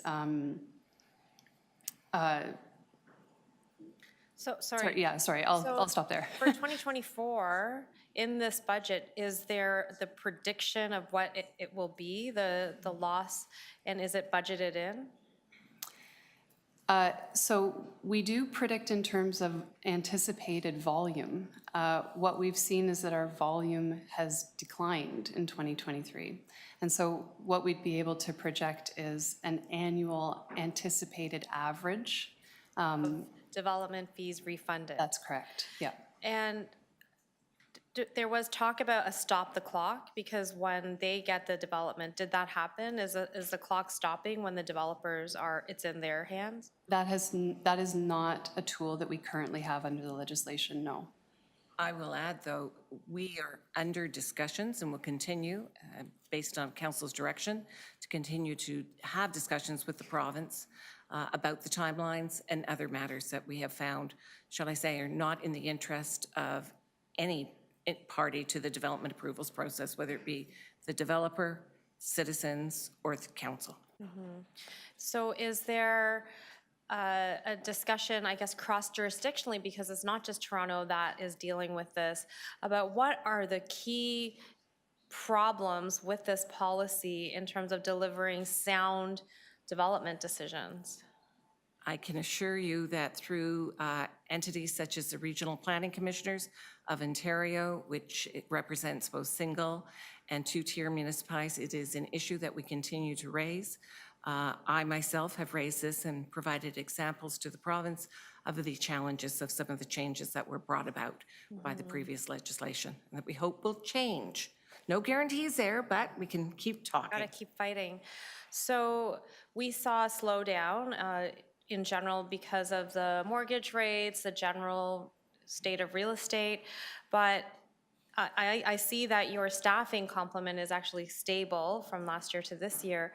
But in the event that the economy picks up again and developers get back, into the ring, will we again find ourselves struggling and therefore having huge potential development fee losses because we don't have the staffing to meet an increased demand that we've seen in the past? it is a little difficult to say. This is the first time I'm going to say that we've been almost at full complement. I mean, we still have vacancies to fill, but if I reflect back on previous years, we actually have a number of staff, and which we haven't had in the past. I would say that development applications are getting larger and fewer. So you'll see in our statistics that we have fewer applications, but they're getting larger. So this is always going to be a risk, and that's where, again, ongoing dialogue with the province, because it is in all of our collective interests that we see shovels in the ground. And the place we do not want to be is, I'm going to call it friendly refusals at times, because we just haven't had the opportunity to conclude a process appropriately. Thank you. Okay. Councillor Moyse. Thank you. I just have a few questions. Sorry, I was thrown off a little bit here. A lot in my mind. How many vacancies do your divisions currently have? So I saw that the staff position slightly decreased over time from 557 from 2024 to 548 in 2026. Have we staffed up to properly responded to Bill 109, aggressive timeline? Currently, we have 482 of those 557 positions filled, and we're also currently in the process of filling some additional ones. Offers are going out. So hopefully those will be accepted. Mm-hmm. One of the things I mentioned earlier, when Mr. Sharma was here, was that I've noticed that we have a problem around retention in planning in particular. A lot of our young planners, they start here and they go into the private sector. So, and of course, you know, I mean, can we compete with the private sector? Should we try to? So I'm going to answer it a few ways, and then I'm also going to ask my colleague to respond to it. With the last year in 2023, there was a review of the salaries. Those salaries have increased, making Toronto more competitive with our neighboring municipalities. In terms of development companies, that will always be a tension for us.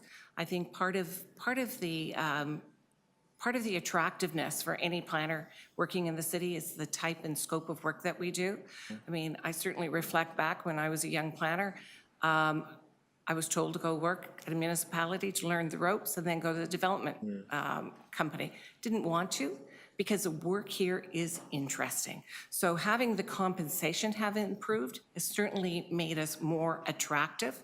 And I think making the job in a way that is interesting, and we reduce some pressure from staff by making technology easier.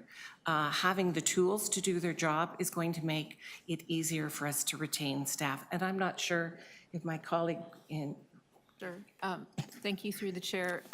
Councillor Moyse, we've seen a turnover from 1922, sorry, 2022 to 2023 jump from 14.9 down to 7.9. We do see there's sort of the junior, mid, and senior planners, and we have seen a reduction in turnover, particularly to other municipalities. When it comes to compensation, we had done through the privy of council to review salaries. They went up roughly 12%. Over the last period of time, plus our ranges are moving. We're committed to continuing looking at compensation, not just with city planners, but in general, to make sure we are competitive. We do have some private sector comparable companies in our work that we do, but we certainly don't just compare ourselves to the private sector. And with regard to what was said, this is the place to be for city planning. The most complex and interesting jobs around, so money isn't everything. Money isn't everything, okay. I agree. Proposed loss of 4 positions that deal with housing now sites in 2026. If the city has continued ambitions to build housing on city-owned sites, does it make sense to remove these positions?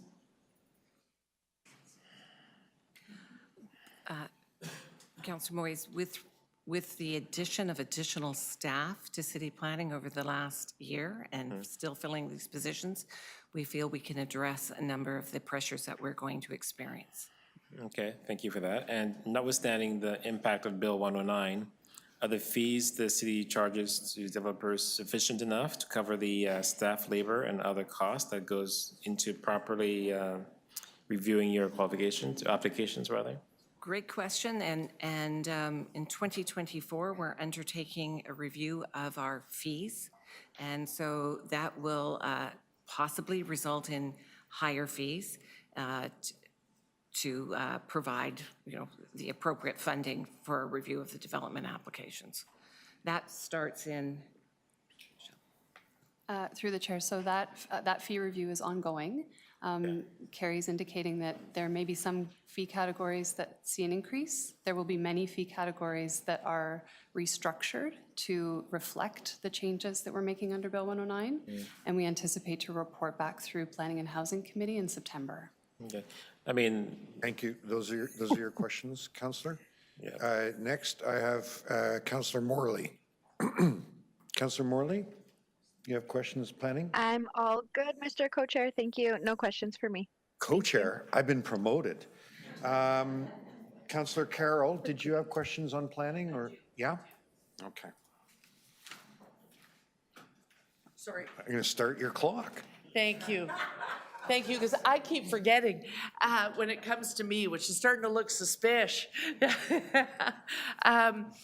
So in planning, you have this complement. Meanwhile, I'm still hearing from councillors and hearing from my own staff, actually, on the issue of secondary reviews and avenue studies. While we have this sort of slowdown in applications, there are fewer applications, but they're bigger and larger. We're feeling that in the suburbs, very much so. But while that's possible, can we redeploy some of these new planners so that some of the policy planning and secondary plan review is getting done? Can we shift them from shop to shop, or do we want to leave them where we started? Excellent question and an interesting question. I would say that at this point in time, I would want to see the staff in development review, focused on development review, because we also have a historical backlog. And we want to get through that backlog along with addressing the new applications under Bill 109. Now, as a former director of CEPA, I would always be happy for more staff, but I would say at this point in time, there is a number of studies that we will have underway. We're waiting for the province to approve some of the regeneration studies. So I know a number of councillors are anxious to see those start, but we can't start them until we have the approvals. And we are looking at supplementing our staff resources by using some consultants. But to your point, I take it, it's a really important point, and we'll continue over the course of 2024 to look and evaluate. Right, right. And under the heading of for educational purposes and kind of a soft question, but an important one nevertheless, sometimes when we hear this review is going to take longer, sometimes it's a staffing issue, am I right about that? And sometimes it's now that we've looked at this a little bit, this is more complex than we thought, we just need more time. It's not that we need more staff, we have some more things to look at than we initially anticipated in this particular secondary plan or avenue study or whatever. That is correct. And I would say that, on average, the secondary plans, when we have dedicated staff focused on delivering the study and they're not having to deal with other matters such as development application, we tend to deliver them quite fast. And I'll cite Christie's in Etobicoke. Right. I can cite Don Mills Crossing in North York, and certainly Downsview that we're undertaking now. Right. Huge study. We will probably be reporting out to Planning and Housing in April or May, and that's 2 years, and that's a significant piece of land along with a zoning framework. Right, right. Okay. And then last but not least, we really staffed up in this division because we were really concerned about the new legislation. does setting up this separate division now, are we really clear about what complement we need in planning and what complement we need in the new development review office? We're not worried about loss of your resources? Now you both look worried. Through to you, Chair Carroll. The division of resources will be an effective consideration of how we can continue to work very collaboratively between certainly the planning, the policy side of things, and the development review. So from a resource perspective, this won't be this won't have an adverse effect on either. It will be aligning the resources to ensure, as Ms. Vumbakis was saying, that we are effective in delivering the result, but we're ensuring the appropriate collaboration and guidance amongst the two departments. Okay, you said collaboration twice, so I feel better. Okay, thank you. Those are my questions. Thank you, Vice Chair, for prompting me over here. I apologize for stepping away. We're trying to figure out the briefing notes for later. Okay, any more questions of city planning? Seeing none, thank you so much. Yeah. Okay, we are moving on. We have Waterfront Revitalization, then a Toronto building, and then we're into the big presentations where I know people are sitting over there waiting to give presentations. But you don't get to give one. So, Waterfront Revitalization. Are there any questions on Waterfront Revitalization? Councillor Sachs, our visiting councillor? Well, you don't have to. I might as well. Thank you very much. I know that we had a lot of excitement last year, the master plan reminding us all about Quayside and the great hopes that there had been about real environmental leadership in that in the development of that property. I see that there's now a considerable budget ask in your notes dealing with Quayside. So my questions are, first of all, why is this a net cost of the taxpayer and not being paid for out of development costs? And secondly, are we going to get an environmental leadership building in Quayside now? Thank you for the question. So I'm David Stonehouse, the Director of the Waterfront Secretariat, and through the Chair, I'll answer the second question first. So the entire development is being designed with according to the city's latest green development standards, so version 4, version 2, or step 2 of that. There are plans for district energy as well as the overall target is carbon neutral.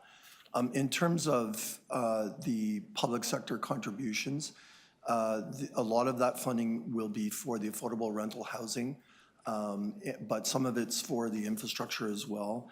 And I think it's really important to sort of think about this project as partly, private sector driven, but also partly waterfront revitalization, where public investment has been used to remediate brownfields, provide infrastructure, and then that creates the conditions of certainty for the private sector to do its thing. And then with some assistance on the affordable rental housing component. Is there anything that the Sidewalk Labs, from an environmental climate leadership point of view, is there anything that Sidewalk Labs had proposed to bring to Toronto that we're now not going to get at Quayside? Through the Chair, likely many things in the sense that it's really a brand new project. The geography is the same. But I think Waterfront Toronto made a concerted effort to make best use of the ideas generated through the Sidewalk Labs Quayside process and to incorporate best practices into everything that they're doing at Quayside and elsewhere. And finally, we saw that some repairs are going to be done in the Parks Department now for flood damages from 2017 and wind damages from 2018, climate damages that are starting to happen. What provision is being made for climate damages at the waterfront, which is one of our more vulnerable areas? Through the chair, and thanks for that question. You know, the big project we're all engaged with is Portland's flood protection, which is at its core a flood protection and resilience project, which will, you know, flood protect a huge chunk of the Portlands in perpetuity, and that includes the modeling for it, the planning for it includes an additional element for unforeseen increases in climate impact. We're also working on other flood protection work at Broadview Eastern, notably. Have you done a vulnerability assessment across the waterfront? Through the chair, no, we haven't done that, although other divisions have been doing that. And so I think there have been lots of initiatives and reports by Parks, Forestry and Recreation and other city divisions. You know, we tend not to get involved in the state of good repair issues. Those are looked after by the operating divisions. Okay. This will have to be your last question, and it will have to be related to budget of this capital plan. I don't see any other questions. I don't think there are any other questions. I'm just going to say into the microphone, because it turns out there are 290 people watching, not 2. So, but just to say, if you have not had occasion to have to drive across the elevated highway and see what's going on down there, or to drive into the studio district, it's gobsmacking, and it's an amazing enterprise. So keep making progress. Thank you.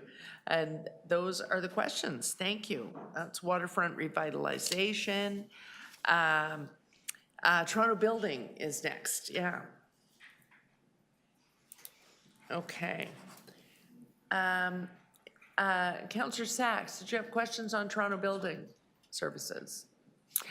Okay, seeing none. This may be the shortest presentation yet. Are there any other questions of Toronto Building? Okay, not so fast.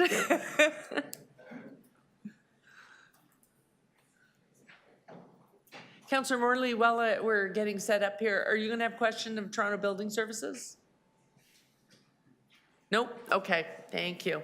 Okay, Councillor Chang. Thank you. Through the budget chief, I'm just looking on page 9 of your report. I see that the revenues have been quite stable. 2022, 92 million, and now it's 98 million projected for 2024. However, our expenditures are going up. So we went from 50 million to now 82 million, which means actually a decrease in revenue. So in 2022, we had a $42 million revenue, and for this year projected only 16. So that's quite a big significant drop in revenue. And is that, I mean, net expenditure or net revenue.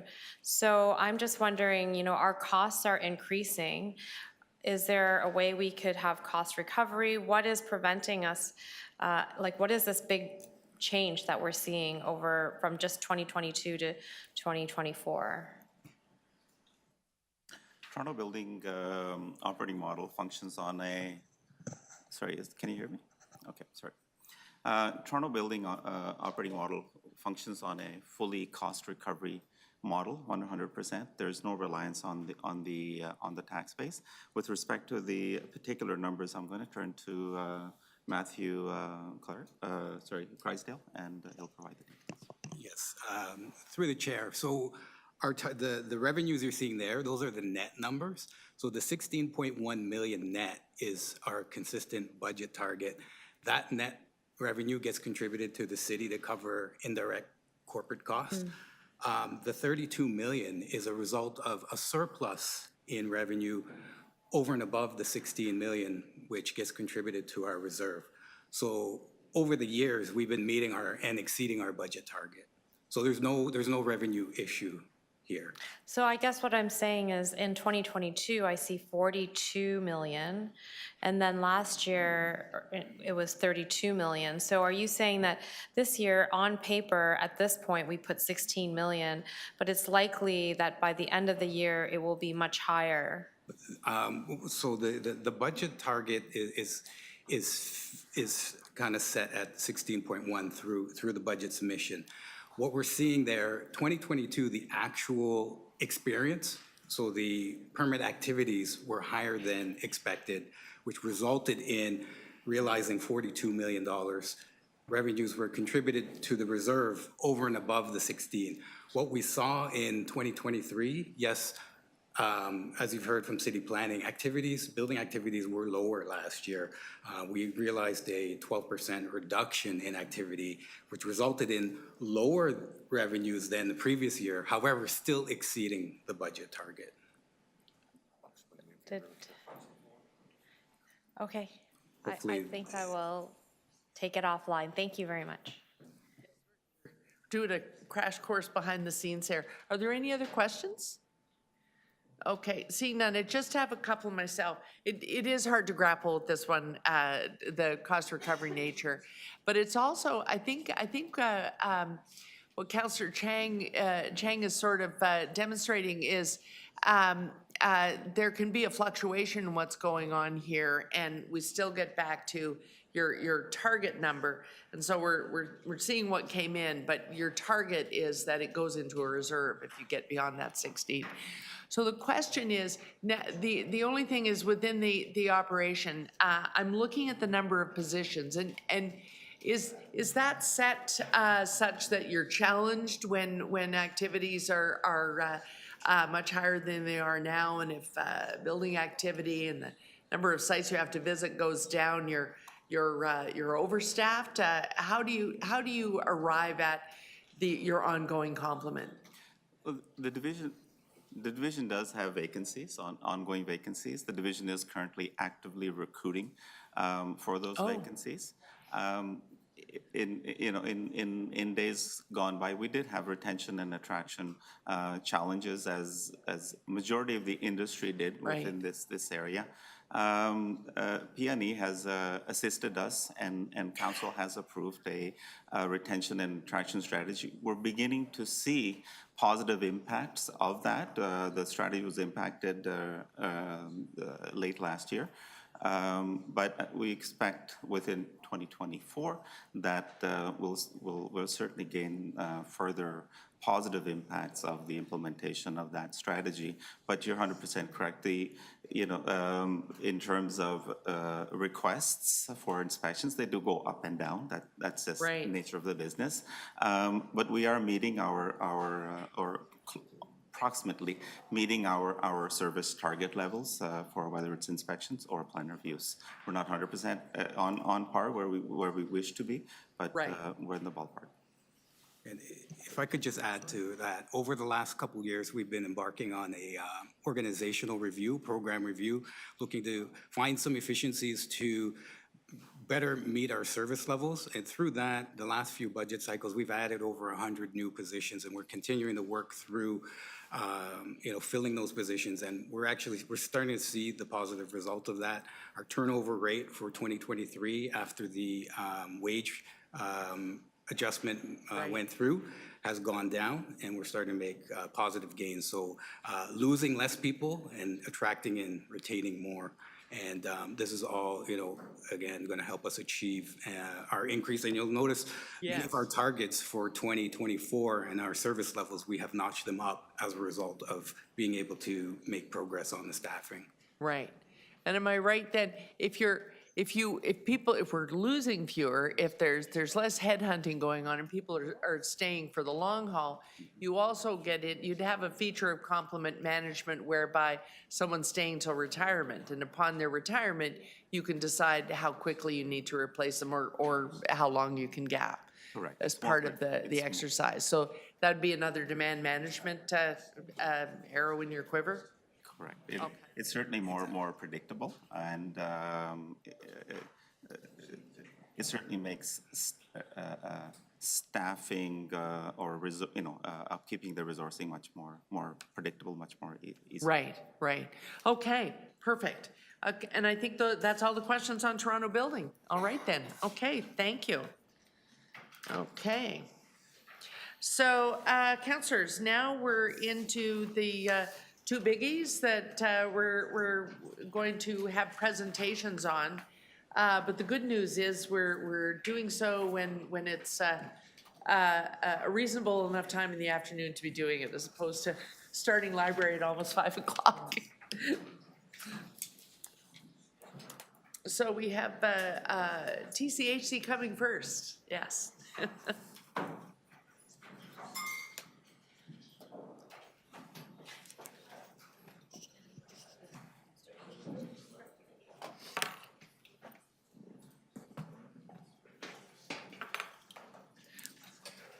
Which reminds me, as you sit down, I'm reminded I've been abbreviating all day. I should remind everybody that there are actually two corporations here now that you're going to be hearing, I'm assuming, presenting one at a time. Toronto Community Housing Corporation, and then the Seniors Corporation will come after.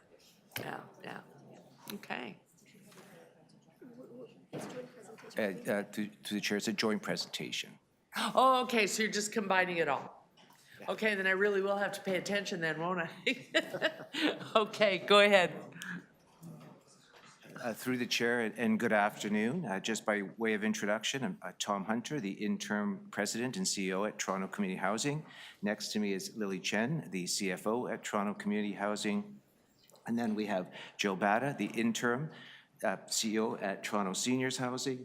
And then we have Kate Sargent, who's assisting us as the acting senior advisor at Toronto Community Toronto Community Housing.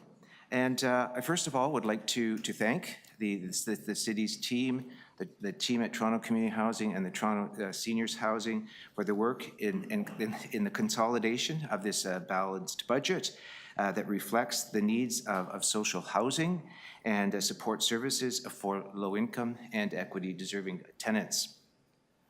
I also wanted to point out that our work is heavily informed by the TCHC Strategic Financial Sustainability Report that was done by Ernst & Young in 2023. And I think we were quite intentional around our work to maintain and in maintaining our current services with the recommendations that were in the report. You will also, through the presentation, extremely high priority on tenant issues such as safety and security and tenant supports, along with the need to continue to maintain our aging building structure, our revitalization work and development work. And we understand that the role that Toronto Community Housing and Toronto Seniors plays is really a lot about driving continuous improvement. We need to focus on our efficiencies, our system improvements, and this work has been a real focus at both of our organizations. And just would like to note that the budget being presented today was approved at both the Toronto Community and Toronto Seniors Housing Corporation boards. Jill. Thanks, Tom. Good afternoon. I also would like to thank the team more broadly for their support and collaboration in the development of the budget before you today, as well as the city's financial planning division for their support and partnership. Toronto Seniors Housing Corporation is now 19 months into operations since the transition in June of 2022, and we've set out a vision, mandate, and strategic direction that guide our priorities as the corporation, which you'll hear more about through today's presentation. We've also looked to focus on meeting the immediate and highest priority tenant issues with a continued focus on supporting tenants to age at home with dignity and with access to health and wellness supports that they need. We understand the collective role that TCHC and Toronto Seniors play in driving continuous improvement and in a broader way addressing the key city priorities to provide affordable housing to citizens in our city. With the visions stated here, would just like to add that for the organizations, it's just not about the units, but certainly that support for our tenants. The social needs is really critical for successful tenancies, whether that relates to supporting wellness, accessibility, the financial, food security, safety, and as well wanting to just to share and focus that the aspect of community is also very important with these visions that you see stated. And at Toronto Seniors, our vision is to provide safe, diverse, and vibrant communities where tenants have a sense of inclusion and well-being. And our focus is on aligning the needs of those seniors with our service delivery model to support our tenants again in aging at home with dignity and comfort. Wanting to stress too, as part of our services, that it's part of the continuum, not only the housing continuum, but I would also say our health continuum. And it's about providing deeply affordable housing, and also that in terms of that portfolio, just looking at those effective and efficient ways to do this. And two, it's critical when we're looking at our communities and creating environments for our tenants where they can really have more enriched lives and minimize also the impact that poor wellness and health could, let's say, have on our other system elements, whether it's the hospital system, the long-term care system. So that becomes very vital in that more thinking about it in an integrated way. We also house, very importantly, roughly 110,000 people. 89% are rent geared to income. And together, Toronto Community Housing, Toronto Seniors, manage assets that exceed $10 billion, deliver $350 million in capital repairs annually, and $135 million in the community revitalization program. So as I mentioned, Seniors continues to work on supporting our tenants to live independently while enjoying a great quality of life. We manage 83 buildings with approximately 14,000 units, which represents about 15,000 low and moderate income seniors. Just looking at the services and outcomes, and they're there in the budget package, but want to stress that when we look at this service and outcomes, and if you look, in terms of what the legislation is saying, that the Toronto Community Housing Services Act is saying, you would think it was simply about kind of the unit, the building, but it's just far more than that for us. When we look at the quality of that unit, the safety, vibrant communities, we're talking about well-maintained supports for those tenants as well. And then look at the corporate outcomes in that the bottom corner there, the actions around our financial sustainability that need to take place, business improvements, just all really intersecting to deliver as best as we can for the tenants, maintaining those buildings and building community. And on the seniors housing side, as we looked at outcomes and those that we're striving to achieve, we focused in on safe, clean, and well-maintained buildings, including safe and secure communities, enhanced tenant engagement, so creating opportunities where tenants have a voice, programs or events, and improving communications with tenants and staff, enabling things such as language supports and diversity within communities. We also focus on access to services and programs for tenants, including priority health and community support services, and enhanced partnerships to foster innovation. On the corporate side, we are focusing on organizational excellence through striving to be an employer of choice, including fulfilling our shareholder direction by improving service quality, leveraging technology, and also focusing on our talent, equity, diversity, and inclusion, and creating a positive culture for our employees. And now I'll pass it over to Lily.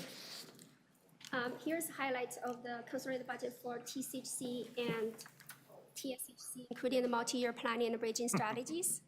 The operating budget is balanced budget to protect and sustain our current service levels. The total revenue is $749 million, with an increase in the city investment of $73.6 million, including the $40 million increase in the base funding, as well as the $33.6 million one-time funding, as well as the revenue increase of $10.2 million, mainly due to the residential rent revenue increase. On the gross expenditure front, it's $749 million, an increase of $49.9 million compared to the prior year, which is primarily driven by the cost pressures of $19.9 million net increase of salary and benefits, and $22 million net increase non-discretionary of the non-salary inflation, including service contract rate increases, utility increases, mortgage P&L, and also insurance premium. On the approved positions comparing to 2023, both organizations combined, we only ask for 4 net increase of 4 positions, primarily to drive the staffing complement requirement per the city council Sorry, direction. I'm gonna have to interrupt the presentation because we have lost our audio from this room again. And the last time we did, one of our members, Councillor Morley, lost it as well, not just the YouTube, so we gotta get audio sorted. I have to keep that question in my mind until they come back.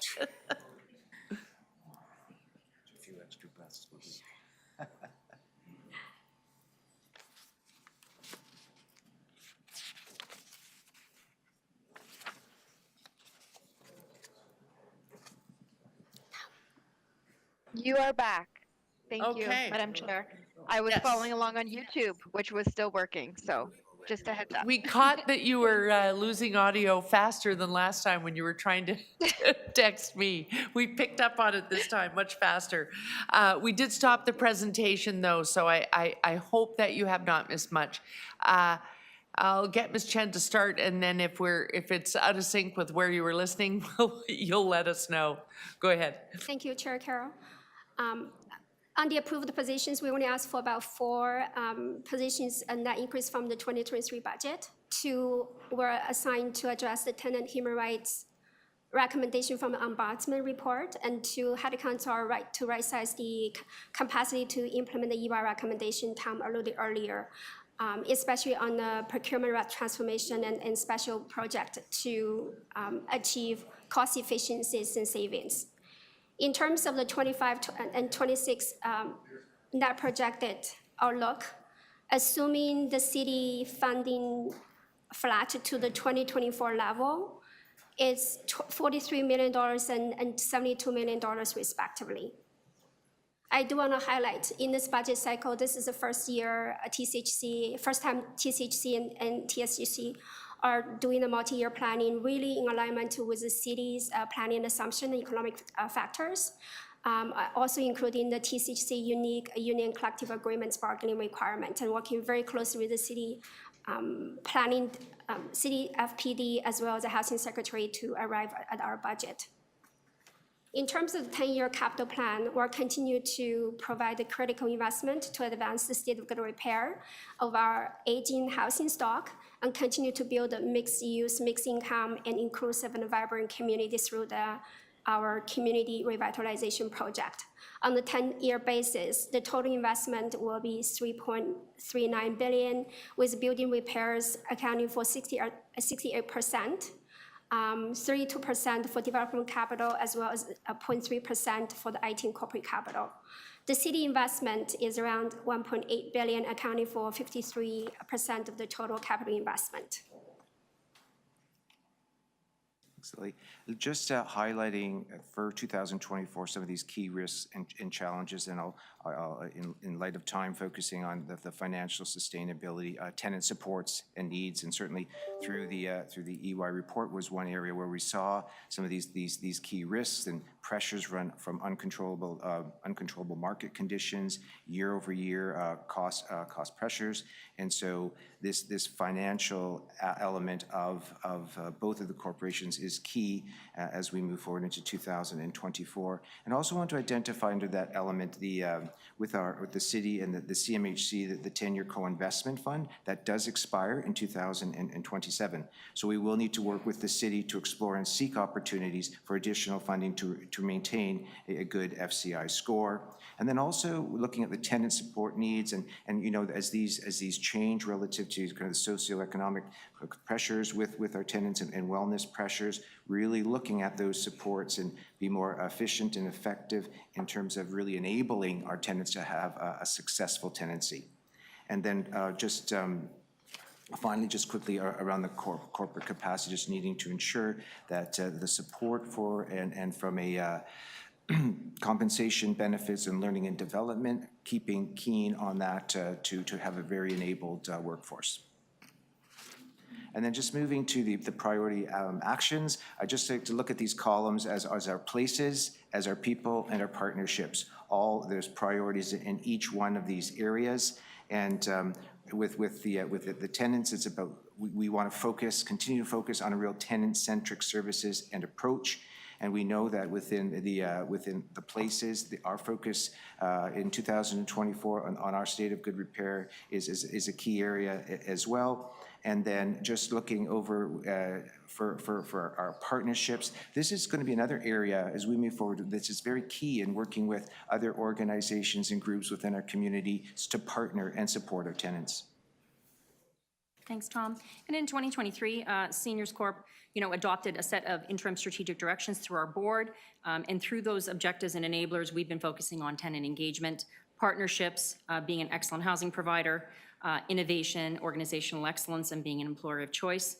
We are focused on establishing and stabilizing our corporate functions and continue to partner with both TCHC on the capital side and with our partners in the communities who are providing key supports that underpin our model.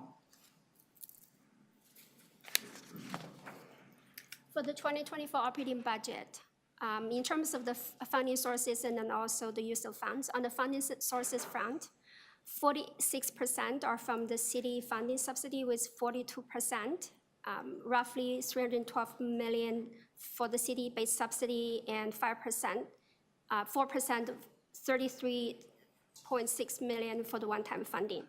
On the residential income for both RGA and market is around 48%. Other income sources 5%. It is critical to have a stable and effective sustainable funding model that represents both TCHC and TSHC mandate and also operational environment to sustain the current service levels and ensure the adequate tenant services support and community safety and well-being. In terms of the use of funds, out of the $750 million, $309 million, roughly 41%, are invested into the frontline operations. The rest, in terms of the fixed and semi-fixed non-discretionary cost of 43%, including utilities, mortgage, P&L, and property tax. We also have like a one-time Swansea Mills carrying cost of around $2 million pending the demolition permit approval from the city. Here's a detailed breakdown of the net operating budget. The year-over-year change was total revenue increase of 7.7%, of which 70% increase of the city's subsidy investment to offset the non-discretionary inflationary pressure, the cost escalations, as well as the 2024 recurring cost pressures, which were one-time funded in 2023.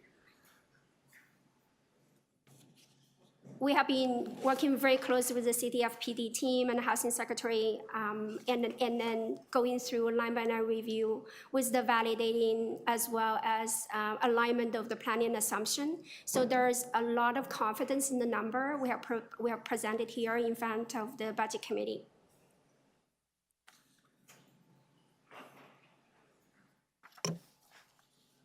On the expenditure front, the year-over-year change of $51 million or 7.4% increase primarily driven by the following cost drivers.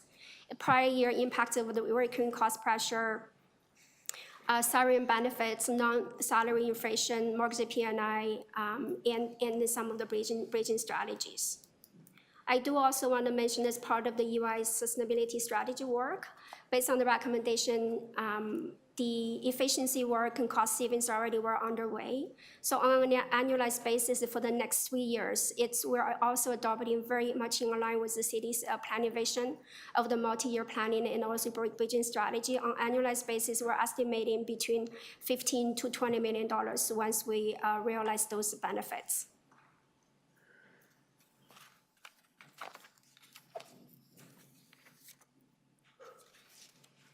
The capital assets to deliver our services. Across the portfolio, our asset value is around $14.2 billion with 58,000 public housing units, 2,100 buildings from TCHC and 83 buildings from Toronto Seniors Housing.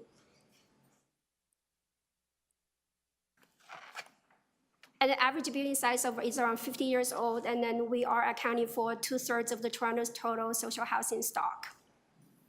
Within our buildings across the entire portfolio, we're housing 89,000 residents with the average age of 37 years old and 41,000 households, with an average tenancy of 11.8 years.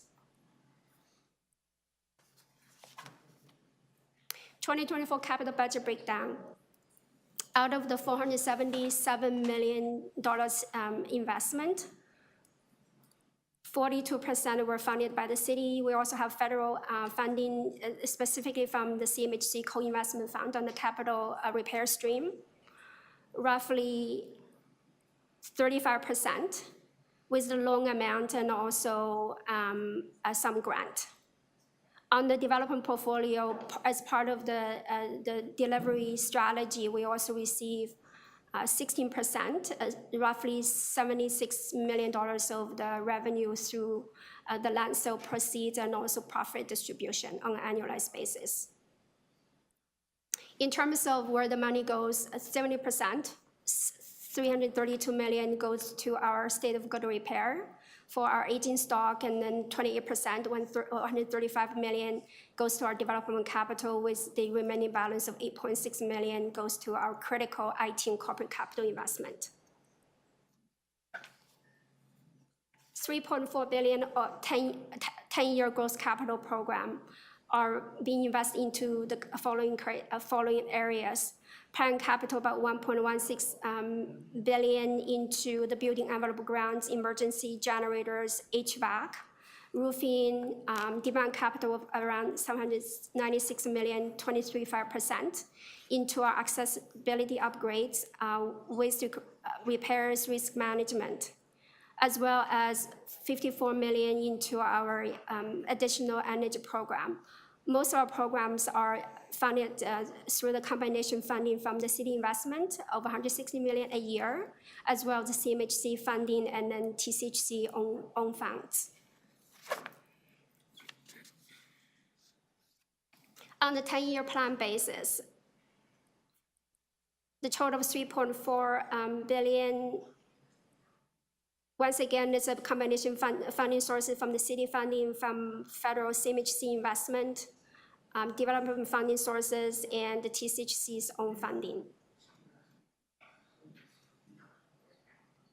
Where the money goes, it's pretty much the same as the annual capital budget breakdown.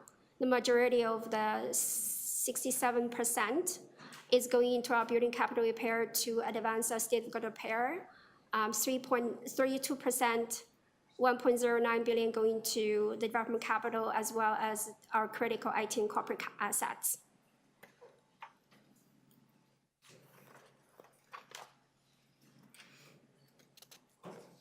State of good repair backlog. The backlog as a percent of asset value from 2024 to 2023 will be improved, starting as of 13.9% to 12.4%, which is a milestone when the National Housing Co-Investment Fund will end.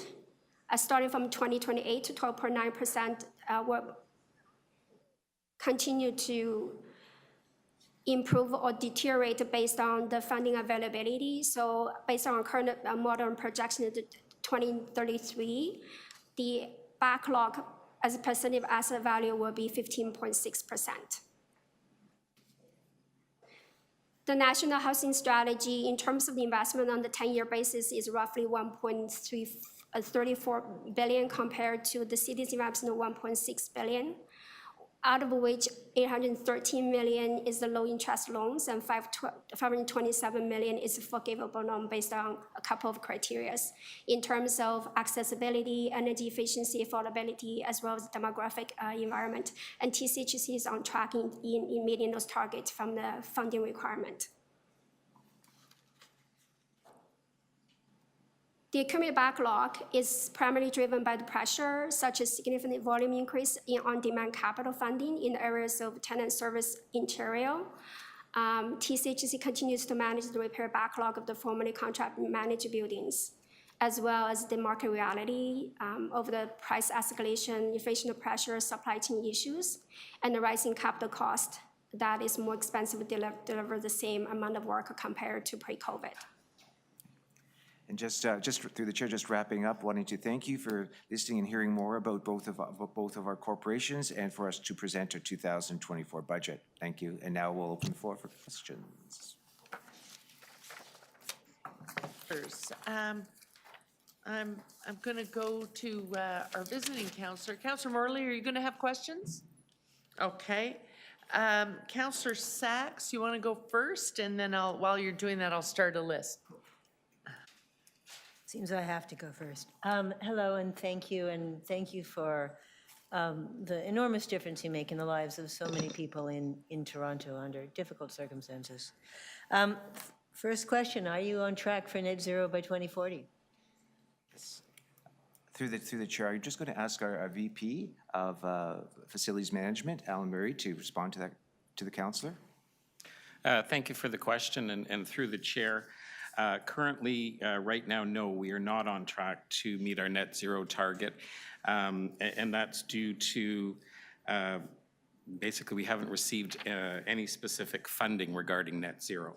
So we have completed high-level costing, and we know that to convert our portfolio to meet the 2040 target, it would be approximately $5 to $7 billion, so probably around $6 billion. Right now, we have a study underway that's almost completed where we are breaking our portfolio down into archetypes to understand exactly what we need to do with each building type, and then that'll help us further align our costs and refine them to get a further detailed budget on it. On a more positive note, though, I can say where we're doing projects today where we can align them with the net zero strategy, then of course we do that. Right, now on slide 16, you indicate that 1.6% of your capital is spent on energy and water upgrades. Have you evaluated, given that you're a long-term operator and so future operating costs are going to come out of your pocket, have you evaluated what percent investment in energy and water conservation and renewable energy would reduce your total costs going forward? Through the chair, we haven't done that specific calculation. We do review when we're doing our, our water efficiency programs and our waste reduction and things like that. We do evaluate the impact that it will have on reducing our utilities, of course, because that's one of our largest expenses that we do have. Right, but my point was the other way. If you started by saying we want to minimize our long-term costs, what amount of investment do we need in our buildings? Can you answer that? Through the chair, no, I don't have that answer. Okay, will you be able to answer it by next year? We can certainly undertake to take a look at that, absolutely. Okay. Second question is about safety. I mean, I know you say you consult your tenants, you hear their voice.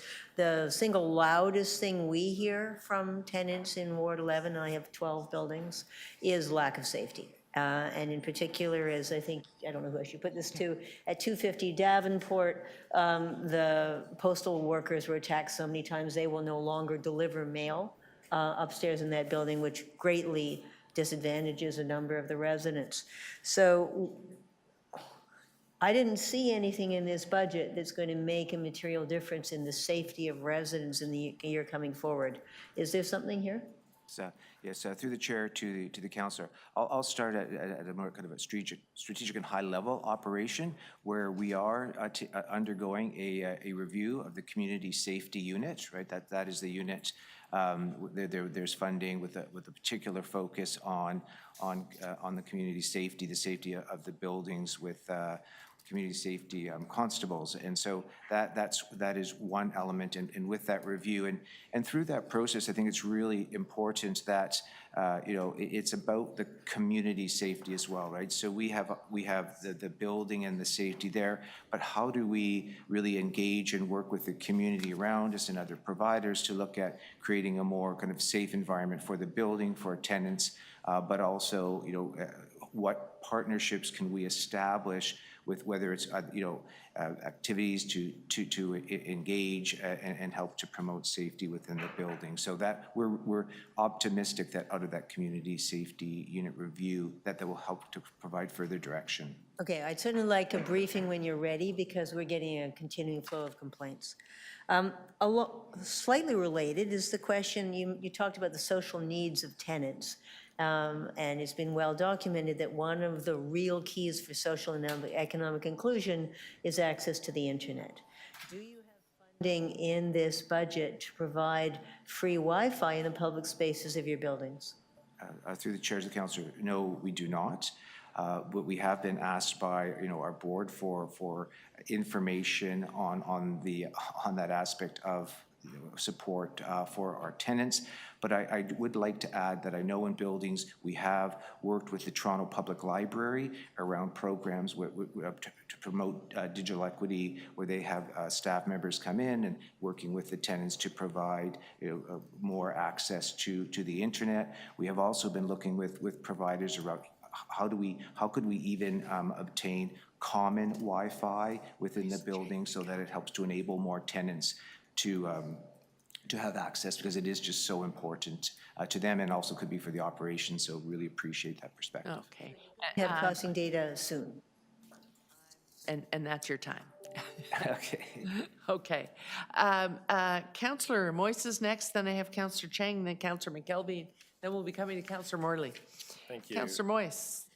So considering that, through you, Madam Chair, considering that the budget for TCHC and TSH is combined, what mechanisms are in place to determine each organization's priorities, and how are we ensuring that each organization priorities are fair?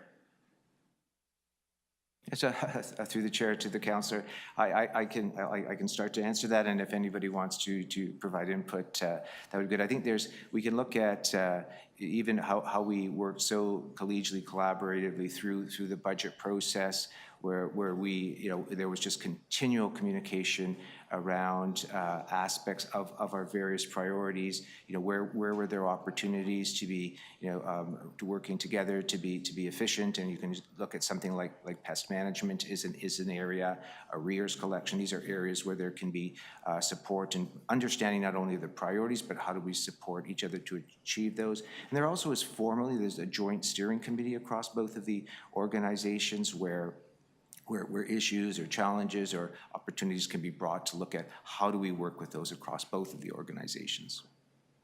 Okay.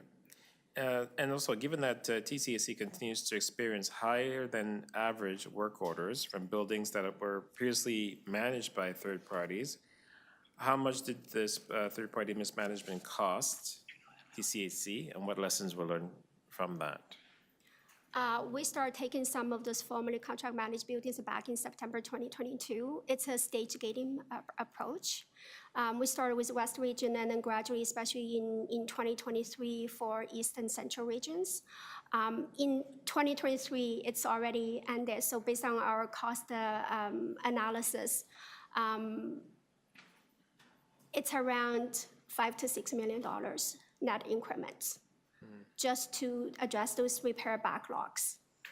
And in 2024 budget, we've done detailed data analysis based, especially looking at the key areas, for example, the plumbing, the doors, interior maintenance and external maintenance, as well as the work orders, primarily driven by our tenants. We've estimated, used the actual spend in 22 and 23 as a proxy, around $2.85 million to address those. Having said all that, it's the backlog, and as we start addressing them, we will bring those building state to be very comparable to our direct managed building standards, as well as truly to address those health and safety concerns brought up by our tenants. We do foresee the cycle is roughly 4 to 5 years. Okay. We can stabilize those buildings. All right, and Swansea Muse. So I was reading the report. It says that it costs $2 million for ongoing safety measures until demolition. Instead of spending $2 million to secure an occupied building, can we not expedite the demolition and save $2 million? We have been working very closely with City Planning Department. We have already submitted our demolition permit. We're just working, yeah. Okay. And customer service, how is the budget allocated to ensure positive tenant experience in TCHC Tenant Hub Center, call center, and online services? So, through the chair to the councillor, I will ask Nadia Gouvet, our VP of Chief Operating Officer, to answer that question. So through the chair, thank you for the question. The focus in the 2024 budget was maintaining service standards and service levels, and so we're committed to working with our current staffing to provide additional training and supports. We're starting with our tenancy management team, specifically around rent collections and supporting tenancies in our building, and we will be rolling out to our call center and dispatch centers to provide additional customer service training. Okay, so I have a little bit of time left. Are there any long-term strategies in place to achieve self-sustainability for TCHC and TSH, given the reliance on city and government funding? So, through the chair to the councillor. So when we look at the what was prepared for the EY financial sustainability plan, they do articulate for us what could be some of those kind of longer-term strategies around that sustainability. And when we just want to get to some of that information more specifically, so they identified in the area of procurement some of the immediate work that we can do, but longer term, how we procure contracts, who we procure those with, larger, greater efficiencies with procurement groups. They also talked about the possibility around a charitable foundation. Other housing providers have done that, and so what are the opportunities there? And then also they focused, we have work which we can start, but also it will take longer term around areas such as arrears, how that could help with the sustainability of the organization. So within that report, there are definitely areas that we can work on for to support us longer term. Thank you very much for those questions. That was your last question. Yeah, thank you. Yeah. Okay. Councillor Chang is next. Through the budget chief, I heard you say that there's going to be a safety review. Is that a review of the special constables that are currently engaged in supporting the community? Through the chair to the councillor, that it's more comprehensive. That is just one element of that. So we are hopeful that it will also speak to what are the opportunities that we can partner with and achieve for better safety. And currently, what percentage of the budget or how much is allocated for community safety measures? While you're looking that up, is there Let me pull that up. is there a possibility that because currently when I haven't met with special constables, they're patrolling, but they're not filling a role like neighborhood community officers do. Is there potential that the special constables could be engaged in a way that's not simply reactive, but preventative in the way that neighborhood community officers are? Through the chair to the councillor, my understanding with the constables is that it isn't, yes, it is reactionary, but also they do try to build that rapport and build that presence in the building, and that support simply isn't reactive. And whether it's through They're waiting for a number. Whether it's through the events within that building or the presence, right, there is work to beyond simply that reaction. So when you ask TCHC, you say, what are you? The answer will be, we are a landlord. But oftentimes the activities that are necessary to do the work are more related to social supports. Example, setting up tenant associations, helping people avoid eviction, facilitating extreme cleanups. But when we look at the budget, how much of the funding allocation is assigned to fulfilling that role? That's another number. So there's two numbers. One is security and one is the top of my head, the yes, social support aspect of being the TCHC landlord that you have to fulfill, even though it's not technically, officially what you're defined as. Well, I mean, through the chairs of the council, and we will get those numbers for you. Okay, sure. But I just want to be emphatic that it is just not about, you know, a housing product. It is about those supports. That's what you need for deep affordability, absolutely. And I wonder if there's any cost sharing or programs that could be worked on with SDFA to, especially when I had a brief window of time on the board with JAG at TCHC, we had talked about dreams about youth programs and some kind of work in the youth area. And is there a budget that's being allocated to developing that? Yes, through the chair to the council, there are dollars. I don't know if we can get those once again, but there are youth programs, right, at Toronto Community Housing for the various complexes. I can speak specifically to Toronto seniors when I'm there, going back to, there was a partnership formed with this is around how to better address those tenant needs, senior needs. There was a partnership with Baycrest and the Ontario Health teams in the Northwest Quadrant, and where their staff come to buildings and help to support from a spectrum of wellness needs. And so it is definitely, there's definitely more that the organization can do around these partnerships and kind of greater integration, I would say, within our system, but then also optimizing the resources that we have and that the city has supported us in for tenant engagement. I have those numbers. Oh, wonderful, Through the thank you. chair to Councillor Chen. So for CSU, on an annualized basis, roughly $42 million. So that's 20% of our operations division's budget. And on the total expenditure basis of our $750 million is roughly 5.6%.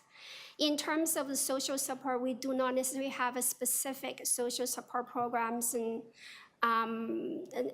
services embedded into our budget. If you look at the broader basis, providing support to our tenants from our tenancy resolution office, engagement refresh, our program partnership, those three program areas combined is roughly $10.3 million. That's 5% of our total divisional budget of 215. It's a much slower percentage compared to our total operating expenditure of $750 million on an annualized basis. Thank you. Okay.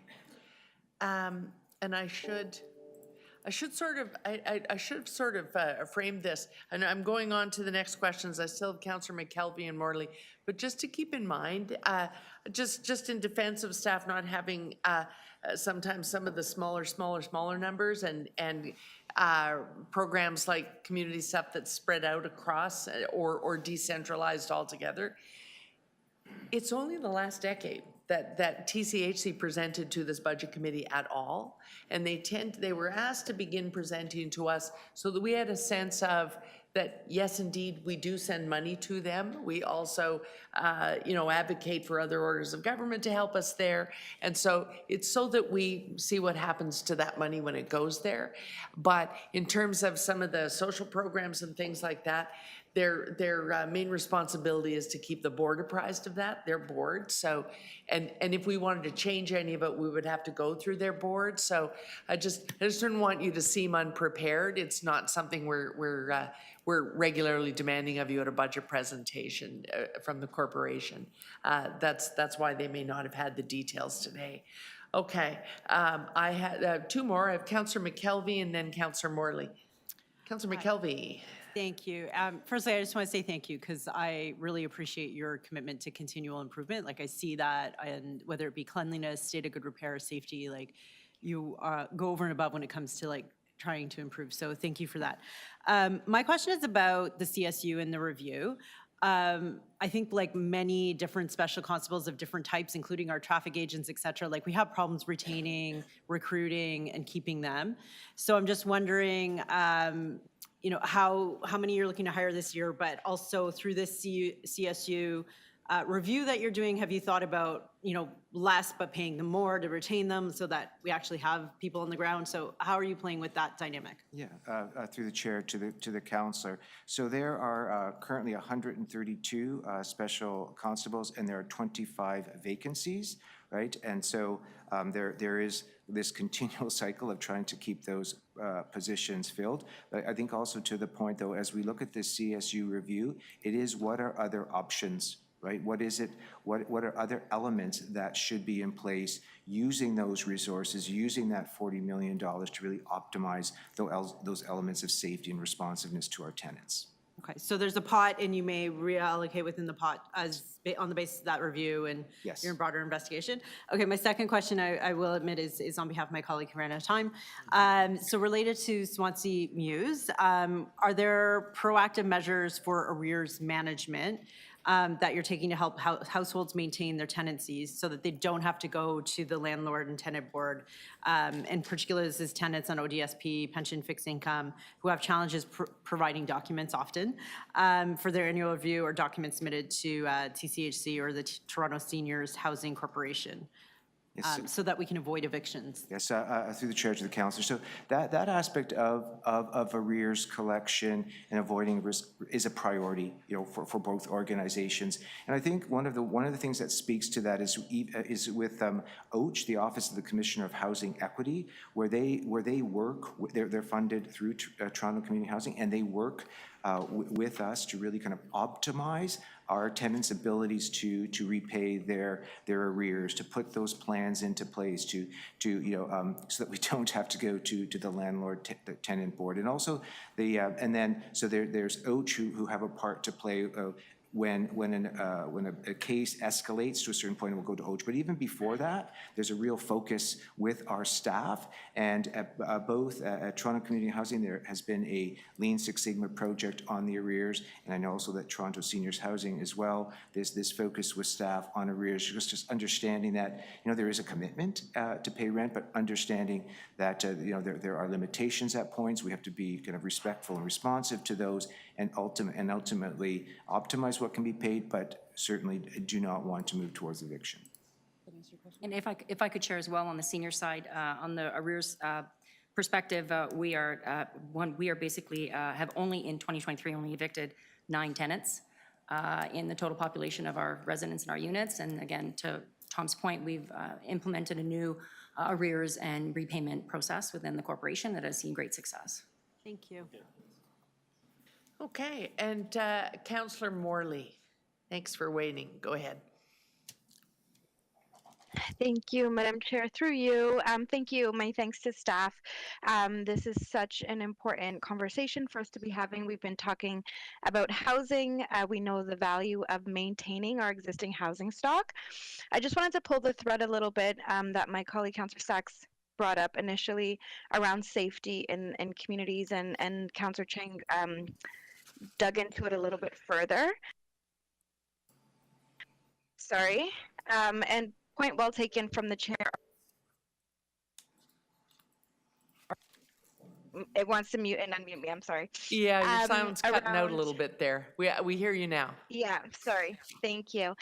Around animating the existing spaces within TCH in support of the tenants. I know that there had historically been a lot done, and in fact, the buildings were built intentionally with community space within them.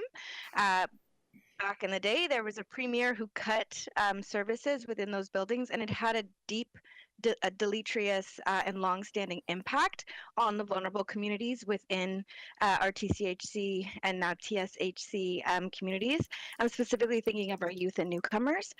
So I just want to really highlight, I think, the value of seeing a line item in future budgets and as we move forward around how we are animating the spaces within these buildings in support of capacity building and empowerment of tenants. And again, that's a separate conversation. So I guess it's less of a question and more of a comment for consideration as we go forward. But I think when we talk about community safety, this aspect of it is critically important for us to spend a lot of time and resource appropriately through the budget processes. So I will leave it at that, Madam Chair, and thank you for allowing me to comment. Okay. It sounds like it was a rhetorical question. Do you want an answer? Okay. I just have a quick question of my own, and that's around revitalization. I had to ask how it's shown in there, because I worry sometimes when people see a chart and it says $1 billion in the capital program for revitalization, and you go, oh, I thought this was going to be covered. You have to keep going to where does the money come from to find the private sector's money going in. But I'm just wondering where that program is at right now. Are the programs that we see in the capital program now a few large revitalization projects? Or is that a lot of design of a next phase? What's the sort of breakdown there? Yeah, through the chair, I'm going to ask Jessica Huss, our interim Chief Development Officer, to respond to that. Thank you, Chair. It's a great question. Within our existing capital budget, there are a number of key steps associated with our projects. There's construction-related costs associated with the implementation of our ongoing revitalization. So communities like Regent Park, Lawrence Heights, Don Somerville, and Alex Park are all the construction budgets are included within this amount within the 10 years. There's also future planning costs associated with some of our newer communities that we're looking to bring on stream as well. That's what I was wondering. So there is still funding enough that we actually have an outlook to move on with, as those ones are completed, there is a future phase. The pre-development costs for our future revitalizations and next phases are also captured in this 10-year. Okay, perfect. That's my only question. So I think we are done. Thank you very much. Thank you. Yeah. Okay. We must be getting better at this, because no nervous TCHC board member came running into the room to make sure that we weren't mean to TCHC. So we must be doing something better.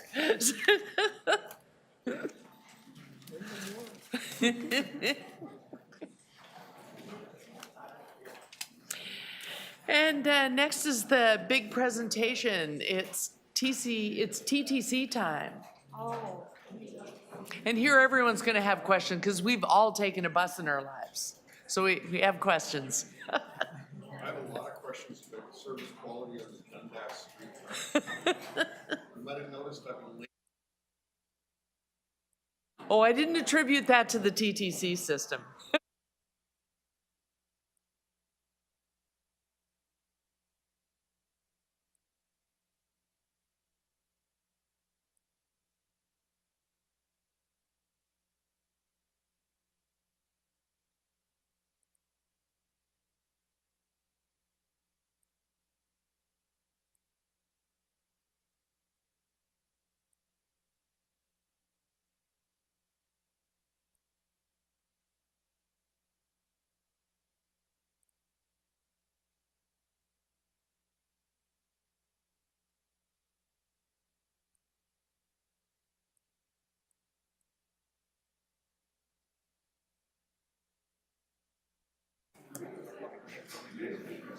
And if we could clear the room, it is after 4, so I'm councillors and councillors staff members, you're welcome to go outside to ask questions. We're moving on.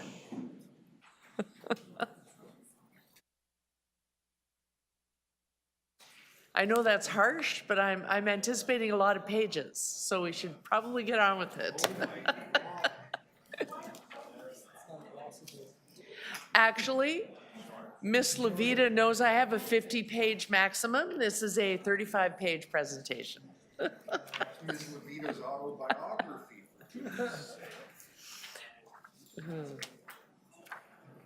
Okay. Sorry.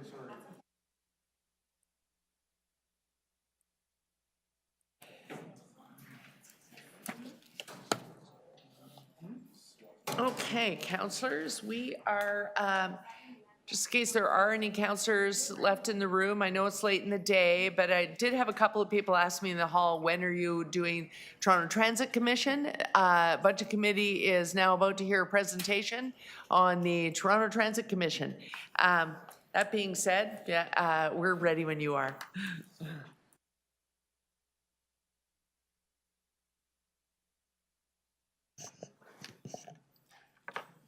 So good afternoon, everyone. Thank you, Chair, members of the committee, and outside councillors and colleagues. We're here today to present to you the 24 budget for the TTC. And with me, I have some staff. John Montagnese, who's our Executive Director of Finance. I have Eric Frank, who's our Manager of Performance Reporting. And behind me is our Director of Capital and our Acting Manager of Operating. We're hoping Mr. Leary can join us. He's trying to, so if he can, he will. If not, he may be unable to send his apologies in advance. And one of the councillors who asked me was the chair of your board, so he may still show up. Okay. All right, so we'll begin. Okay, so TTC's mandate, of course, is to establish, operate, and maintain the local transportation system in the City of Toronto. We provide a safe, reliable, and efficient and integrated transit network for those who live, work, and visit Toronto. And we play a central role in providing and improving mobility that connects diverse communities of Toronto to employment, leisure, social, and economic opportunities. Some of the work that we're doing with the University of Toronto's mobility network, where we're actually quantifying the benefits of transit. Clearly, there are benefits from the investment of transit and the TTC, including economic quality of life and environmental benefits. And the preliminary findings to date says that a dollar invested in TTC results in a return on investment of $7 for every dollar. Next slide. So we have two major services, conventional service, which is integrated. As you can see, the routes that are provided by the different modes. We have our Wheel-Trans service that is our accessible transportation option for persons with disabilities. And of course, these services are pretty much offered on a 24/7 basis. Okay, so just some highlights on our 24 operating budget. There is no fare increase with an attention sensitivity, I guess, to affordability challenges. The 23 fares continue into 2024. We also have almost $38 million in affordability measures, of which about $13 million are from efficiency measures, as well as some bridging strategies to help mitigate some of the financial pressures that the city's facing. And that represents about $195 million in savings we've seen since 2019. So we are on a trajectory to return service. We're maintaining our 95% that we did in year to meet customer demand, moving up to 97% by the fall of 2024. We're preparing for the opening of Line 5 and Line 6. That's based, of course, on Metrolink's confirmation. But we are now fully implementing the bus service replacement in Scarborough given the Line 3 decommissioning. New investments in here are our key priorities are focusing on safety, security, well-being, and a people strategy. And so there is $26 million in here to sustain the program that we've put in place in 2023. And so it's really to fund it on a full year basis, as well as $1.6 million to begin a program around employee engagement, health, and well-being, and particularly focusing on mental health. And finally, while we are still impacted by COVID, what this budget does, of course, is the COVID impact is being absorbed by the property tax base, which is a 28% increase on this budget. It also includes $175 million in provincial funding coming out of the Ontario-Toronto New Deal. Next slide.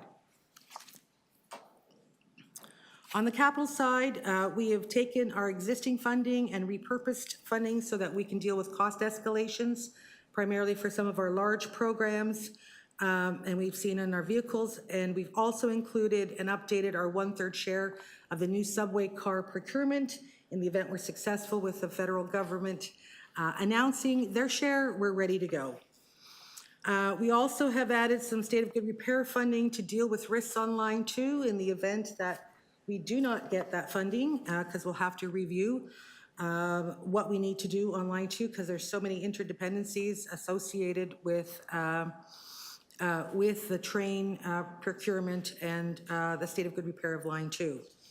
This budget continues to deliver on our fleet procurements, and I think in the budget notes, it highlights how many we've received so far of our hybrid. We're procuring our 340 E-buses, on the basis that we received funding in 2023, federal funding, to help do that. So that's ready, that's on its way, and we've started to receive our 60 new streetcars that are now in service. Finally, we're advancing our work on our major capacity improvement projects. As you know, Bloor Young is a priority project funded by all 3 orders of government, and we're doing the early works on line 1 and line 2. We've established a steady state program for cybersecurity so we can maintain our cybersecurity posture. And finally, we continue with our business transformation program. So to the numbers, what we can see here is that the operating budget on a gross basis is $2.56 billion.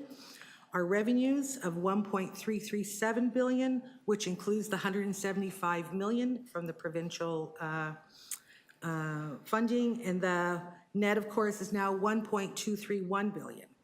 And so that demonstrates the absorption of the COVID impact on the property tax base. On the capital side, our one-year capital is almost $4 billion, 12.4 on a 10-year basis. And we look at the debt and the recoverable debt combined, they total $6.6 billion, which represents 67% of our total capital funding. So moving to our risks and challenges, on the operating side, of course, we still continue to be impacted by the structural hybrid models, and that is keeping ridership overall below pre-pandemic levels. However, we do know that, and I'll show you where we're seeing exceeding demand. And there are a series of things that we're doing to try to get ridership back. And in 2024, we're also focusing on a non-fare strategy to maximize non-fare revenue. This budget, which addresses much of, has investments to address the safety, security, and well-being, is our key investment, and it results from the work that we're doing in the system. Cost escalation is quite huge, and we've taken various actions that are listed here to help mitigate against some of those costs. On the capital side, our inability to increase investment around SOGR obviously further deteriorates our assets, putting the system reliability at risk. Our infrastructure is 1 to 100 years old, much past its useful life. And so we are trying to maximize our existing funding sources, and are hoping that with the extension of the City Building Fund and the introduction of Permanent Transit Fund, that will help assist. Our ability to sustain our bus service while meeting net zero, I know that's a question, is impacted by the fact that our base program is largely unfunded, and this does not account for transform TO requirements beyond that. And as we all have heard, that the partial funding that we have for our trains is a risk because there are so many interdependencies that impact Line 2. And so this is something that we've done some mitigation around, but as I said, we have our 1/3. And finally, we do have some funding sources that potentially are at risk. Next slide. So for 2024, our priorities investments really focus on service, safety, and people. We have a 5-year draft corporate plan, and we have set out certain outcomes. And so the priorities that are before you are guided by these 4 major pillars that focus on fostering a highly engaged, diverse, and skilled workforce. And these initiatives are really primarily to deal with the people strategy. Our second one is around safety and reliability of our service. And so that is around focusing our attention on the service demand, on performance, and on safety in the system. Our third is really around ensuring that we are prepared for service expansion and innovation. And so it looks to various initiatives in the short, mid, and long term to help support that and provide that capacity. And then finally, we continue to transform to support both fiscal and service sustainability. Okay, off to our operating budget. Next slide. So as I mentioned, it's about $2.6 billion. If we talk about where the money comes from, I'd just like to point out a few key points here. So the city funding of $1.23 billion, as noted before, it now represents 48% of our total funding. The provincial funding deal, which is 2 down, represents 7%. Had you seen this slide last year, we would have had anticipated relief funding of about 15%. And essentially what's happened is that 7% has now been replaced by the provincial New Deal, and the other 8% has been transitioned over to city funding. Passenger revenues continue to be the same as it was last year. So where does the money go? Essentially, it's 69% is salaries and benefits, most of it being our staff. Our materials and supplies and service rent really is to support service and has things like parts and diesel and such that's used to support that service. Next slide. So there are really two key drivers that we use in establishing our operating budgets. One is service demand and the other is revenue ridership. And so based on our 23 experience, we have set our service demand scenarios. There's a high and a low. That's represented by the red line at the top and the green line below. And then we establish our revenue ridership estimates, which is the dotted line in the middle. And so for 2024, we're anticipating revenue ridership to move from about 77% that we saw at the end of Q4 up to about 78 and finally to 80 by year end, and that's consistent with our fall experience. However, any further ridership beyond some minor projection of growth is constrained by hybrid work periods. So when we look at our boardings, which is essentially what we deem as our customer demand, we've provided you with an average of the last quarter of 2023. And you can see in the right-hand columns. Sorry. It's okay. Is there a problem? For a minute there, you had a Vanna White, but it was negative in nature. We'll address it later. Sorry, Ms. Lapita. Okay. So what we're seeing on our customer demand is essentially boardings, which is both identified kind of weekday and weekend, anywhere from about 86 to 100%. And then you can see by the various modes, and particularly on bus, where we're seeing the higher than pre-pandemic demand. So you can see that there's variation depending on the week. When you turn to the next slide,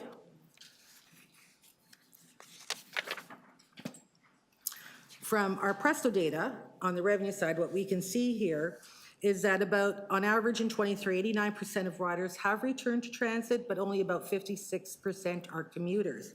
And if you look at the bottom, what it's essentially showing you is that those who travel 1 day, 2 days a week, or on weekends only, exceed 100% by quite a margin. Whereas 3 days per week is under 100%, and those that are commuters riding 4 to 5 days is only at 56%. Next slide. So as reflected in our board-approved service plan and informed by extensive public consultation, for 2024, our service is moving from an average of 95% that was based on the fall of 2023. And you can see in the middle, there's a box that lays out how that's distributed by mode, up to an average of 97% by the fall of 2024. We are also working with the city to explore other opportunities where we can have faster, more reliable service.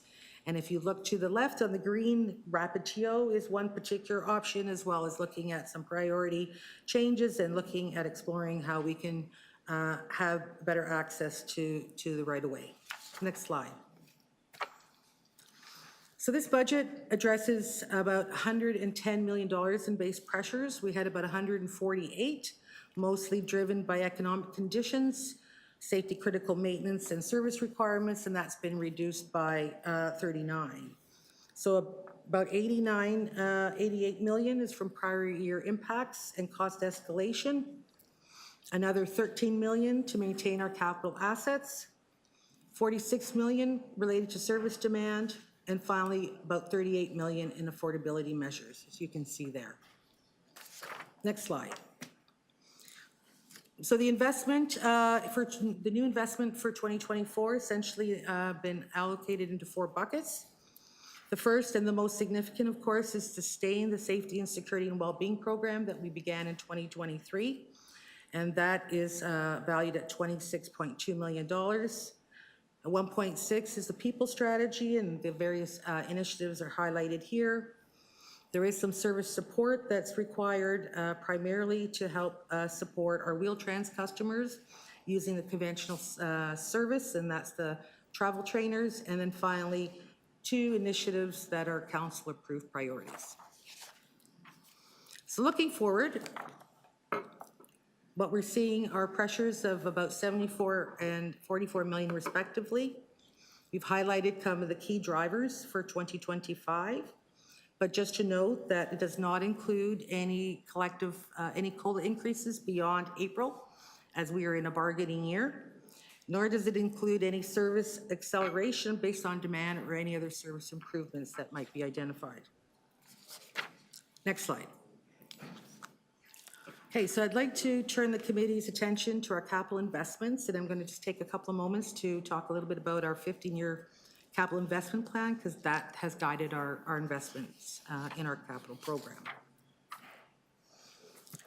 So we have about 25 billion in capital assets to help deliver our services, and I know it's key to understanding kind of the scope and scale of our assets, but also I think at the end of the day, it's really important to emphasize that it's really these assets that ensure that we have a safe, reliable service today and in the future. Next slide.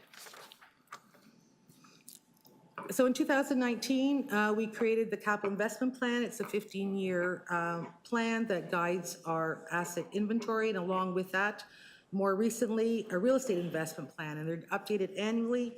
They identify our needs, interdependencies, what's funded, not funded. It provides us with a focused roadmap around needs and timing, lays out our investment priorities, and with this, we've been successful in getting funding commitments totaling about 10.6 billion since inception. So for 24, we've refreshed it. We have matured it along the way. We identified what we call investment programs that focused on integrating interdependent projects and use that to help assess our priorities. It was based on 4 programs, 3 modes and 1 for state of good repair. But for 2024, we've integrated the state of good repair by mode. We've reorganized a few at the bottom, and the new one that we've added is a investment program for Transform TO. So just to give you a sense of what the 15-year outlook is, it's about $48 billion, of which half of it by mode you can see on the left is for subway purposes. By project category, almost half is for state of good repair and legislative purposes. And you can see below by the various investment programs what portion is funded and not funded. The portion that is funded, which is 12.4 billion, is essentially our capital plan, while the balance of 35.5 is not, and that represents 74%. So let's talk about the capital plan. So this lays out our 10-year capital plan by the various groupings that we have. This is the funded portion of our CIP, our capital investment plan. And so you can see the larger requirements are identified really in the top row, and our other requirements are on the second row. While they might be of less value, they are equally as significant as they provide really the backbone of the system and are equally important to ensure reliable operation of the system itself. Next slide. So as I mentioned, the capital plan's 12.4 billion. Pretty much the city building fund is the primary funding source along with debt. If you bring those two together, the first and third row, they represent 67% of our funding sources, where provincial and federal funding combined represent about 1/3 or 33%, with development charges and other sources being there. But at risk here, as I mentioned earlier in our challenges, is the gas tax in terms of potential future consumption, and of course development charges as the review is being done regarding Bill 123. 66% of the capital program is allocated to health and safety and state of good repair, whereas the final 1/3 roughly is for our service improvement and growth program. We also organize our capital plan by portfolios, and so you can see here the various portfolios we have on the 1-year basis. Our subway, streetcar, bus, and wheel trans portfolio represents about 52% of our spending. And on the right side, our major and ongoing state of good repair represents about 45. And those are similar splits that we would see over the 10-year period. And so on an overall basis, if you move to the next slide, when we plot that out, what we can see is that our major capital state of good repair, as we focus on that, is the blue line. And that includes a series of major projects, like our vehicle replacements, versus our ongoing state of good repair.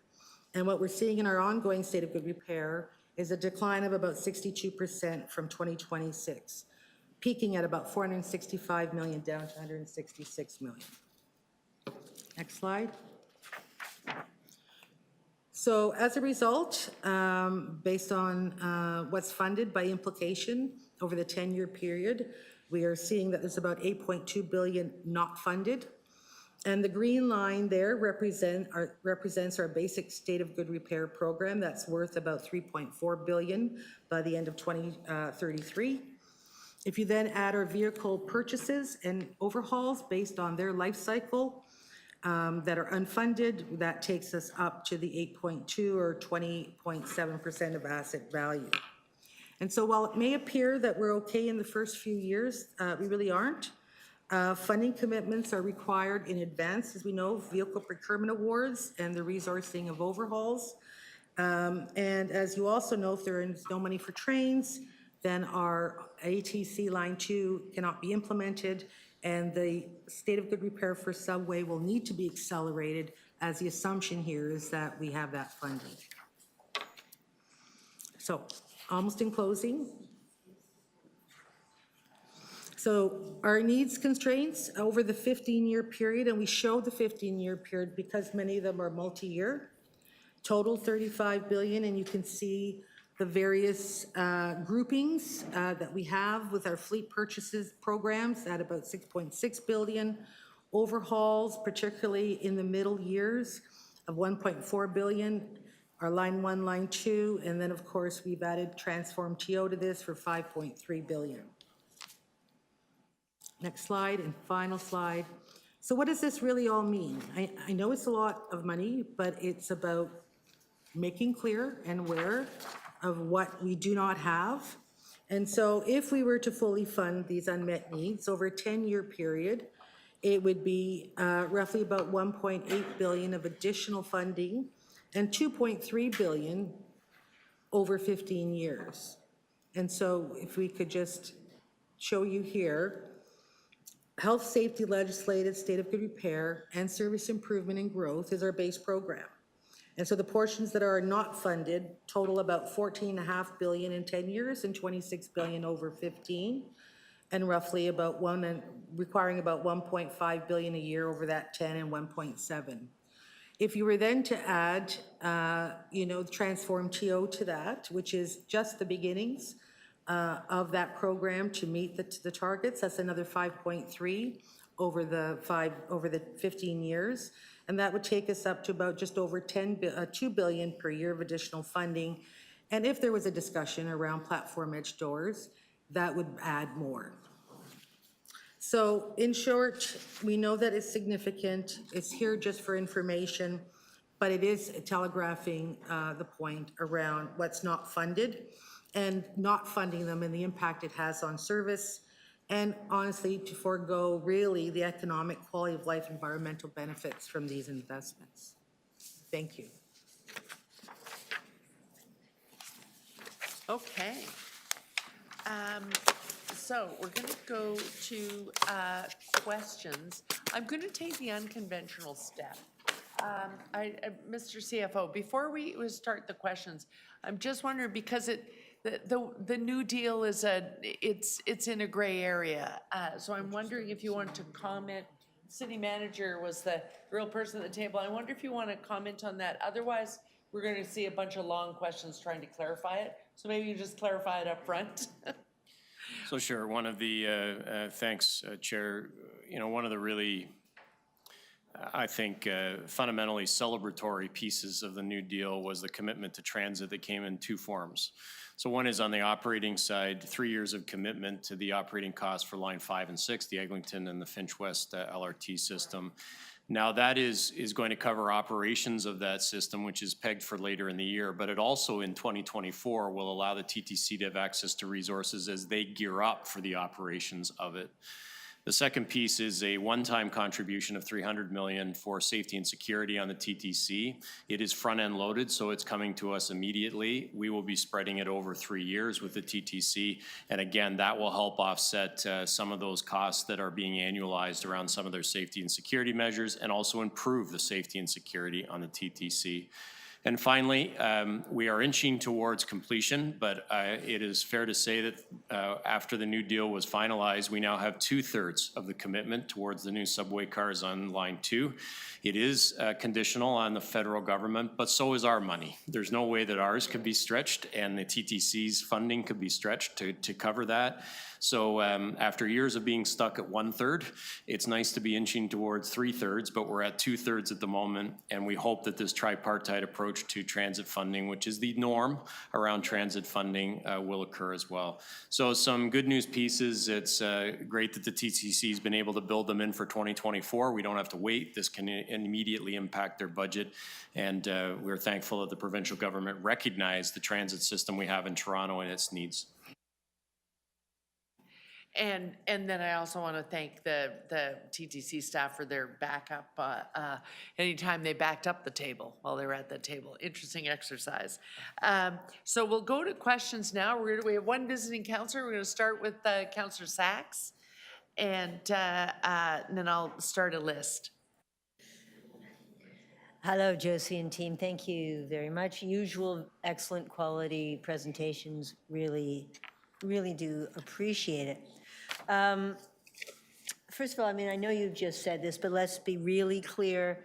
TTC would need billions of dollars to be on track for Transform TO, to be on track for net zero by 2040. You've said on slide 31, $311 million a year. That mostly has to come from the federal provincial government, so we're nowhere, right? So through the chair, yes, not only are we short on our base program, our fleet procurement, which helps us meet our target, then the Transform TO funding that we have placed in this budget only addresses getting to 70% of service on bus, not the other elements that are part of that. And so that would be over and on top of that. Right. So you need lots more buses, you need lots more electric buses, you need places to charge them. We need that for better service, we need it for cleaner air, we need it for all these things. And you will do it if we can get the money from the feds and province. Absolutely. Okay. I hope we can do that. Second thing is, I know you've budgeted for the Eglinton Crosstown to start operating for revenue service in September. Do you have reasonable confidence that that's going to happen? So through the chair, we obviously continue to work very closely with Metrolinx on the preparation. There's a lot of testing that's going on. That is for planning purposes, and of course will be subject to Metrolinx confirmation. Both Eglinton and Finch are in, deep active work. And so we need to have a posture ready that when, because there's a lot of ramp up that has to happen around our own training. So we're hoping that that's when it'll happen, but it's not ours to call. Right, but Metrolinx won't say. So my question is, do you have reasonable confidence that Eglinton Crosstown will be open in September?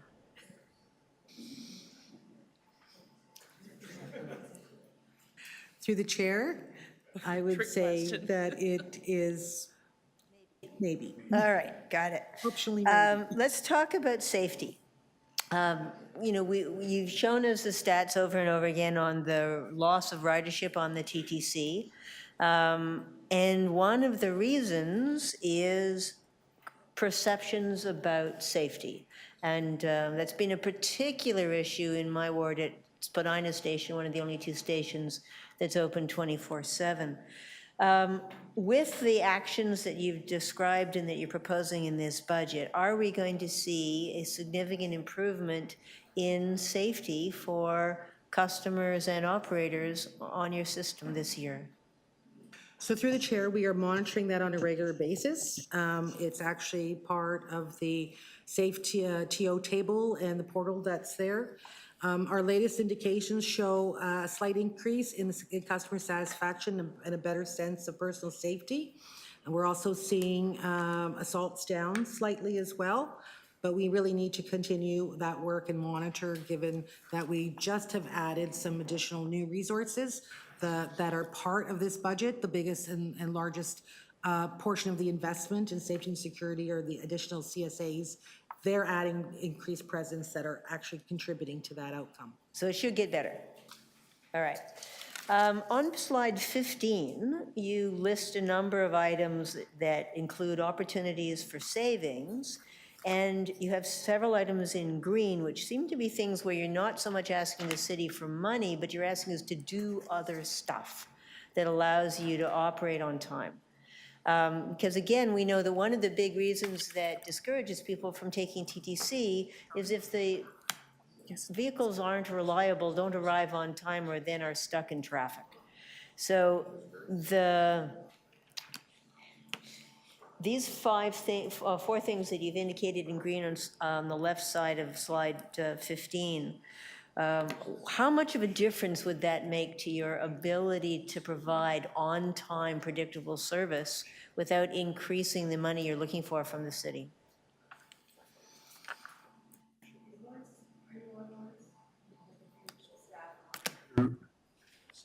Yes, we do have, do have the two members online. Here.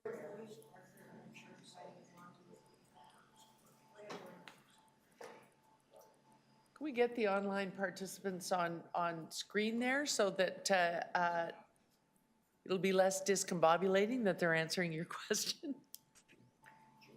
I can make out them on the camera. Yes, there they are.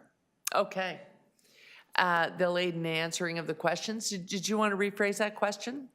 Sure. My question was, looking at slide 15, the four green items on the left-hand side seem to be suggestions about non-monetary improvements that you need from the city that would improve your ability to provide on-time service. So my question is, how much, what are you looking for from the city that would allow you to improve the reliability and timeliness of your service without asking us for more billions of dollars? Is your last. So through the chair, we've been working with the city on developing the surface transit network plan. As that was alluded this morning during the transportation services presentation, that report is going to executive committee later this month. We are also, a big important part is to make sure that our vehicles run through well during construction. So we are working with local councillors and with our communities to identify traffic restrictions, changes to those to make our services run faster. And we know that congestion remains a huge pressure on our operating budget in 2023 alone. That necessitated about 1% of our service just to adjust our schedules for congestion. So any little bit that we can do means more capacity and, more importantly, faster service, predictable service for our customers. Okay, I didn't hear a lot of that, but if we could get a list of what you need would be helpful. Thank you. Yeah, I'll remind my colleagues when an answer's coming from online, it's hard to hear, so we got to be quiet. Okay. Thank you, Councillor Sachs. Moving on to Councillor McKelvey. Thank you. So this year, you're looking to have 28% more from the tax base, correct? Now, on top of that, though, you also have 367 more people. So I thought the additional money, the main driver was the lack of the bailout money that we have this year. But it seems like the drivers is the hiring of new people. Like, I'm just not understanding how are we paying for these 367 more people? What are they doing? So through the chair, the 367 people are mostly service staff, right? Because we're increasing service. We're annualizing the impact of going to 95%, as well as going up to the 97% by fall. Most of them are operators. So how many did you have last year versus like percentage service last year to this year? Percentage of service? Yeah. We started at 91. Yeah. We moved to 93, and then by the fall, we went to 95. So this sustains. So going from 95 to 97%, so 2% increase in service is 367 people? That's correct, on a sustainable basis. That's a lot of people. Okay. How is the New Deal funding being used to enhance safety? And I want to say there's a discrepancy because the earlier slide said 100 and this said 75 for this year. what I saw up there. So do you want to correct that first? It's 175. Yeah, so the New Deal funding is 175 million in total. 75 million of it is associated with the openings of lines 5 and line 6, and the TTC can speak to that further. And then there's 100 million that was dedicated towards transit operations, and I can turn it to the TTC that can then speak around some of the safety initiatives. Okay, so maybe I just misread the two buckets over there. Okay, so then my question is, last year we knew exactly how many streets to homes workers were being added, how many MDOT were being added, how many special constables were being added. So what are those numbers for this year? Yeah, so through the chair, we have the same, so there's no change in the number of special constables, MDOT, outreach workers that are in here. The really big difference that we have for 2024 is the adding of what we call CSAs, or customer service agents, 130 across stations with supervisors. So that's increasing the visibility and presence in the system to deal with the issue of safety. We've also, I have 6 transit control dispatchers, because we now have dedicated communication into the system to deal with all issues in the network. And we have, I believe it's 4 janitors. We had outsourced that last year on a short-term basis, and that's to help with dealing with cleanliness in the system at key stations. And finally, we have 6 operators who are helping to support some of our transport buses in the work that we're doing with SSHA. And the province is amenable to that, to fulfilling the requirements of transit safety as they've outlined? Yes. Okay. And so why no more streets to homes or MDOT or special constables? The levels have improved such that no additional ones are needed? So our goal was to sustain what we had. We are also in the fall doing a full review of the entire thing. We really wanted another winter season to understand our experience and then to assess whether the right mix is there and what we need on a go-forward basis. Okay, has the safe TO table with police continued? Yes, it has. And do they continue to have a presence in the system? Yes, they do, and we actually have, they've identified a liaison that we work with closely at the police so that we can actually coordinate our efforts. And we also have, we're a part of an interdivisional table with SSHA and SDFA that meets monthly. What is the expected revenue from a 5-cent fare increase? I believe it's about $12 million net. That's for this year, and about 15 overall. Like if that was to be an April 1st effective date. Sorry, fares went up this year by 5 cents? Oh, no. Sorry, I thought you asked me what would a 5 What cent. would? Okay, Yes. but then you were saying effective this, I didn't know, Like you were it- just mean based on the ridership. If we were to implement one April 1st, Okay, got it. yes, it would be about 12 million. This, Okay. in 2024, 15 over to be annualized. So 15 in total. 15 annualized. Yeah. And then how has the city's contribution to TTC changed like over the past 5 years? So from last year it was 272, but I guess what was it pre-pandemic? So it's always been around 40%. Obviously, our fare box recovery was much higher, which is obviously pre-pandemic was an issue. So you can see in this budget, we're at about 48% in terms of property tax funding. And then my last question, I'll squeak in quickly. Has fare evasion improved, and how much do you think you'll lose this year on fare evasion? So we've just done a baseline piece of work that we are about to come forward with to understand. Has it improved? I would say not. But we have multiple strategies that we're working on that we'll be bringing to the board by March on how to address that. And roughly how much Very do you much. think it No, is? that- I'm She sorry, didn't that- give the number. She said she doesn't have it yet because she's working on a strategy that's gonna, I was listening.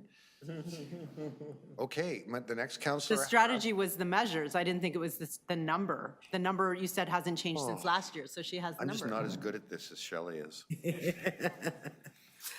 So we're working with our internal audit function to kind of land that number. We think it's about 13% fare evasion, which is roughly 1%, it's about $10 million. About $10 million a year. Thank you. Next, I have Counselor Moyes. Thank you, and through you, Mr. Vice Chair. So, and thank you for all the work that you do. As we recover from the COVID-19, hygiene and personal space are part of the question of safety.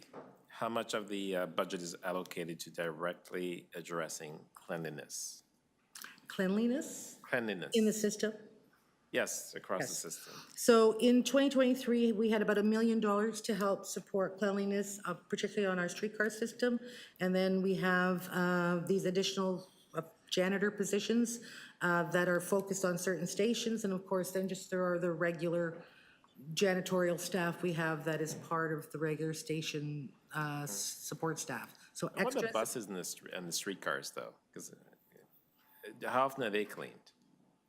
We're talking about regular systems, so they're cleaned daily, Once a day? once a day, and we've added midday cleaning on our streetcar system as a result of this program last year.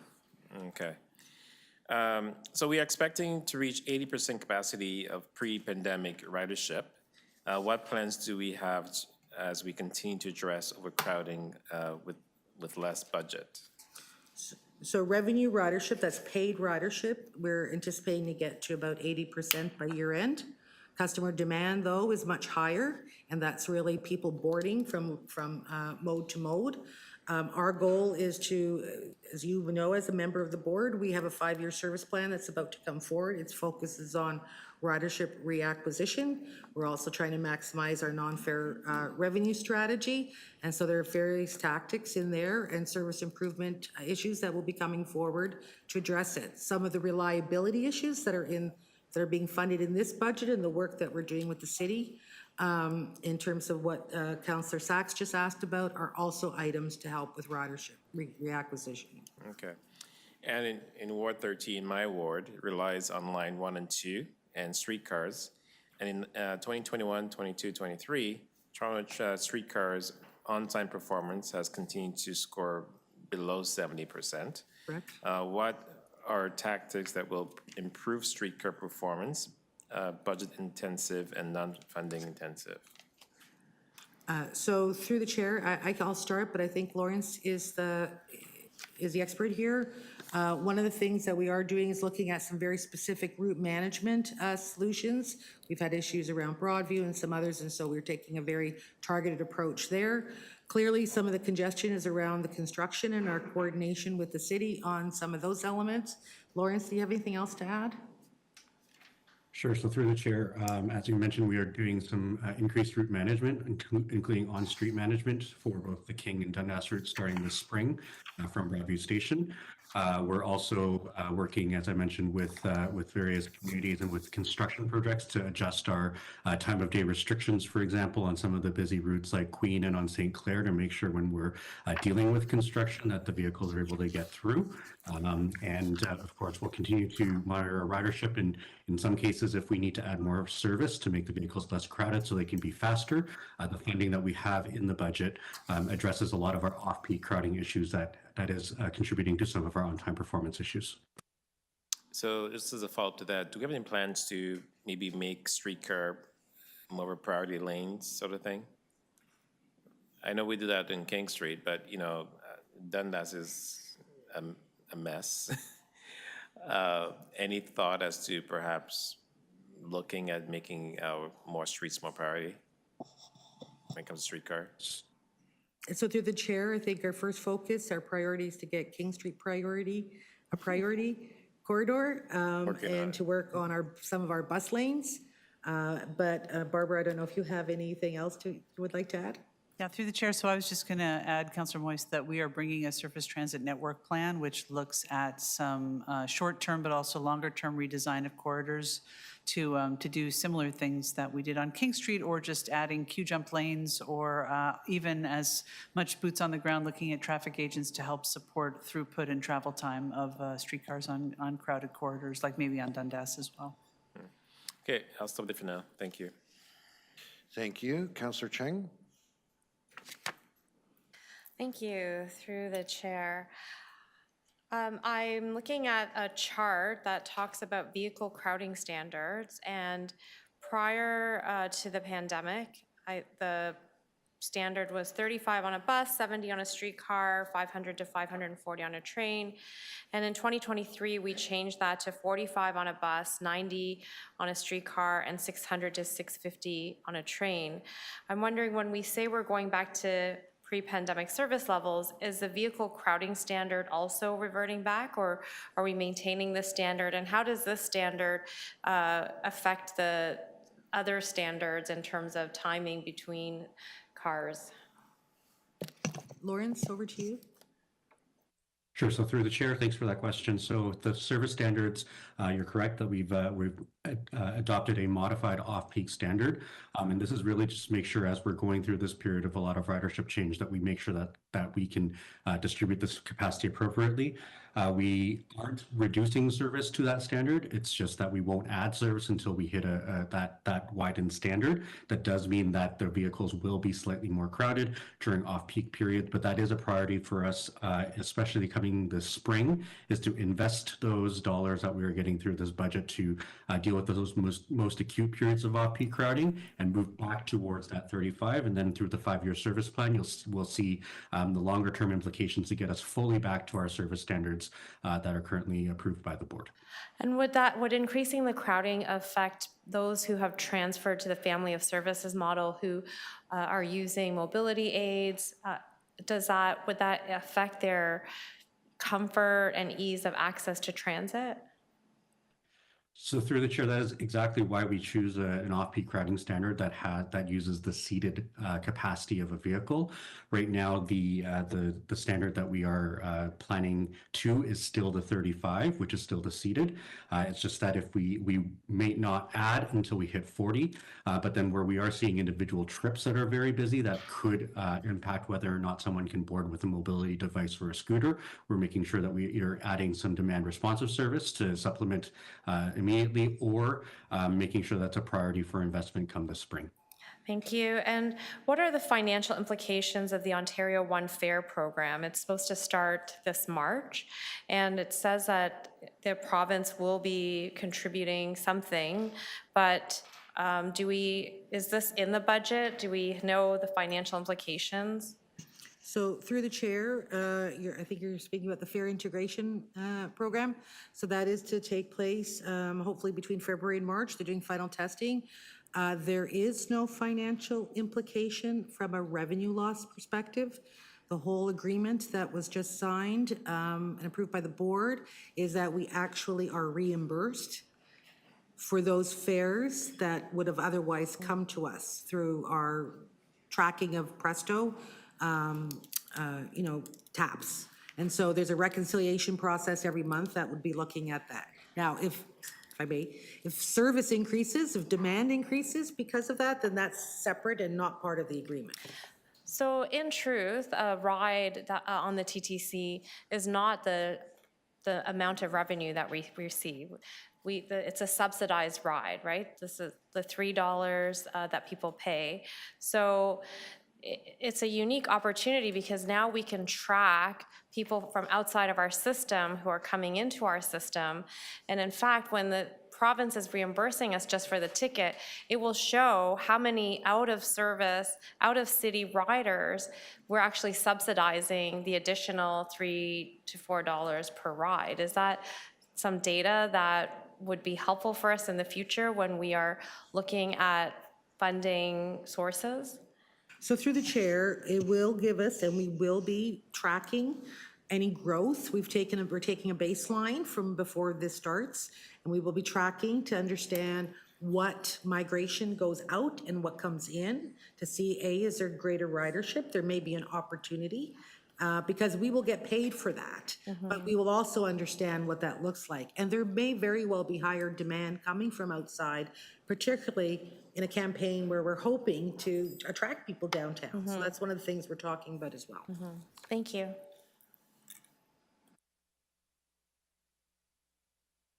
Now comes my favorite part of the whole budget process.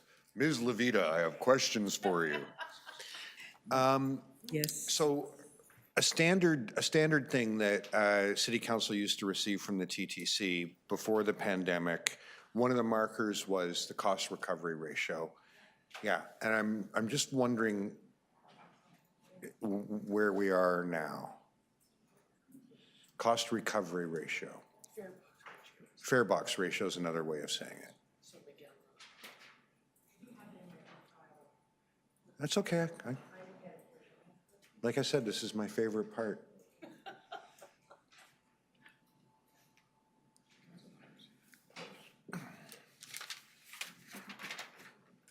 So through the chair, our RC ratio, our revenue cost ratio, is at 45% projected for '24.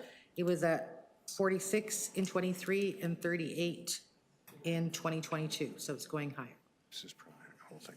And one of the reasons that number used to be useful is it was a fairly standard industry number, and we were able to compare it to other transit systems. I'm not asking if you have it available right now, but you do have it? Could you just pick a number or two from within Ontario and then maybe, there we go. There you go. So this is from 17 to 22.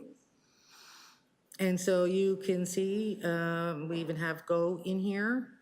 You can see the various ratios identified both locally across Canada for the major networks, as well as some of our counterparts in the US.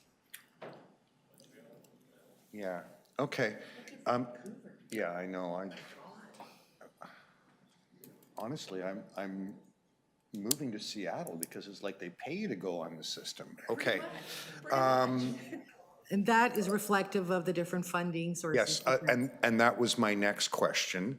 I'm looking at this and I'm seeing that transit systems in the province of Ontario seem to have some of the highest fare box recovery numbers. Do those other jurisdictions have funding models which receive guaranteed operating subsidy from middle-tier governments? That would be true for I believe, Mississauga. YRT, of course, is regional, so it's its own. And in Montreal, they do have other funding sources that they're getting. Like a So- sales tax, for Yes, example? correct. Okay, thank you. That was most helpful, Ms. Levita. You're welcome. Are you done?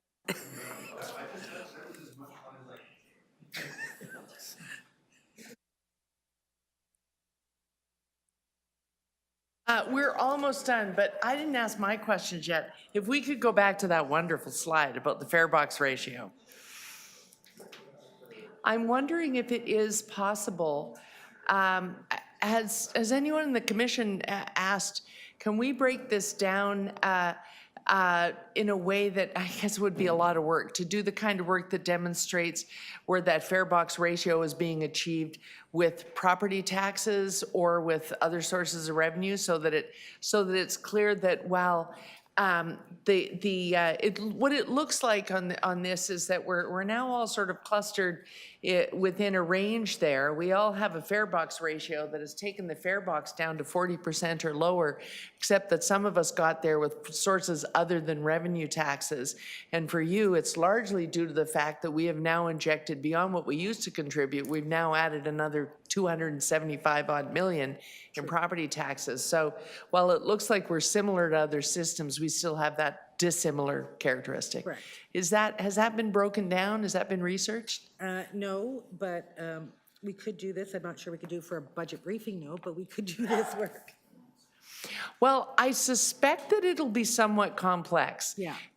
The reason I ask that question, I confess, is not about budget, but it's about the fact that the Premier has promised that the New Deal working group table could actually continue to look at these issues afterwards and carry on after the fact. And so to really solve this problem on an ongoing fashion, it would be helpful there. In the meantime, can I just ask if I'm able to continue to use the comparison when there is a problem, when something unforeseen happens like a pandemic or something like that, because of the difference in funding models, a Montreal system or a Calgary system or a Seattle system doesn't plunge into crisis quite so fast because that other source of revenue keeps coming. Whereas for us, when we're so reliant on the fare box, when we were up at 70%, we plummeted and lost all that fare box. all we had was property tax, so we're now just loading in property tax. That's not sustainable, is it? No, it's not. Okay. And one last question, and I'm glad the chair is here now. I note that in your slide presentation where you're looking at unfunded programs, you've now highlighted in their platform edge doors. Is that because the commission is asking that question, or how did it become a highlight now in the unfunded side? So through the chair, it's always been there, and we did update those numbers. That's part of the increase. We do have a final study that will be coming forward. It's just that we had to do a study. The results will be coming to the board sometime in '24. We've had lots of questions about it, particularly as it's dealt with the safety issues, but we understand it is a significant expenditure, and we wanted to show it juxtaposed against our base program, Transform TO, and that. So that's why Right. it's been isolated. So if we wanted to start to say to our other government partners in new lines, let's be coordinated here and let's include the platform edge doors and projects on the very least on all new projects, you've got fairly up-to-date costs. Yes, we do. Okay, that is very helpful. And I believe that's it for questions of the TTC. And that's it for the day then, in fact. Thank you so much. Thank you. So councillors, here's the thing. We ask that people try to get their briefing note requests in by 5 o'clock. We're not going to move them till tomorrow, though. Part of the reason we wanted to see them by 5 o'clock as much as humanly possible is, with your permission, that's the reason we asked permission for the clerk to see them in the CFO. Where they overlap, where people are asking for the same thing, we'll consolidate them. And then you as members will be the people who move them, both on your behalf and any who have overlapped with your requests that are outside the room. There are a few of those. Not as many as before. It won't take as long, but we'll do it tomorrow morning. I sent mine to table, so should I table it now? Because we tabled Gord's yesterday. Yes, and that was my error. The intention was to have them reviewed and then we'll move them all tomorrow. That way we'll take care of overlap. No harm done, though, because that one had been reviewed by staff. So I just want to clarify, because I know I had sent it to you yesterday, that I sent an updated version with some cleaner language to the clerk. Yes. You'll work with his version, not anything I sent you previously. Yes, so Matthew will make sure the CFO, so that by the time we're moving them, we know we're not duplicating efforts, because the staff are really going to be under the gun to get them done. Okay, and pardon? I sent them one for Josh. Maybe I didn't say, could you share it with Steve and Shelley so that, Okay, thank you. Okay, and so as we said last night, I'm moving that we recess this meeting. The same meeting will convene tomorrow at 9:30. Thanks. Thanks, Councillor Morley.